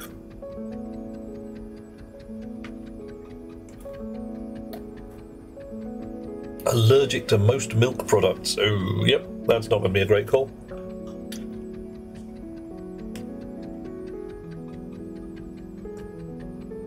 All right, dropping 0.9 of a litre. 0.8 to 0.7, 0.6.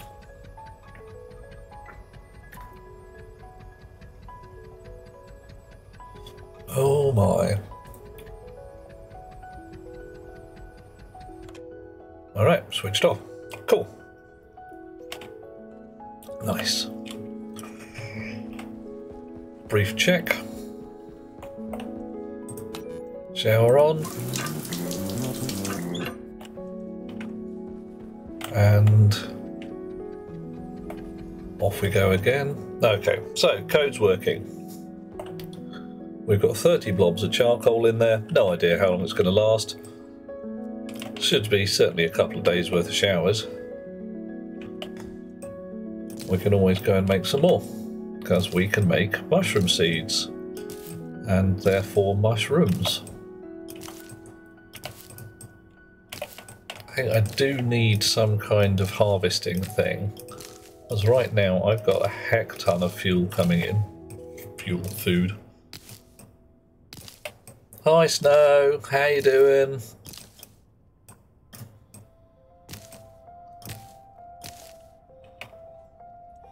You having a good time? Did you get asked to either eat chalk or cheese? No, what I'm saying there, Snow, is that, right, what was the original line? Butts is going to bed, sadly alone, and I said I would come over there and offer cuddles if I thought A, you wouldn't be too put out, and B, it would take me a long time to get there. Butts was like, yeah, terribly sorry, but I much prefer cuddling with Snow rather than, and I'm like, yeah, chill, I know that, that's cool. I would be a poor second to your lovely company. And the line was, if anybody tells you you shouldn't prefer, if anybody gets upset if you say you prefer chalk to cheese,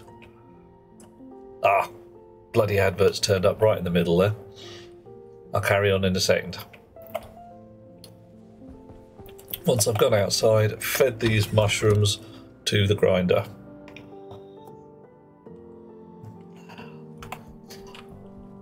Right, mushrooms, grind them up. Okay, welcome back everybody. And as I was saying, Snow, the line was, if anybody gives you grief if you say you prefer chalk to cheese, then they are not someone to make sandwiches with. And Butts telling me that, of course, that you would personally prefer a chalk sandwich to a cheese one, since whilst the chalk one would be unpleasant, the cheese one would be actively toxic. So, offhand, don't eat a cheese sandwich. Probably don't eat a chalk sandwich for that matter, but hey. Chalk not harmful to humans, in your case cheese is, yeah. And it's not pleasant to chew upon, bit crunchy.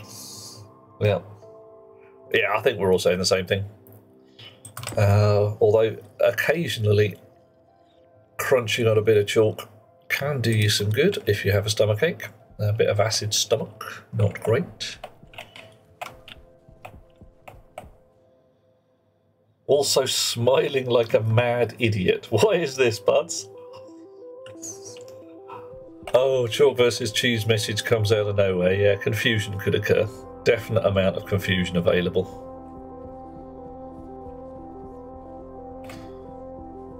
Right. So, if I want my water supply to be hooked up to my water supply, I'm going to need a heck ton of pipes. I'm going to need quite a few of the old pipey pipes. I mean, quite a few. Also, I might need a spare tank, because frankly, last time I sent a rocket up, there was a certain amount of, well, rather a large amount of stuff came back. 35, what are you guys at? Not very much, not very much. Okay, liquid tanks. Do I have any liquid tanks in the box? Pipe radiators. Yeah, maybe a liquid tank, heat exchanger, pipe radiator liquid, pipe radiator liquid. You should be stacked together. Pipes. I need many more pipes. Heat exchanger. Logic transmitter all packed down, but no liquid tanks. As far as I can see. Going to have to go and make one. On the other hand, liquid tank. There we go. 3 of the bloody things. Blimey. Blue. Dush. Butts heading to bed. Sweet dreams all. Love the still PNG of Earth in the sky. Oh, hang on, no. There we go. It's not a still PNG. Look at it most carefully. It is doing a rotate. Yeah, that's actually... Oh yeah, now if you just slam your glance across it, it used to be, not that long ago, maybe as recently as a month or so, a still PNG of the Earth. But nowadays, your Rocket Works bunnies have actually got some reasonable fake celestial mechanics going on. I can't see Mars in the sky at the moment, but every so often you get a little red planet goes past.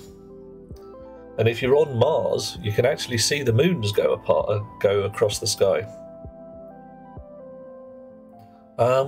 If you want to be distracted by that, there is something called, I believe, Space Engine. Give me a second while I have a check on the interwebs.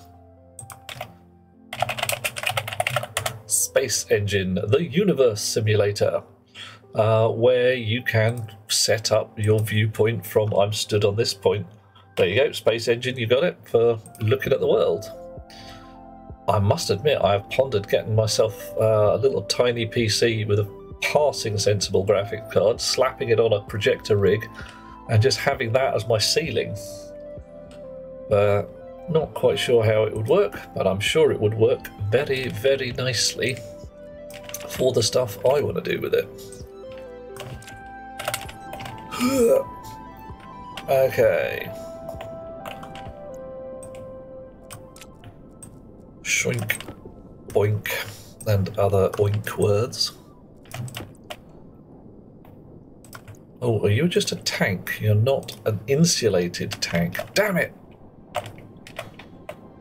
Close, but no cigar. Heat exchangers.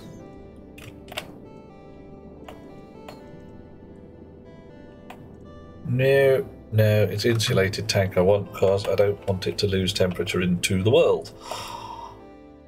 Also got a telescope for VR Space Engine. Oh, nice. That sounds like fun. Sweet dreams, Snow. Have a lovely time. And I'm sure I shall catch up with you later. One way or another.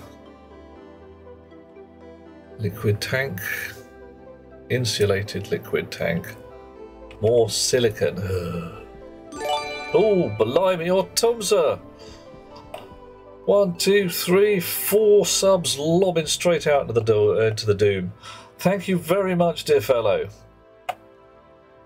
How can we make your life entertaining? Can we put a smile on your face by some means? And a subscribe as well for yourself? Goodness me. Hi, how are you doing?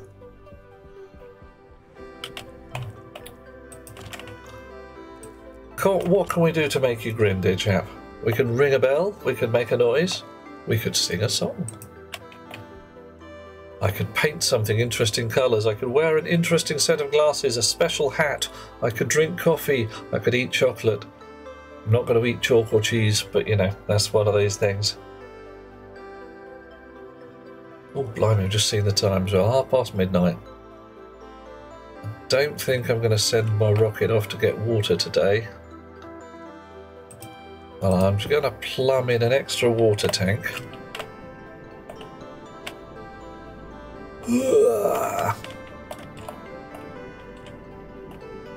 Right. Plumb in an extra water tank.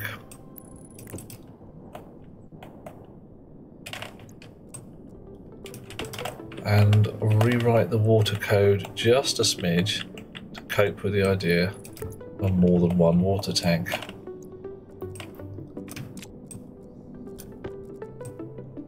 Ooh, wiring. Wiring first.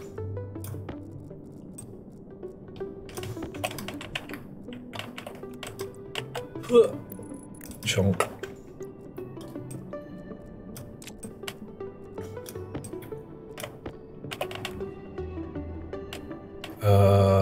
Spray gun. Yes, of course I can weld things with a spray gun. That's entirely going to work. Artums is really hungry. Gonna eat something, then come back. Fine idea. Food is good. Okay. So, drink. Gonna need another laptop at this rate. Hab thermostat.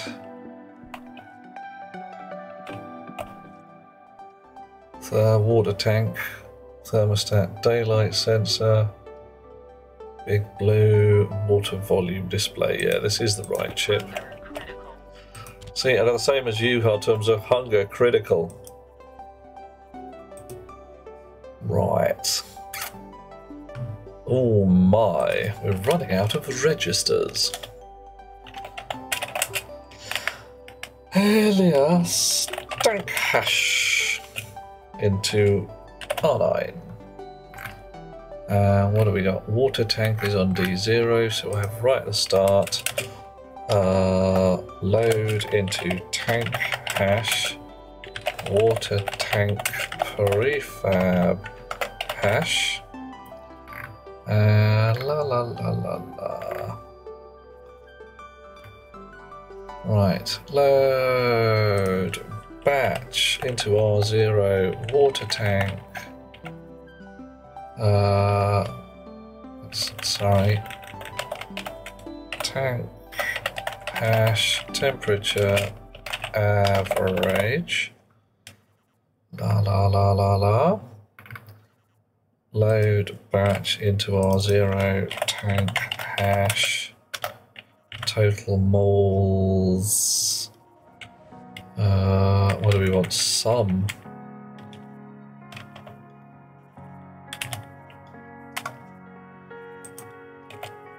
Sum? Yeah. Da da da da da la da da da da.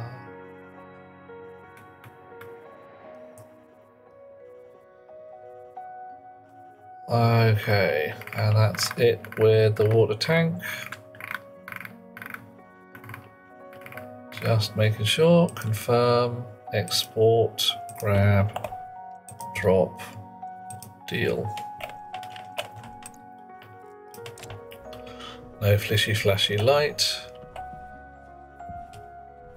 We are now at 130. Okay. Interesting. Oh, of course, I filtered all the water from the shower. Excellent. Okay.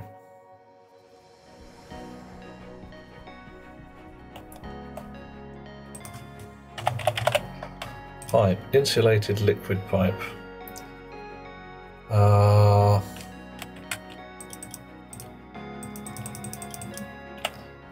Make a load of it. And make another load of it. In the meantime,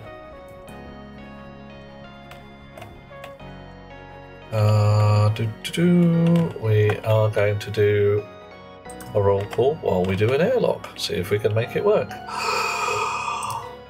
A Night Dweller, Artumza, Bishmoda, Creech 1981, Dario Evangelisti, Delethea, Dormy, Freddy Luger, Freebones, Grebo, Hamish Doobie, Happy Bones, It's Poody, Jason 814, coughing and choking, Junal Kroger 288, Oh, Petsy Totatos, Run for the Hills, Scourus, That Guy, Bob, Hi Bob, TX Dirk, and Wolves Union bringing up the rear of the alphabet, and there's no way I can get through that lot in one airlock, especially a fast one. Coffee, thank you all. Bishmoda, returning from the shadows. Looks like your Pathfinder game isn't happening. Oh no! What happened? Is it just logistics, getting the people into the right places? And Dormy, thank you, dear chum. I like a bit of coffee. Who doesn't? Oh no, running low on soup. Right, so we've got no shortage of things in here. 1, 2, 3, 4, 5 pumpkins. Dash of soy oil. Close the lid. Press the button. Real life. Super lucky. They've been meeting pretty regularly for 20 years. Wow. That's not bad. Now, I've got a group been running similar length of time, but we only really get to meet up, you know, once every 6 months or so. Have been playing the same bloody game for all of that time. It is ridiculous, and I've got to bring it to a conclusion fairly soon. There we go. Pumpkin soup, 2 more tins, tar very much. Tomato soup, crunch, crunch, not very much left. We don't meet at all. Oh, gods. Are you just sitting the end of a Discord? Yeah. What system do you use to actually run your game? Is it a Roll20 thing, or just, you know, sitting over Discord having a chat and running cameras? Warning. Foundry. I've heard good words about it. Never played with it myself, but mainly because by the time we got to saying we need a serious way of doing things,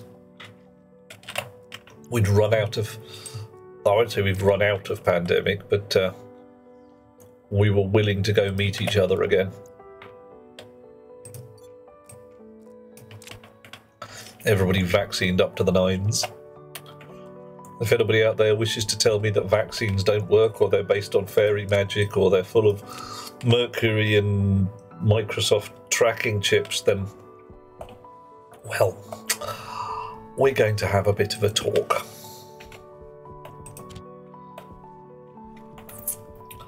If you have an RP group full of computer nerds, there is a little of a learning curve to programming, but they're the sorts who build spreadsheets for fun, yeah.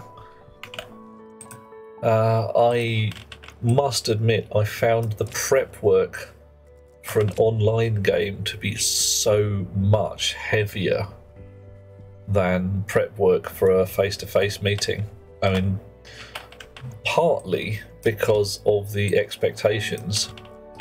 People see lovely, beautifully rendered 3D maps for their online games, and the back of an envelope does passing well for when you're meeting in person. I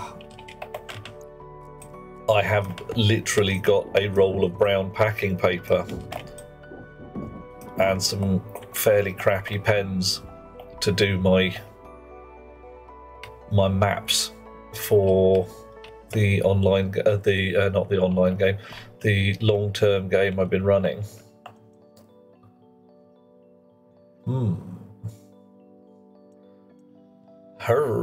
Right, I've got to get a water line.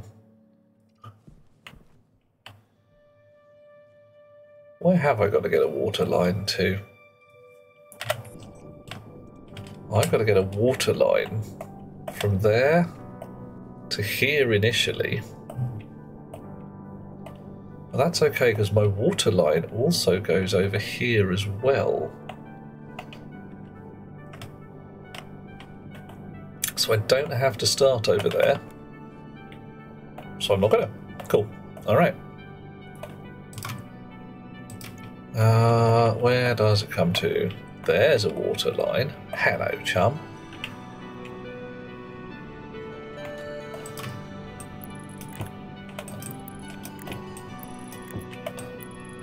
Right. Also have busy lives, so you run a lot of pre-written campaigns you only have to tweak for the party. Am I supposed to say sacrilege or something at that point, or sacre bleu? I don't know. Is that what I'm supposed to say? Because yeah, I don't mind. Pre-written campaigns, run it, do it. I'm the kind of guy who makes this stuff up out of whole cloth, partly because I'm good at it. Partly because pre-written campaigns cost money. Coffee. Coffee, coffee, coffee. Thank you, Spirit. Coffee. Oh, ta very much. Then partly, and I'm going to say a thing here. When I was a wee lad, all the pre-written D&D campaigns were... How do I say it? Let's be polite. A little too high fantasy for me. Hey, when you're looking at the map of the Lord's Castle or whatever it was, and there were no toilets, there was no garderobes, no nothing like that. It was all banqueting halls and stuff. And you're like, where's the box? There's no box. There's a kitchen, but there's no food storage. You lot... great.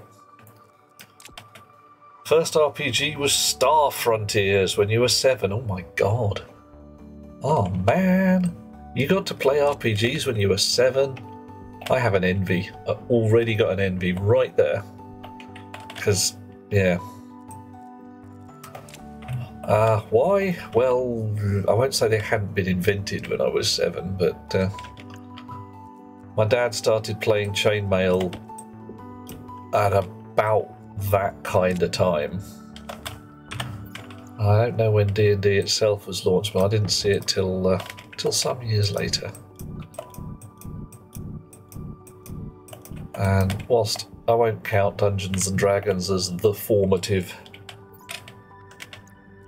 role-playing game, it was certainly the one that we could get our grubby paws on easiest. Alright. Pathfinder adventure paths are usually pretty good. Use it for the skin and bones, fill in the muscle and fat where it wears thin. Yeah, that's fair enough. Sensible plan to just say, right, I've got this thing. It almost meets my requirements. I'll clean it and shine it and poke it with sticks where I want to. I mean, what did I pinch from recently? The Edge Chronicles by Stewart and Riddle, if memory serves. Running a game with a smidge of that in there, and yeah, it's rather fun. In fact, it's quite a lot of fun. I'm not stealing the whole plot or anything like that, just the setting, because it works really quite nicely. D&D came out in 74. Yeah, sounds about right. COV was the... what did you say there? COV. Oh. On the other hand, front-loaded prep ahead of time. Play goes very smoothly. Lots of spare processing time for role play instead of just rolling dice. Yeah, when you've got an online game and you can just have somebody say, roll me an attack roll. Did it hit the monster? Yes, it came up green. That's cool. Very much it streamlines a bunch of stuff. I would consider online and tabletop role-playing as complementary rather than antagonistic.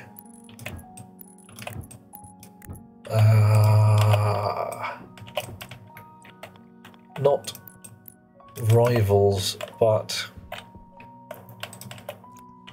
two things that used as appropriate. Now, I want this to come through here, and go down there.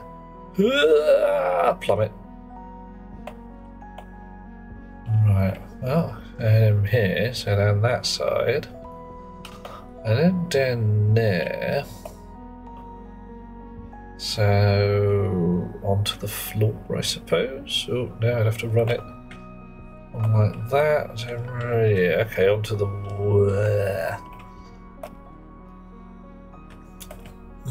the cable's in the way.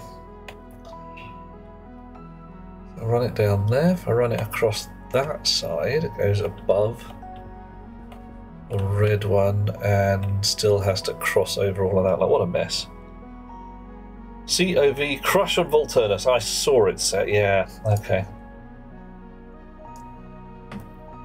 Don't worry about the martini, Bishmoda. Go to it. Knock back another one. Have one on my behalf if you're willing.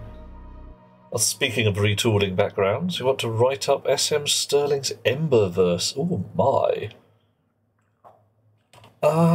Is it not already done? Is there not some Embery role-playing stuff out there already?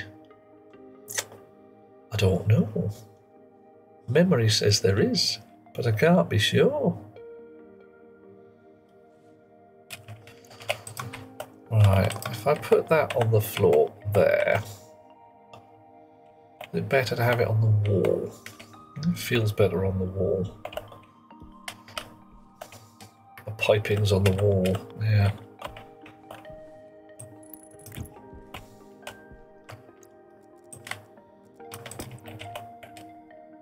Chonk. Chonk. That kind of defines the altitude we want it at.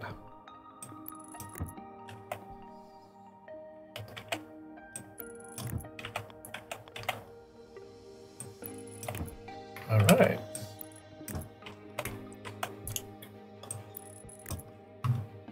Amber diceless. Okay, different. Okay. Well, yeah, I know there's I don't know whether amber. You got your whole 9 princes in amber. There's a whole different thing going on there. Ah. Yeah, I mean, the thing is, if you've got a decent background, reskinning it for almost any role-playing system is a thing you can do.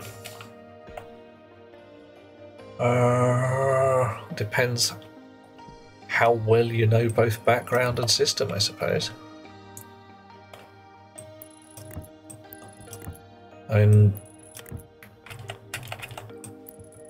I've written modules for... I've written more D&D than I know what to do with. As Firefly and Cthulhu and... is it Traveller? Oof, yeah, I used to play Traveller when I wanted spaceships and laser guns. Can I fit under this pipework here? Yeah. Can I send a pipe up that side there? Yes. Okay, that'll do then. That'll do, pig. Extensive experience in GURPS and D20, some World of Darkness. World of Darkness doesn't feel about right. GURPS I could... maybe. There's going to be a GURPS system that'll fit, and there's probably GURPS Amber, but hey. GURPS this, that and the other. There's going to be... I think... I was trying to remember whether it actually got written, but there was talk of GURPS Tron a while ago. That was going to raise my eyebrows a little bit. Would have been quite entertaining. Chonk. Yeah. The Firefly role-playing game was quite an entertaining one. Relatively simple and quite lightweight. And lacking in... well, the one source book that I know was published, you could smell the concept that there was going to be, 10 or 15 different source books for these guys and this planet and those guys, and they just never turned up, which is a rotten shame. Still had a fine time knocking together a scenario, drawing maps, drawing pictures, determining that spaceships travel at the speed of plot. Very much how long are you in space for? Yeah, how long do you need? If you actually need a distance time graph or some nonsense like that, yeah, fine, have one. Otherwise, it's going to take you until we are ready to get where we're going.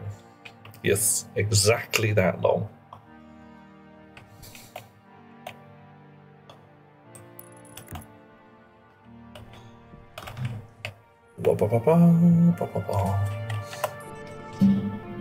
Yep, travelling at the speed of plot. So it's a very useful concept. Just the idea that how fast are you going? Well, it'll be 3 weeks until your delivery is required, so it's going to take you 2 weeks to get there. Why? Space reasons. We don't really know, or indeed care.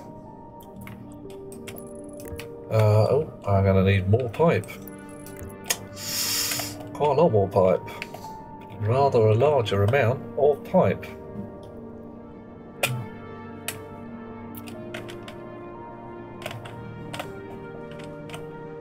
Yeah, perhaps another 100 blobs of pipe, but perhaps another 50 blobs of pipe. Off you go. What have we got? 74 grams of steel, 80 grams of silicon. That'll do. That'll make me some more pipe. Floorboards back down again. Not quite that one. How are these guys doing? Are you all vacked out yet? Nope, still slowly chewing through it. How are you? 37 MPa and 37 MPa. Okay, that's not so bad. Shmoda's writing a book slowly, sorry. Hard science fiction. You built a spreadsheet with average distances between planets in your solar system. Oh, okay. And a simple brachiostochrone calculator for it now. Okay, that's a word I've not heard before. Tell me of brachiostone. Brachistochrone. No, can't say it properly. Brachiostochrone. Yeah, all right. So time measurement to go between different planets. Accelerate halfway, flip over, descend. Okay, cool. Yeah. So you're assuming, if not constant thrust, then large amounts of reaction mass available. Faster than a Holman transfer if you have the delta V. To maintain habitable acceleration the whole way. Well, yeah, you don't. Yeah, I mean, oh, who was it? It was Joe Haldeman's The Forever War, where they were talking about going from Earth to Pluto at 2G all the way because it was cheaper on fuel for some reason. Don't know why. And everybody having a really bad day because they just couldn't do things at 2G. Personally, I'd have thought people would just die, but you know, you drop a glass of water on the floor, it really messes your life up. I must, with some shame-face, admit that I have not seen The Expanse. It's on the list, but I don't get to watch a lot of telly. Well, that's not true. I do get to watch a fair amount. And nobody's stopping me, I just don't do it. I could read it. Oh, okay, that's much more likely to occur. I thought it was just telly. There's books as well. God, blimey. I do like it when things come in multiple formats. It's like, yes, there's the film, of the book, of the play, of the game, of the...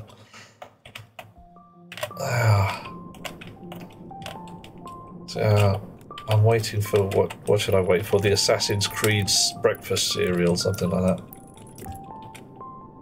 But then I'd miss Shoresh.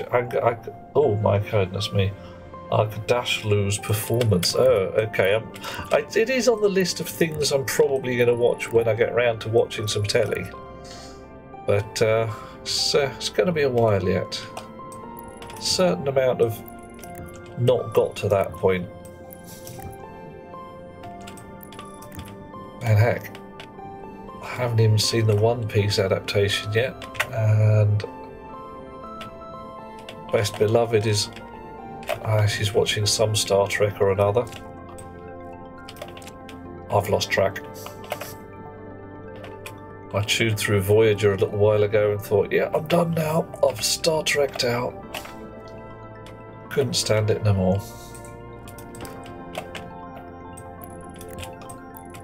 And your Star Wars, I mean, alright. I enjoyed episode 4, I enjoyed episode 5, I enjoyed episode 6.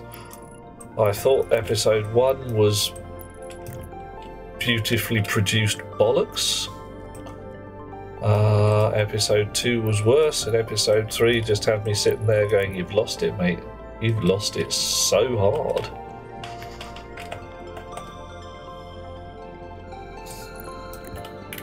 Okay, Strange New Worlds, damn fine trek and fun television. Oh, cool. Good-o. Because, yeah, by the back end of Voyager, I was just, my head was in my hands. It's like, you guys are so court-martialed. You will arrive back at Earth, they'll read your logs, and there'll be a whole bunch of, you are so boned.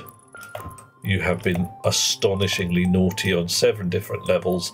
There are now 30 races across the galaxy who want Earth utterly destroyed, 27 of whom have the technology to do so. Well done.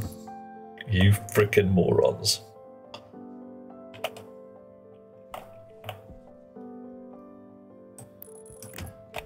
Yeah, well, we nearly met up in the middle. Very nearly.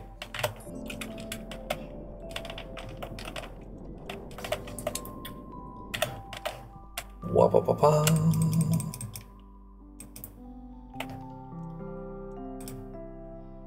Canonically, Janeway was promoted to Admiral, and the holographic version of her aboard the ship in Prodigy. Oh, yeah, there is, isn't there?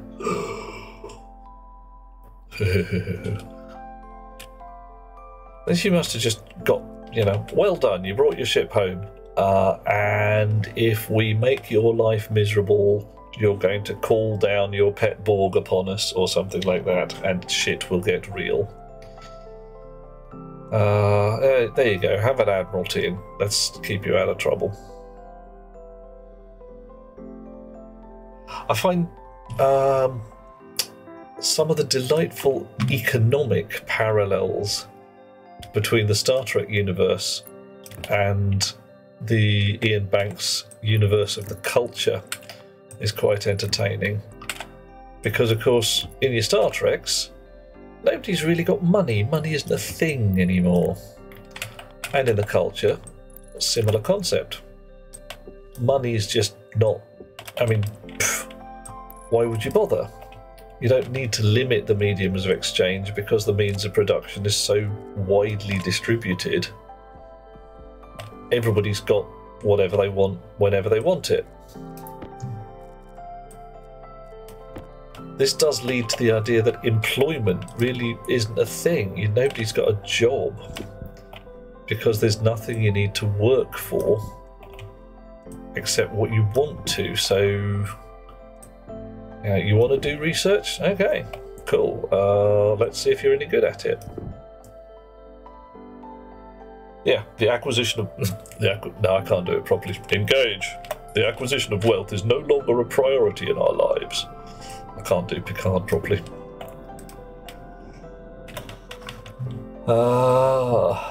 Make it so.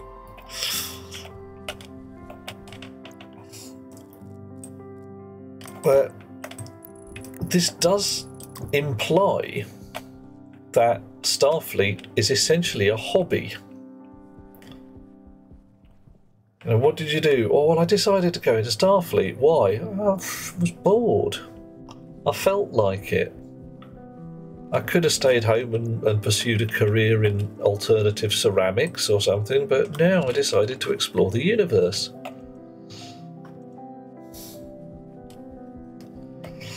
Right. Okay. So now I should have insulated pipe all the way down. The opportunity to explore the galaxy, you don't work towards that? Hey, I would. You would. There's going to be a lot of people who are just going to be sat on their bums. Well, not necessarily a bad thing.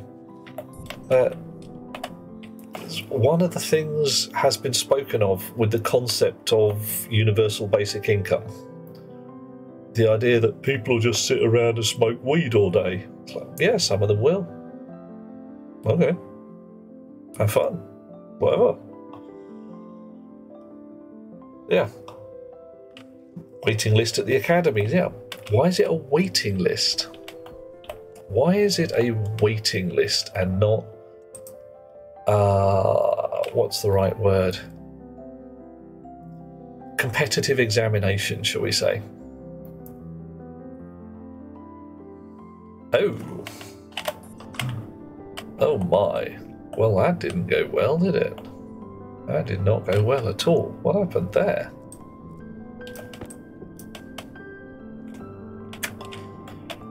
Oh dear.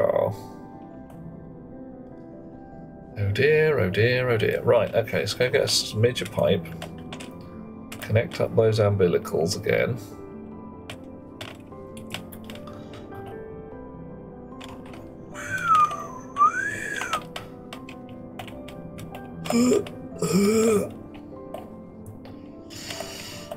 Right, that's rather annoying. Oh, no, give me my spanner back. It's up.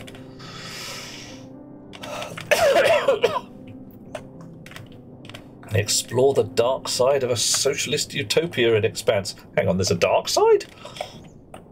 A Martian marine meets an Earther who's been on the waiting list for medical school for decades. Wow. So, that does rather imply a scarcity, but a scarcity of education rather than a scarcity of resource. Or scarcity of intellectual resource rather than a scarcity of material. Because otherwise, yeah, there shouldn't be a waiting list for medical school if there's enough teachers, etc. Which means, of course, there is some concept of a scarce resource. Plummet.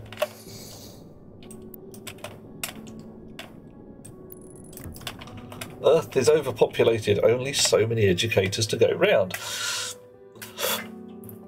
Which once more implies that somebody screwed up, because if you have 100 people and a certain percentage of them are educators, well, I don't know, there's a thing. That requires your educators, requires there to be people who want to do education in the correct percentage. Otherwise, you've got to provide them with incentives to say, I will give you extra toys if you do educating. And that's not going to fly if there are simply no extra toys to provide. And that if there are extra toys, then we're back to the concept of limited medium of exchange, i.e. money. Even if it is a de facto rather than a de jure currency. Okay. To be honest, if you didn't have to work for a living, you'd be an educator in a heartbeat. Yeah, there's a reason you enjoy talking about orbital mechanics while you play Kerbal Space Program. I'm with you there, mate. Definitely the kind of thing I would enjoy as well. There are jobs educating, of course. Right, mining fuel pressure, I see. And again. What is the fuel like in this here tank? None. That's queer.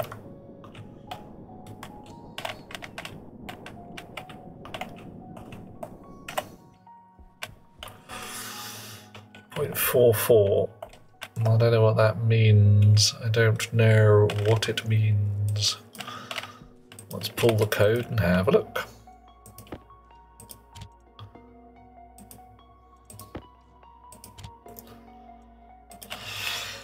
In the United States, you have to have a formal degree and certifications before they let you warp shape young minds. Never achieved a degree because you're too busy working for rent and food. A lot of it about. When I wanted to do a computer science degree. Was told by one university there was no possibility of them offering me a place, since my uncle's running their computer science department and my cousin was running their hardware side. So any place they offered me in the computing department would be considered a little nepotistic, and it would be bad. I never have any fun, etc.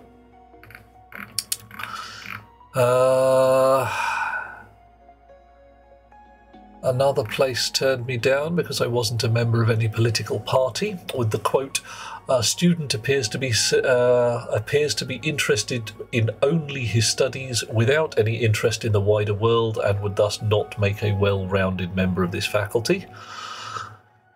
Yeah, of course I was there interested in my studies. And the third place I applied for cancelled the course on the grounds of lack of interest. There were 600 applicants for 60 places, but nobody wanted to teach it. Computers being considered a bit sort of, well, nerdy, really. Alright, so we're looking at a 40% oxygen ratio. Ooh, right. That's not ideal. I thought I'd fixed that.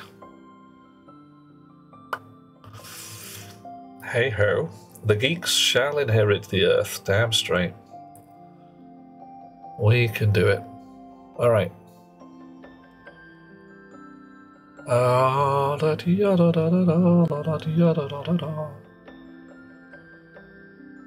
there's a lot of rearranging going on here.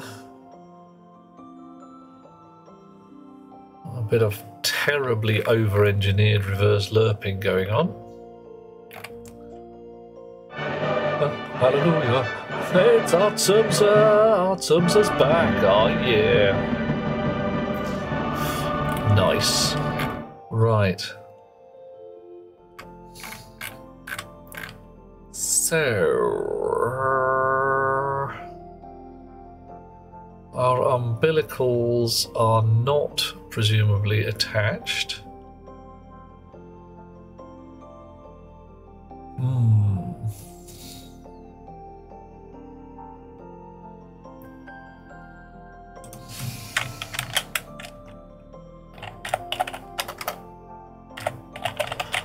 Put a yield in there. What do I actually want in here? I know.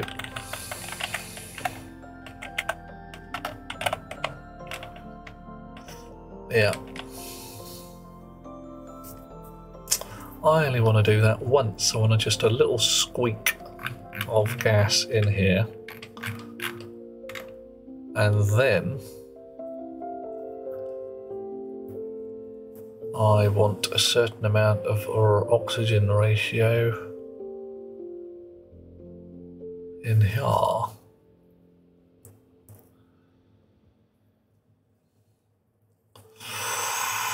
Okay, confirm. Steal the chip again. Export that. Pop that in. Oh. Incorrect argument line. Oh, yeah, I'll be. Yeah, alright.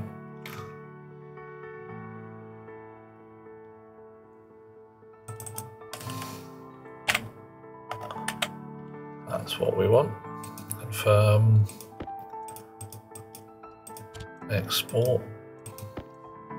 Drop. There we go. How you doing, Artemsa? All well?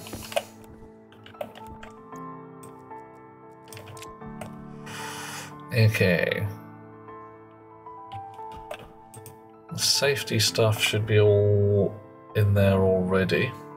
So with a little luck, I'll be able to go upstairs, pull the lever. I want to move the levers, I reckon. Otherwise I have to keep going through an airlock and up and down lifts, and it's very annoying.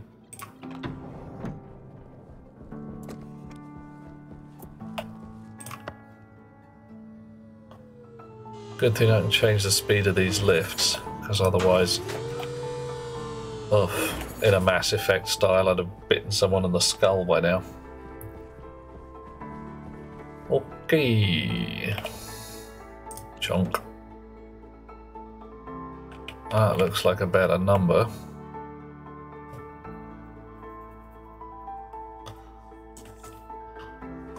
La da da da da da da. La da da da da da. La da da. Right. Okay, that's not necessarily a good number. 0.3. Okay, alright, it's evening out.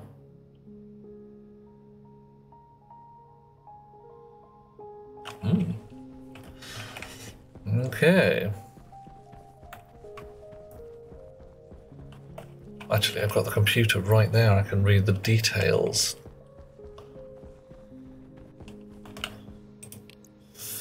Flight of cranes, mining rocket tank.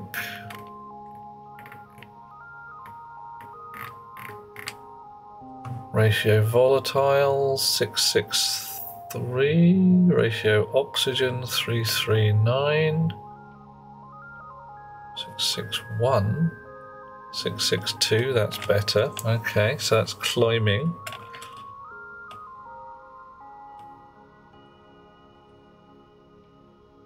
Six, 8. Alright, so it's hovering around there. Alright, okay, so the adaptive pumping stuff appears to be doing passing well. That's not bad. Maintaining 2 digits.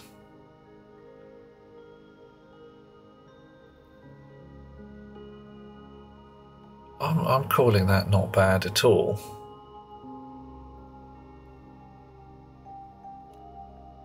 I'm filling fairly swiftly. At least 100 times faster than the fuel mixer. Battery's at 11% though. Oof. Not keen on that. It is, however, sucking it up. Cool.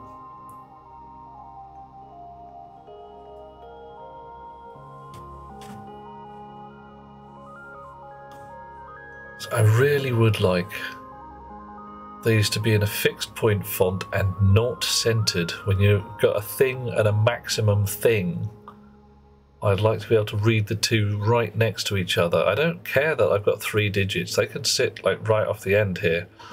That should be left justified, and that should be a fixed point font for things I wish to compare. And for things I might not wish to compare, mode and power, they can sit in the middle. That's fine. I don't mind that. Oh dear, oh dear. Right.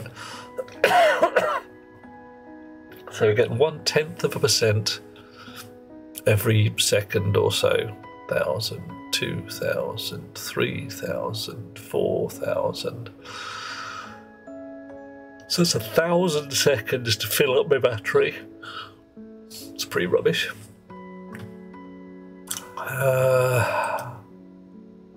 My fuel tank is becoming filled quite nicely.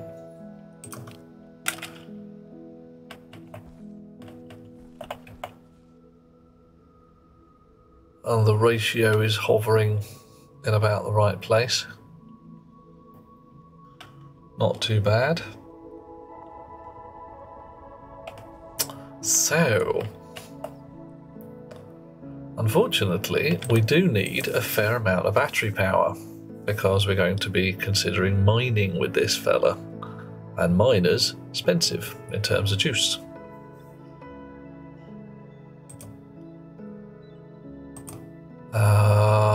Map. Now, did I actually map out any of the water? Volatile, oxygen. Volatile, volatile, oxygen, water. Alright. Okay. Can't get any information about that unless I'm actually there. Okay. So you See, look at this. This one, fuel tank pressure. Let's open you up as well. Yeah. You need refueling.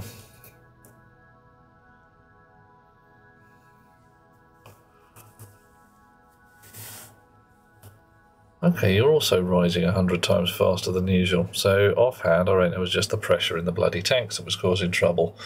Hey ho.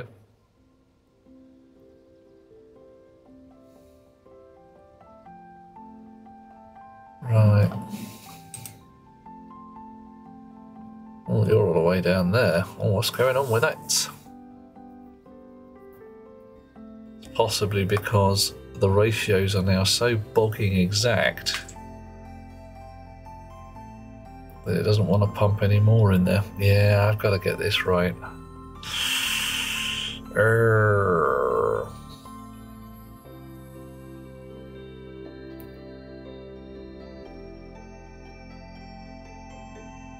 Yeah, it's homing in beautifully on this, and when it's exactly right, I reckon the pumps are going to turn off no matter what the max pressure is.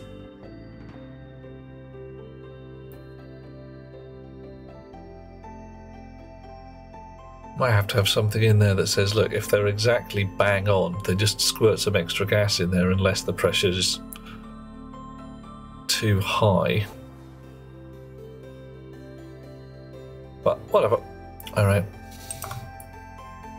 You're at 24,600. Coffee. Coffee, coffee.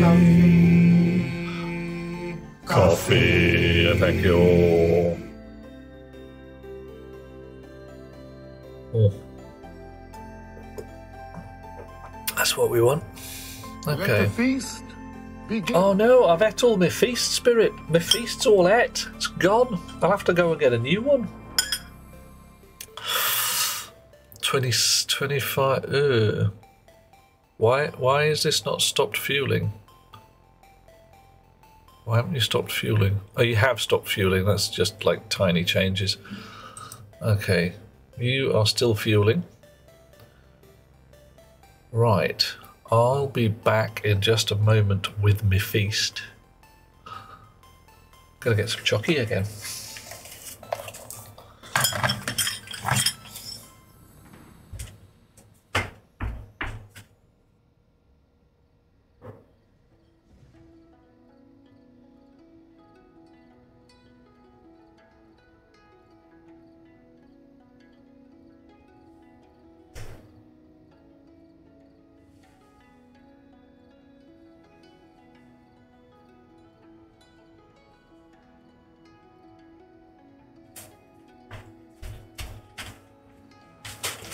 I didn't get chocky. I got healthy fruit. Chocolate with nuts. Oh, not my jam, Spirit. Don't like me chocolate with nuts.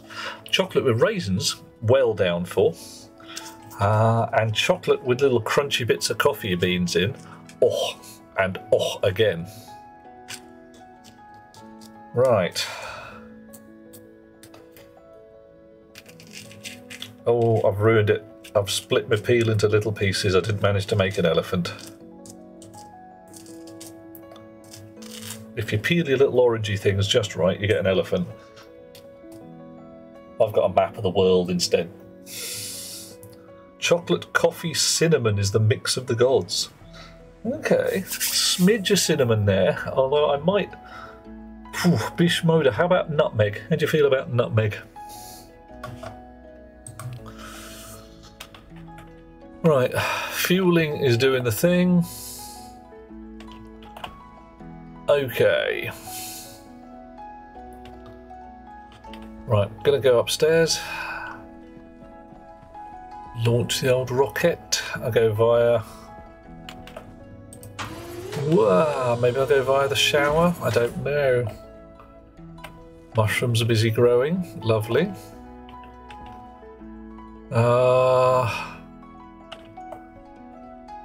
I shall leave my stank on for the minute.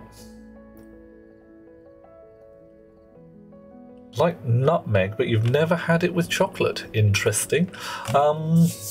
Consider a hot chocolate hazelnut drink. with a sprinkle of nutmeg on the top. Not necessarily solid chocolate, but definitely hot chocolate, liquid chocolate.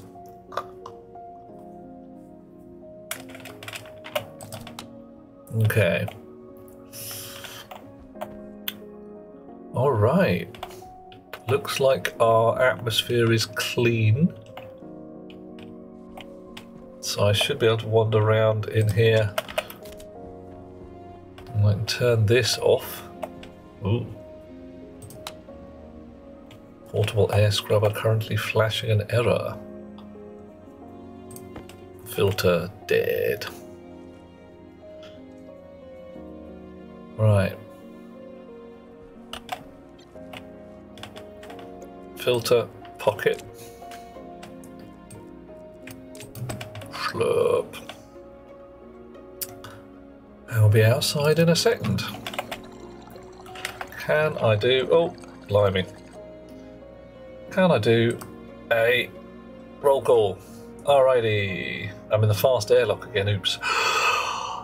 A Night Dweller, Artumza, Bishmoda, Creech 1981, Delethia, Freddy Luger, Freebones, Grebo, Hamish, Doobie, Happy Bones, I've missed it already, it's Pudi, JL Salvador, Jai Salvador, Krager, Mark Zanlerline, Misk Debris, Apes, Online Spirit, Run for the Hills, Stevens, 24 now, that guy Bob, hi Bob. TX Dirk and Wolves Union bringing up the back end of the alphabet again on the W's. Hanging out. Alright. Once upon a time, says Spirit, you've really loved very strong coffee and a single piece of simple white ice cream. Nice. We call it ice cream and grate a little chocolate onto it. With a fine grater. Okay, yeah, no, I mean, by... What are you speaking of for ice cream at that point? Are you actually talking frozen cream? Or are we talking something with a little vanilla to it? The only chocolate you have in the house is Mexican, pre-cinnamon. Have to remember to try it come the holidays. Yeah, give it a go. Well, are you talking the only actual chocolate you have in the house or hot chocolate? Because... one of the things to do is warm up some milk of your choice, oat milk, hazelnut milk, whatever it is, real cow milk, and then melt actual chocolate into it. Bang. Plumbia. Okay. Trouble, I'm looking at this from a Latin point of view and saying you're eating lead. Don't want to be doing that. Okay, right. You can just go in there.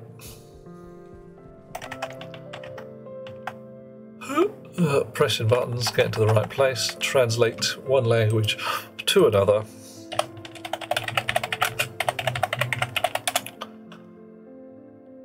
Okay, yeah, looks kind of like ice cream. There's a definite ice creaminess going on there. La-da-da-da-da. Okay, to be proper plombier, the ice cream, the fat content must be between 12 and 20%, and the sugar content 14% or more. Plain white top ice cream in a waffle cup. Yeah, I've got some links to that. So it's not. Yeah. Plombier, a type of ice cream made with vanilla, cream, eggs, and sugar. Okay, so you get eggs in there, and it's a general vanilla-y concept, or, you know, vanilla-y related things. Okay, so what are we going to do? The correct rocket, we want, what are you, water ejector, set destination. And the survey rocket can launch. Poof, 5, 4, 3, 2, 1. Poof. Up you go. Whoosh. See you later. Right, the other rocket, mining rocket, 78% battery, not too bad. 49 out of 50. And then creeping gently towards the zenith. Okay. Let's check the tanks. How much oxygen have I got left? 35 and 31, so I can definitely refuel the things afterwards. You guys at steadily lowering numbers. Cool.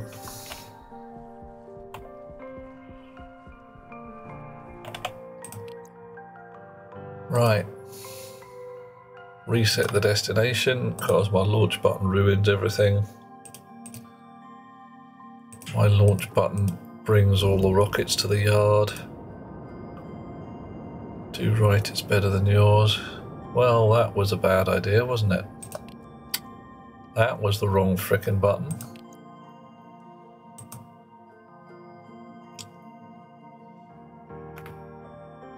Well, hey. Just ruined all my umbilicals downstairs.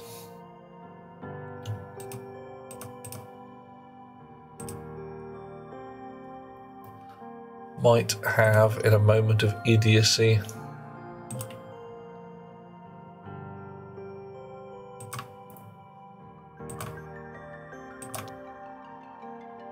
ruined everything.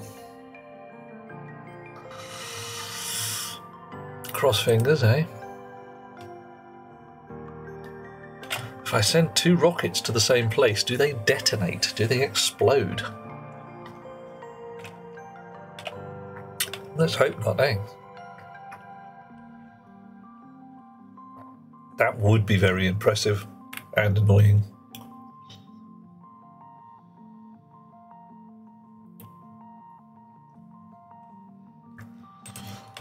Alrighty, we are going to survey this place with our rocket scanners. Off you go.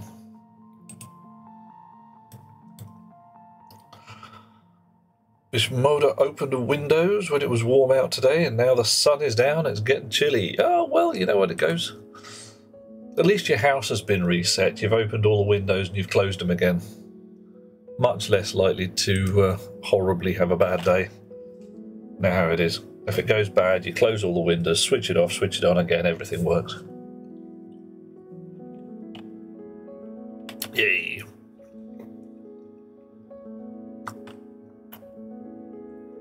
No more stinky stank for you.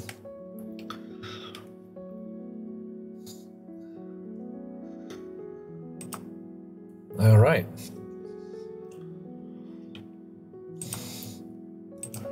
So this rocket is doing a survey, and that's good.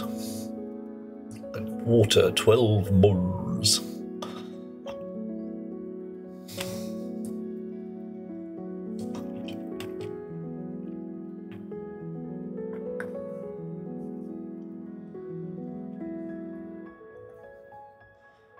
Well, the rest of this survey is going to take a little while, but we definitely want the mining boost.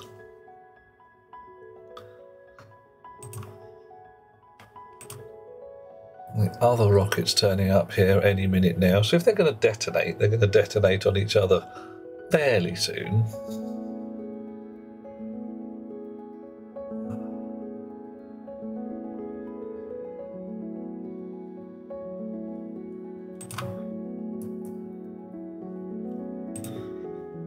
Right, 20 seconds, 900 seconds worth of fuel, 82% battery.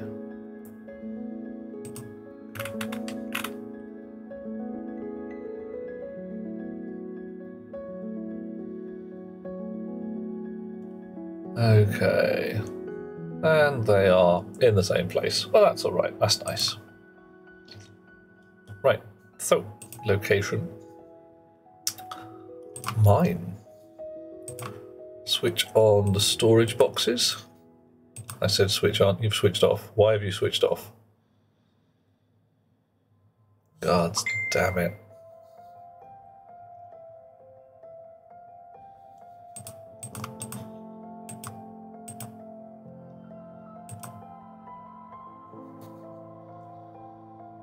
Does it still work while it's switched off? I hope so. Find out in a second.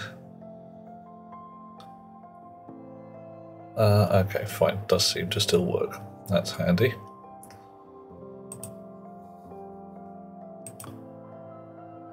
Right, mining.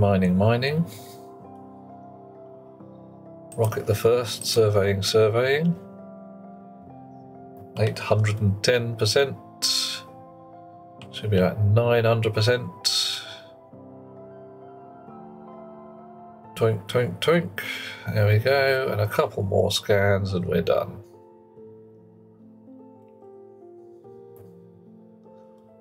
Density, richness, size.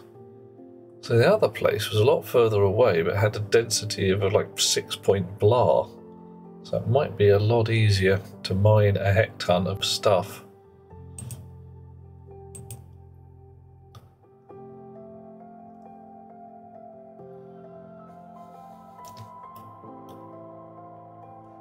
Right, I have a horrible feeling that these are being switched on and off by software downstairs, dealing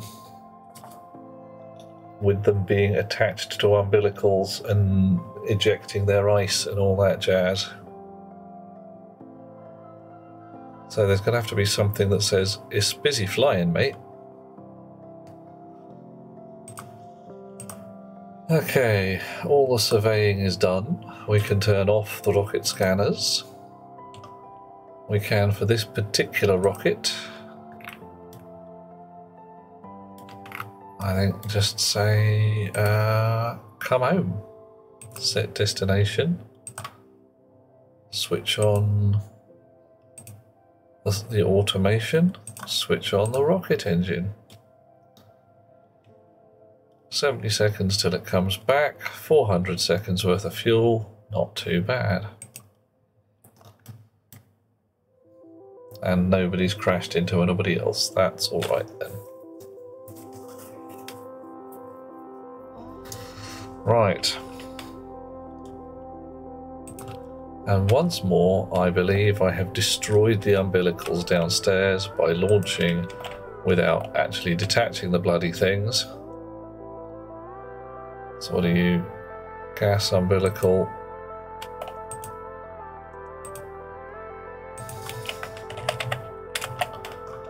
A power umbilical.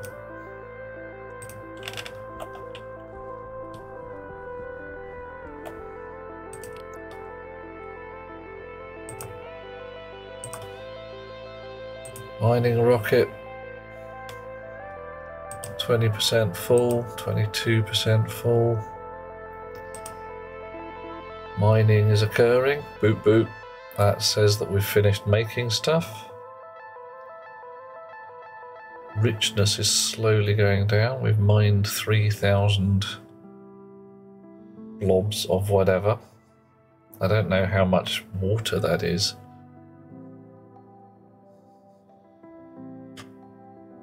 Oh well.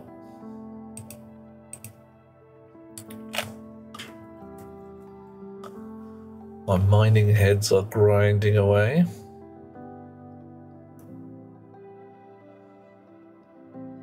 Don't know why they wear unevenly. It's a little weird.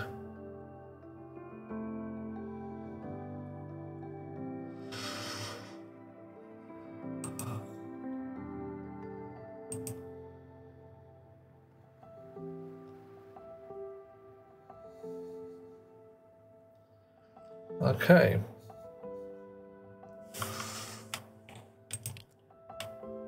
Actually, should check that my first rocket's actually coming home properly. 5,000 meters, 4,000. I should be able to see it fairly too soon. Plenty of fuel.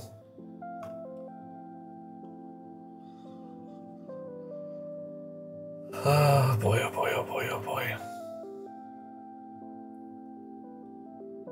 2,000 meters. I think I could only see it from about 500 meters up.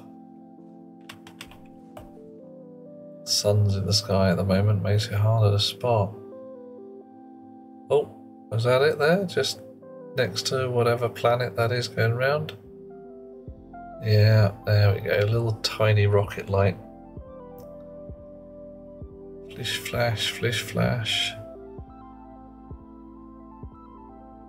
Shh.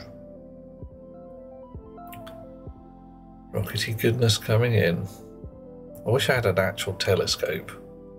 And I've got one in a big dome over there, but it doesn't make pictures. It just does allow me to track celestial objects.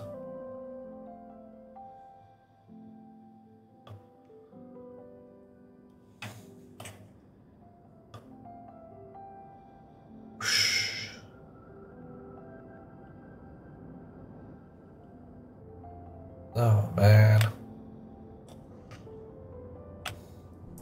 Alright, you're gonna land okay, unless something really weird happens. Uh-oh. Impact. Impact velocity. What the hell? Why? Okay. Right, well it landed. I have to go check it for damage now. Brilliant.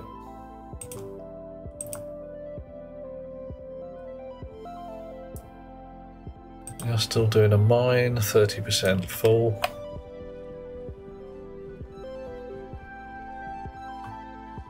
Okay, no obvious damage.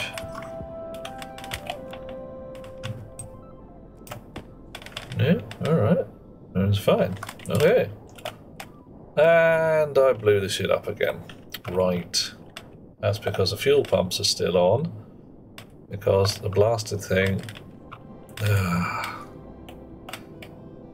Yeah. You crashed, lost your business. Because I didn't retract the umbilicals like a clever chappy. Right, what's the atmosphere around here like? Bit explosive. Yeah, right, not too bad. Not too bad. Everything's dissipated. Switch off. Okay. So, fix it again. Try and work out a way of protecting against human error.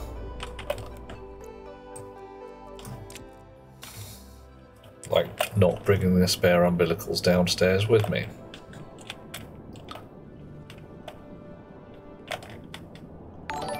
Oh, something barbaric is doing us a raid. Pachoon, let's land our jetpacks, change our shades for the raid shades, and discover what the barbaric has been doing. Wahaha, raiding in from Stationeers, something barbaric, a master of the mystical arts of Stationeers, conjuring resources amidst cosmic tempests. The chronicles of Gary's riverside escapades and cryogenic Raven Creek voyages are truly enchanting. From Mars to the long dark, they tinker and toil with a veteran's precision and a jester's spirit. Tell me more of this camper life and antisocial behaviour in the digital realm. Hey IGA, how you doing? Lovely to have you all with us. I am Duke Euphoria de Grin, RGB, KSC, Knight of the Living Dead and Transgalactic Megapope of Rotating Space. We are also playing Stationeers, where I am on the moon. My military-industrial complex is having a lovely, fine and awesome time. We've just recovered from a massive screw-up where we sent a rocket... This is where the fun begins. Oh, damn straight. Oh, hang on. So IGA's liking my voice. Oh, you like... Shall I turn it down a little? Maybe drop it and become a little more intimate with the lovely people on the channel. Hi, all. No, that should be hi, y'all. Just recovered from a terrible mistake where I sent my rocket up to mine oxygen, but instead came back with half a dozen blobs of hydrogen still in the tanks. Polluted my entire oxygen string with volatiles and had to be very careful because one slight spark in the wrong place and the whole base would blow up. Kaboom. Whoa, Barbaric is saying howdy howdy. Just been making the solar face the right way and make pipes explode less. Ha! Explode less. Where's the fun on that? And Ruin Star, oh yeah. Ruin A Star. I'm going to have to change these back. I need a new prescription. Sorry everybody. Ruin Star is saying evening with some bears. Everybody love bears. What's happening now? We've got subsidiary oxygen tanks, which I'm slowly vacuuming out back into the oxygen system. I've got a rocket in the sky currently mining me some water, which I launched without retracting the umbilicals because I've got all the clever of a piece of toast. Oh, someone's doing us a join. Who's doing us a join? It's IGA Nova. Hello, Nova. And when someone does us a join, we ask some questions. Information. Answer we these questions 3, if you're willing. Where are you from in the world? What part of this little blue marble do you call home? And when we come to visit you, what tasty local delicacy will you feed us?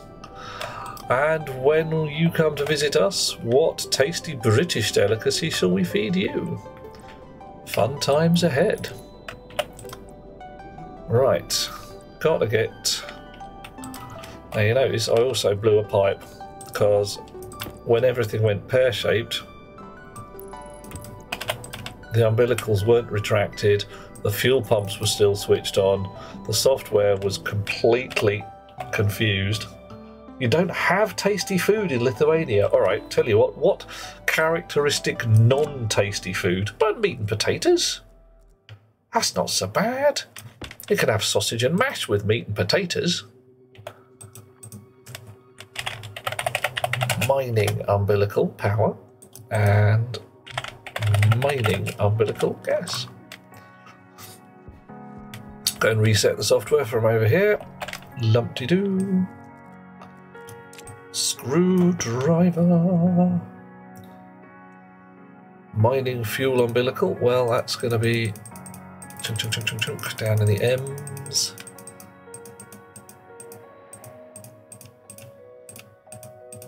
Mining umbilical gas. And mining umbilical power.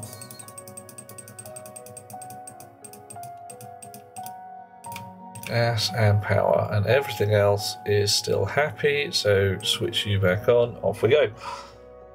Lived in London for 2 years. Oh, the city traumatized you. Oh, I'm terribly sorry. London is a city which never sleeps, mostly because it's too wired on coffee all the time. Why are you turning back on? What is wrong with you?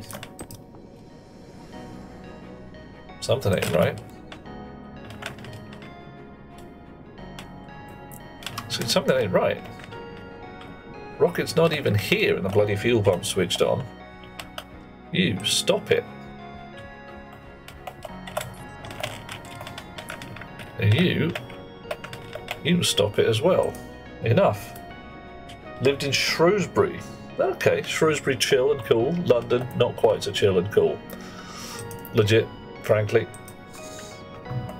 London's a twitchy place. London's the kind of place that never goes to sleep, not because it's having fun, because it daren't close its eyes. Okay, so here, the Minuteman underground rocket launch silos. Here, some slightly broken automation that's supposed to refuel the rockets. Oof, sorry, barbaric, I should say. If you have to raid and run, do it, man. Hit the little streamer's room, chill out, get a cup of tea, whatever it may be. I understand. I will look after your chums as best I can. I know you must be having a fine time after doing an awesome stream. How did it go, by the way? All well? Anything really entertainingly explode?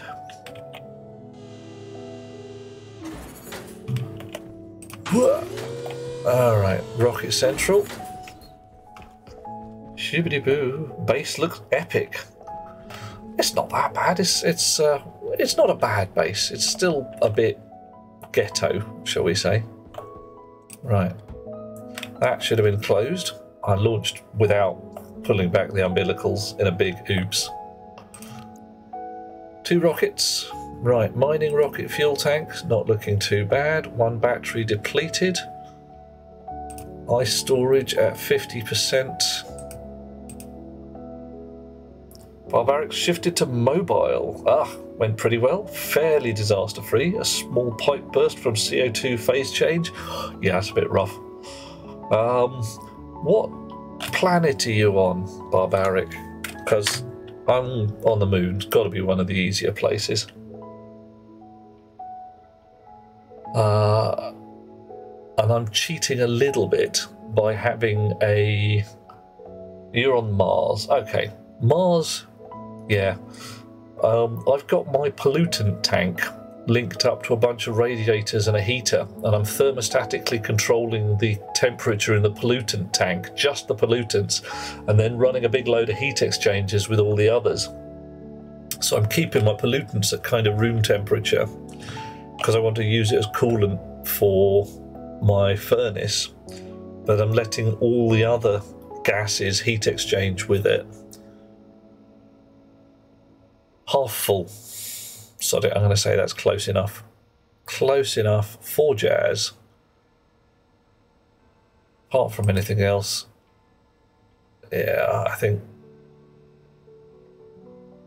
we are slowly chewing through the available rocks in this place. So, miners off. Map. Launch pad, set destination, turn it to idle, rocket, switch on automation, switch on thing just in case, probably shouldn't have to, check fuel, check battery, switch on engine. Off we go. How many livable planets are there? Nova, what do we got? We got Moon, Mars, Europa, Mimas, Vulcan, asteroid belts. So 6-ish. Yeah, about that. You used to be able to create a custom planet with whatever knobs and buttons you liked, what kind of atmosphere you felt like, what kind of gravity, but that's been switched off for a little while now. And Bishmoda say my base has reliable power. It's semi-reliable. When the sun sets, you can't open your doors. Oh no, that's pretty rubbish. What's the problem there, Bishmoda? What's that happening?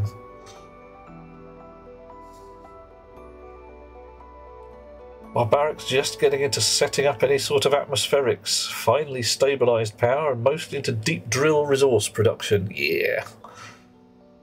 Getting your resources up and running. It's definitely a thing. Okay, so we reckon 90 odd seconds before we hit the deck, so to speak. 800 seconds worth of fuel. That's good. I reckon we can go upstairs.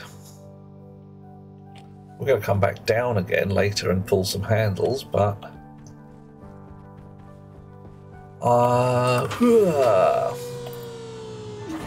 So what do we got here? Mushrooms growing. We got the lovely shower we put in a little while ago, and I have been out and about, so I'm going to take off my uniform briefly. Take off my suit at least.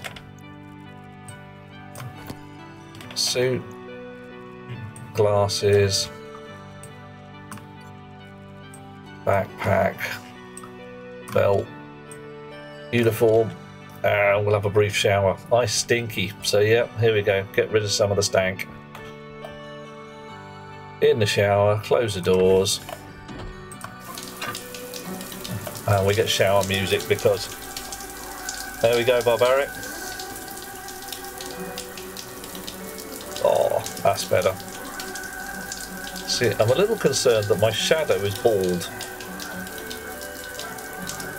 I'm fairly sure that I'm not.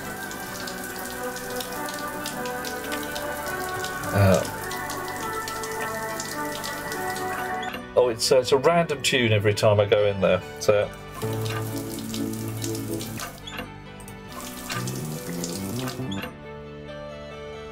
Hard to do the physics on light passing through hair. True.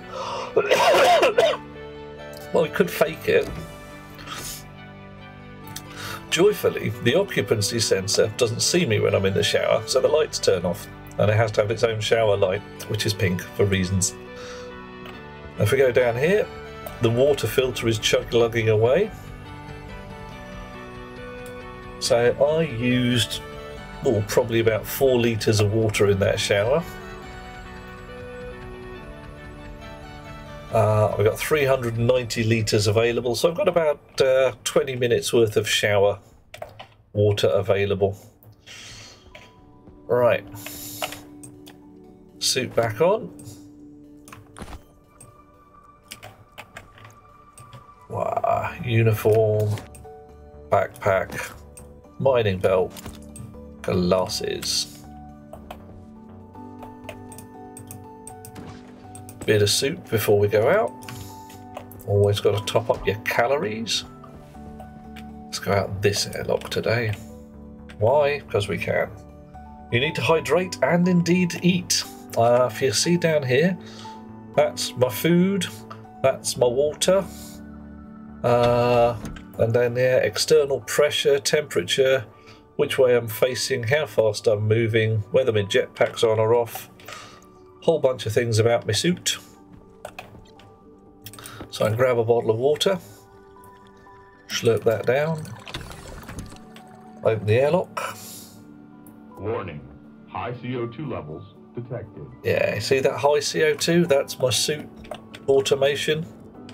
Oh, there we go. Just in time to catch the rocket landing.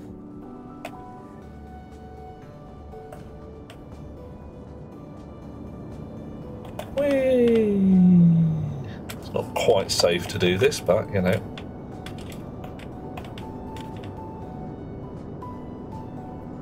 Dush. There we go. Like I say, a thing of beauty, and you can see little particles wandering around to say that there is actually a little bit of atmosphere in here from the rocket exhaust. Okay, so umbilicals currently not connected. Pretty much as expected. Sure. Sound that close to an operating rocket engine and not get beaten to hell. I am in vacuum Bishmoda, so it would have to work passing well. And yeah, I'd have to get quite a bit of gas out. I suspect in the real world there would be quite a bit of gas. Hey, something barbaric with a handful of fire there. Definitely a good plan. Right, so we've switched on the automation again. Yeah. And we're going to go back up to Rocket Central and pull some handles.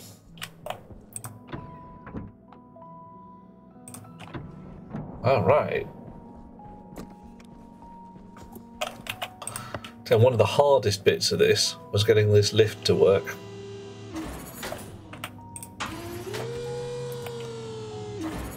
It's just getting it to actually line up correctly with all the tunnelling. Okay, so clunk, open up the fueling. Well, that did not go well. That went bad really quite fast. I think I'm going to have to go deal with that.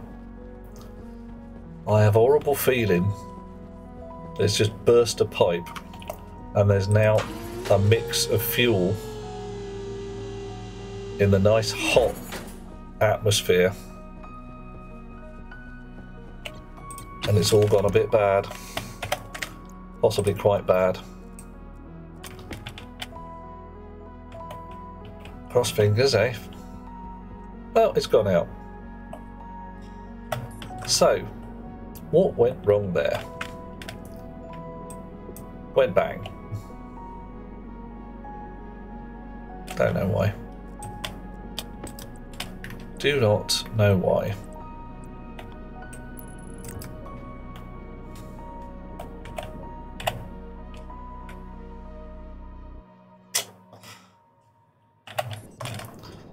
Okay, are you linked to the actual rockety rocket? Well, you shouldn't be, because I just told you not to. Ooh, drop my tablet on the floor. Absolutely nothing in that pipe network. How about you guys? 30 megapascals of red,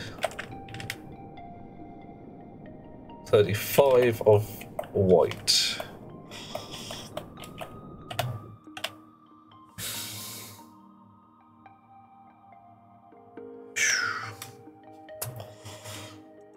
What were you set to? Not a heck of a lot, and yeah.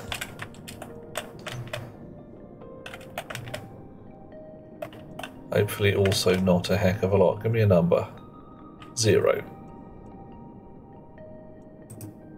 Okay, so why would you go bang? 24 degrees C around here. I suppose it's... Why would the pipe go pop? How queer.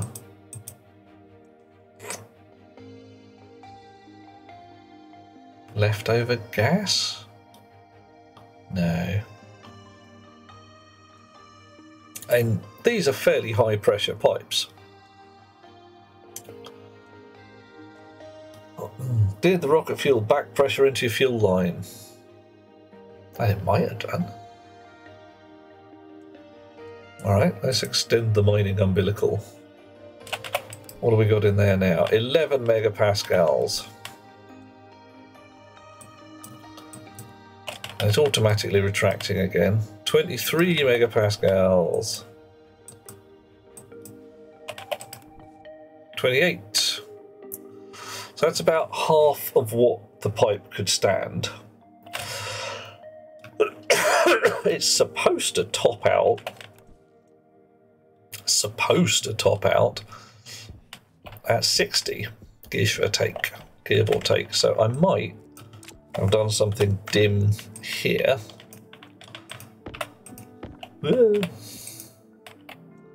Steal the chip, import the code, have a look. Right, so there you go. If the tank pressure is greater than max fuel tank pressure, turn the pumps off. Otherwise, calculate and set the pumps according to the ratio of oxygen and hydrogen in there.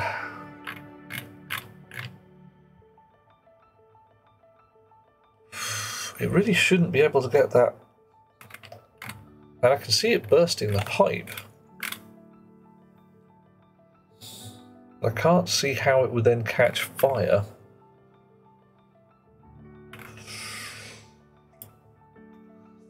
I don't know. I have a confuse.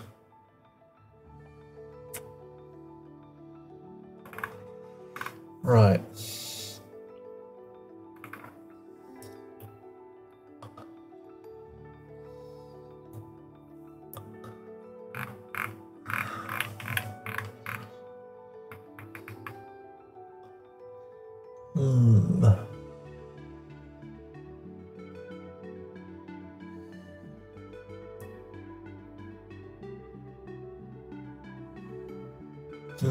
Indeed.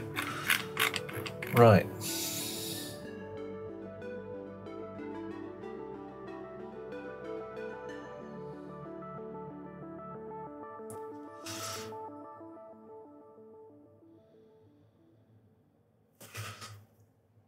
So, this should have been a multiplier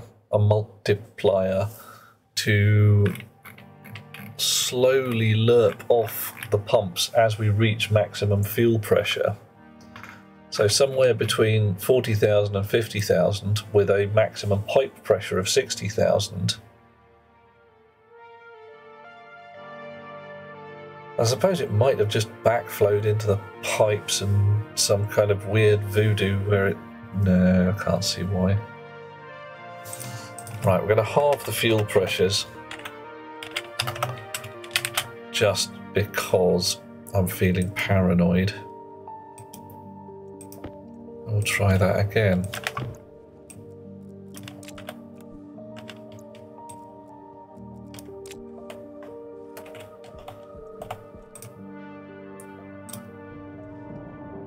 Whoosh.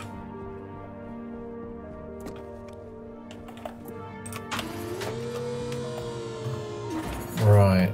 So it might still burst. Might just go bang another time, which would be annoying, but hey, these things happen. Right. Lights are on.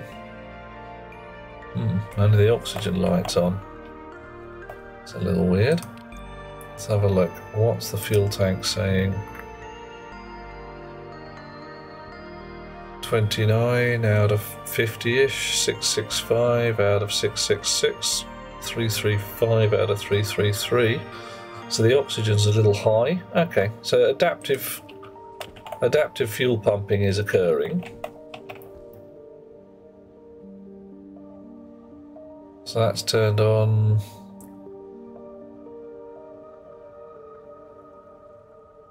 Pumping oxygen again. Oh, now hydrogen. So it's swapping back and forth. But the numbers are in the third decimal place, so I'm pretty calm about that. It's very slow. Not too evil, so we could actually make that quicker.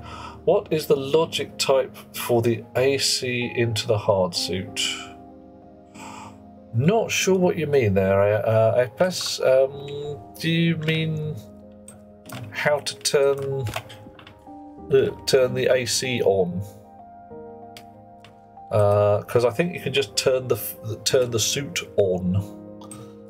Let's import that. Have a look. Oh, honk. Edit. Chunk, chunk, chunk. Right, so so we've got suit systems. No, we don't. We have on, air release, filtration. So we've got the filters, the air, and the on. The AC into the hard suit. It looks like that fella is your bunny.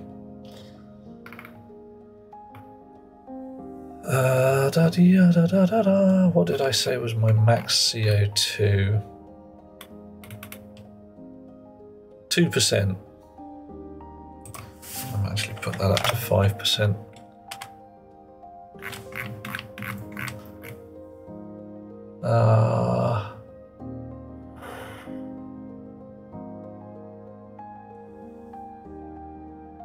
Right.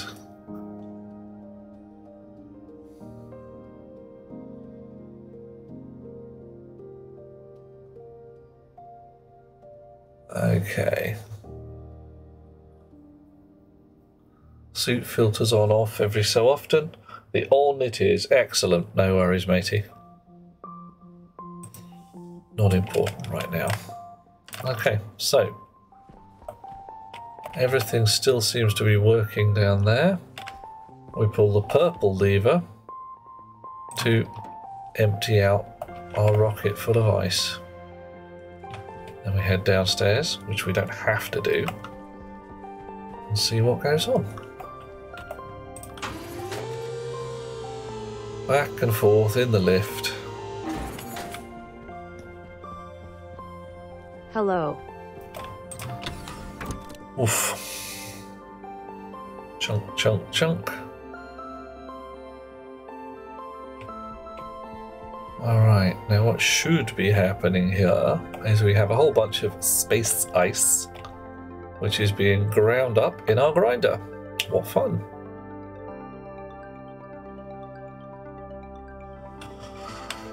Alrighty. Now, with a little luck, we can have a look at this, and it says a certain amount of water in the pipes. Ideal. And with our funky jetpack, out through the hole, over here, to where our cooling tower is. Big radiator, 2 great water tanks. How much water do we have? some litres, and the number is going up. What's the pressure in our pipes? 10 kilopascals. That's nothing. Nothing at all. Right, so hopefully all that water is going to grind down into good things. This is the low pressure side of our gas scav setup. Nothing is coming in through there, which rather implies that space ice water is pure water. There isn't any extra stuff in there. Okay. Proper. 140 litres of water. Alright, and the heater is on because it's ice water. So it's currently lower than the temperature that we'd like. Even the heater isn't keeping up though, because it's slowly dropping. Don't want it to drop too far, otherwise the plants will start to suffer. Because all this water rig is linked together. Plus, I've just realised my shower's running straight off the water main, so that's going to be cold. That's going to be nasty. I don't want to shower in 14-degree water. Ooh, dude, that'd be horrible. Very horrible. 13-degree water.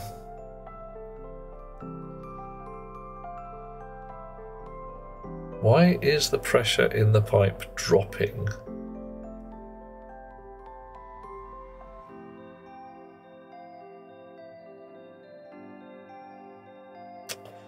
$126 litres, 127 litres.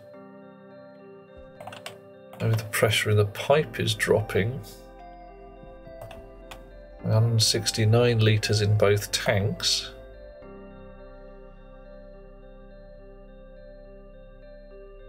Is it the temperature that's causing it to drop?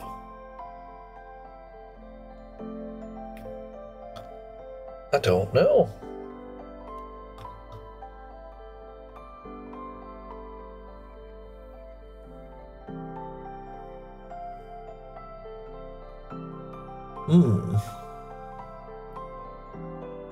And again. Yeah, it's going to get bloody cold in the hab if I don't turn that off soon.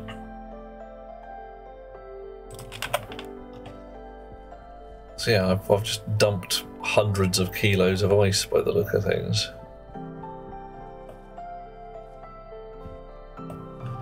How much more have we got to go? No shortage. All right.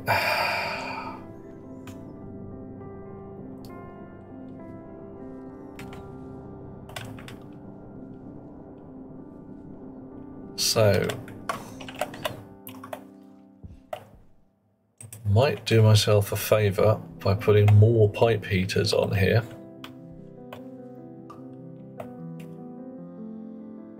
I could probably put a fair number of the bloody things.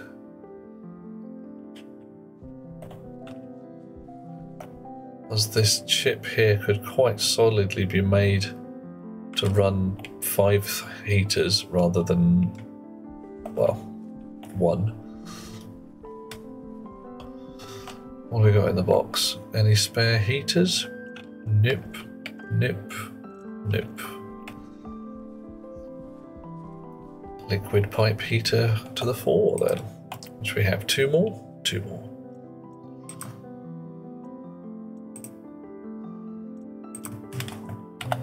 Pipe heater. Liquid. Don't have enough iron. So we'll go get some more. Wah, bah, bah, bah, bah. From the storage.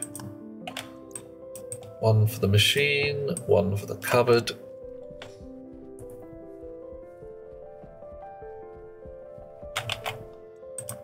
There you go.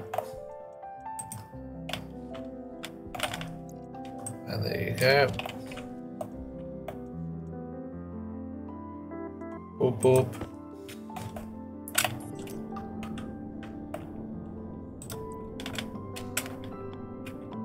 Okay, you can't fit there. That's not totally surprising.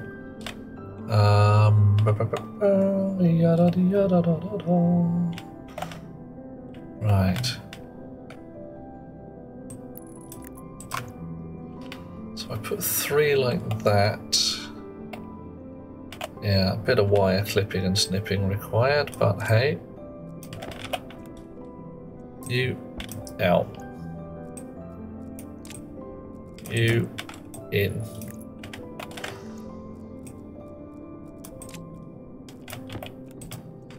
Clips and snips for the wire.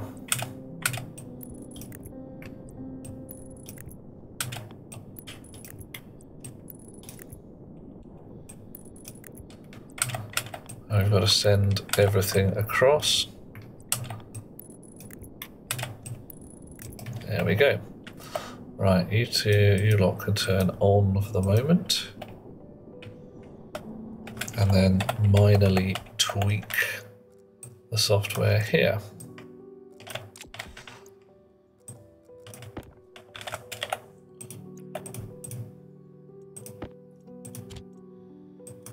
Pinch the chip, stick it back in the box.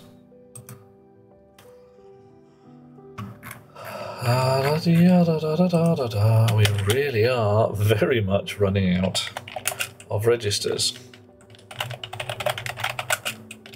Heater hash can be R8. And here, load heater hash from the heater prefab hash. Spell it right, get the capitalization right. So we've now decided what kind of object we've attached.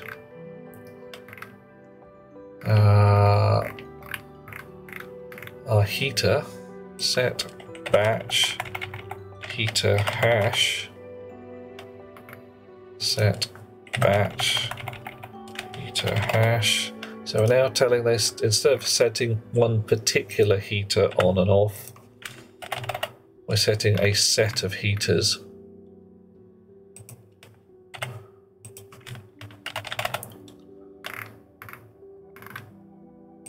Alright. That's some unpleasant code. I really do need to clean this. Right. Does have some stateful business going on though. Right. Confirm that. Steal it. Reblow the chip. Put it back in its socket. Off we go. Right, so hopefully those 3 heaters are now under software control and we'll switch their shizzle on and off accordingly. How are we doing? 8 degrees C in there. So bloody cold in terms of water, but not plummeting quite so fast.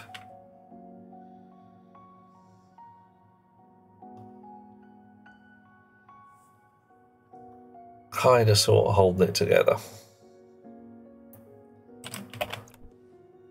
All right. 300 odd litres of water. Yeah. Still grinding in there. What pressure were we at? 8 kilopascals. So, yeah. The capacity of the pipework is 9,000 litres, so we're not going to get any pressure in here for some while. That's okay.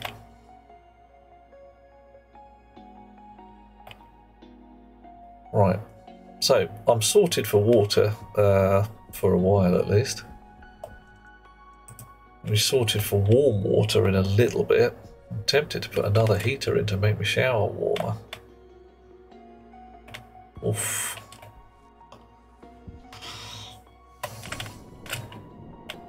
And we are still chewing through the ice.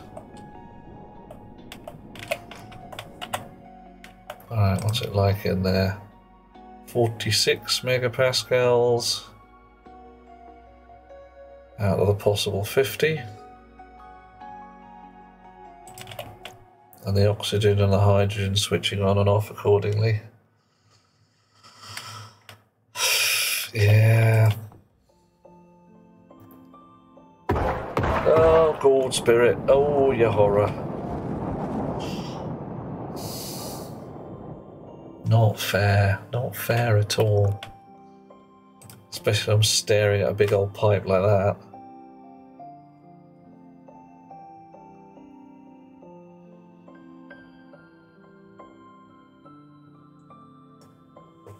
Right.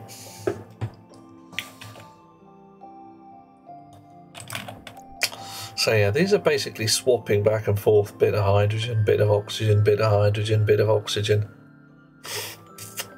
And it's nicely adaptively pumping, but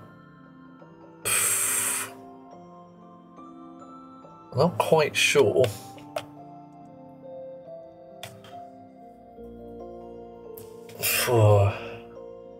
See, that's carefully, slowly turning the pump down. So ideally the other one would be switching on and you'd have your pump sort of backing and forthing until they were both at the same level. So my algorithm's complete bollocks, basically. I need to think of a cleverer way of doing this. I think I also want more ice crushers down here.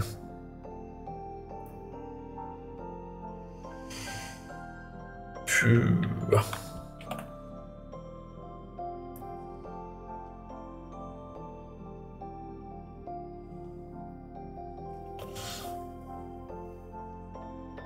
Yeah.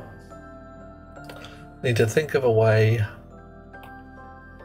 of getting all the ice crushed. I could just leave the ice crusher on all the time. Seems a bit pants, but might well work. Right now though, it's 2 in the morning. It's definitely time for me to do a wee snooze. So I'm going to head back to my bed, both in and out of game. Take my suit off. Go for a lie down. In the meantime, let's see who's out there who's worth a raid. Is there anybody entertaining out in the world?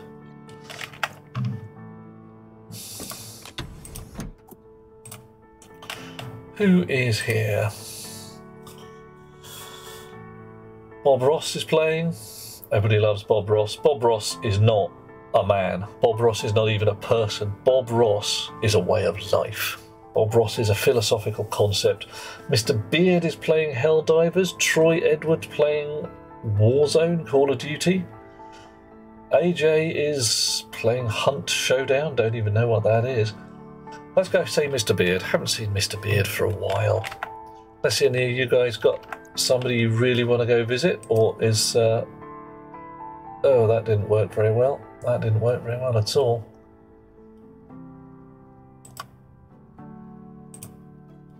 There we go. That's the right button. Okay, yep, unless anybody's got a destination in mind, we're going to go play fun with Mr. Beard, I think. Chonk. Bonk. Alright.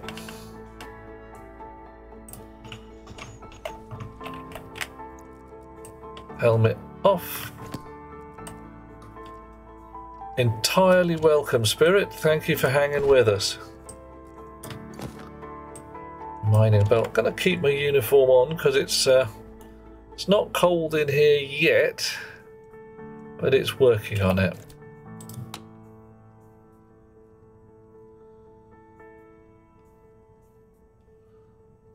Yeah, 21.6 degrees C. Let's go have a quick word with the plants, make sure you're okay.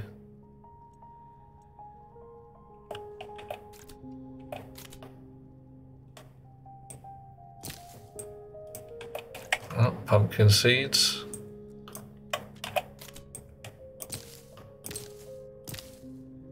pumpkin is thriving towards fruiting. So, okay, fair enough.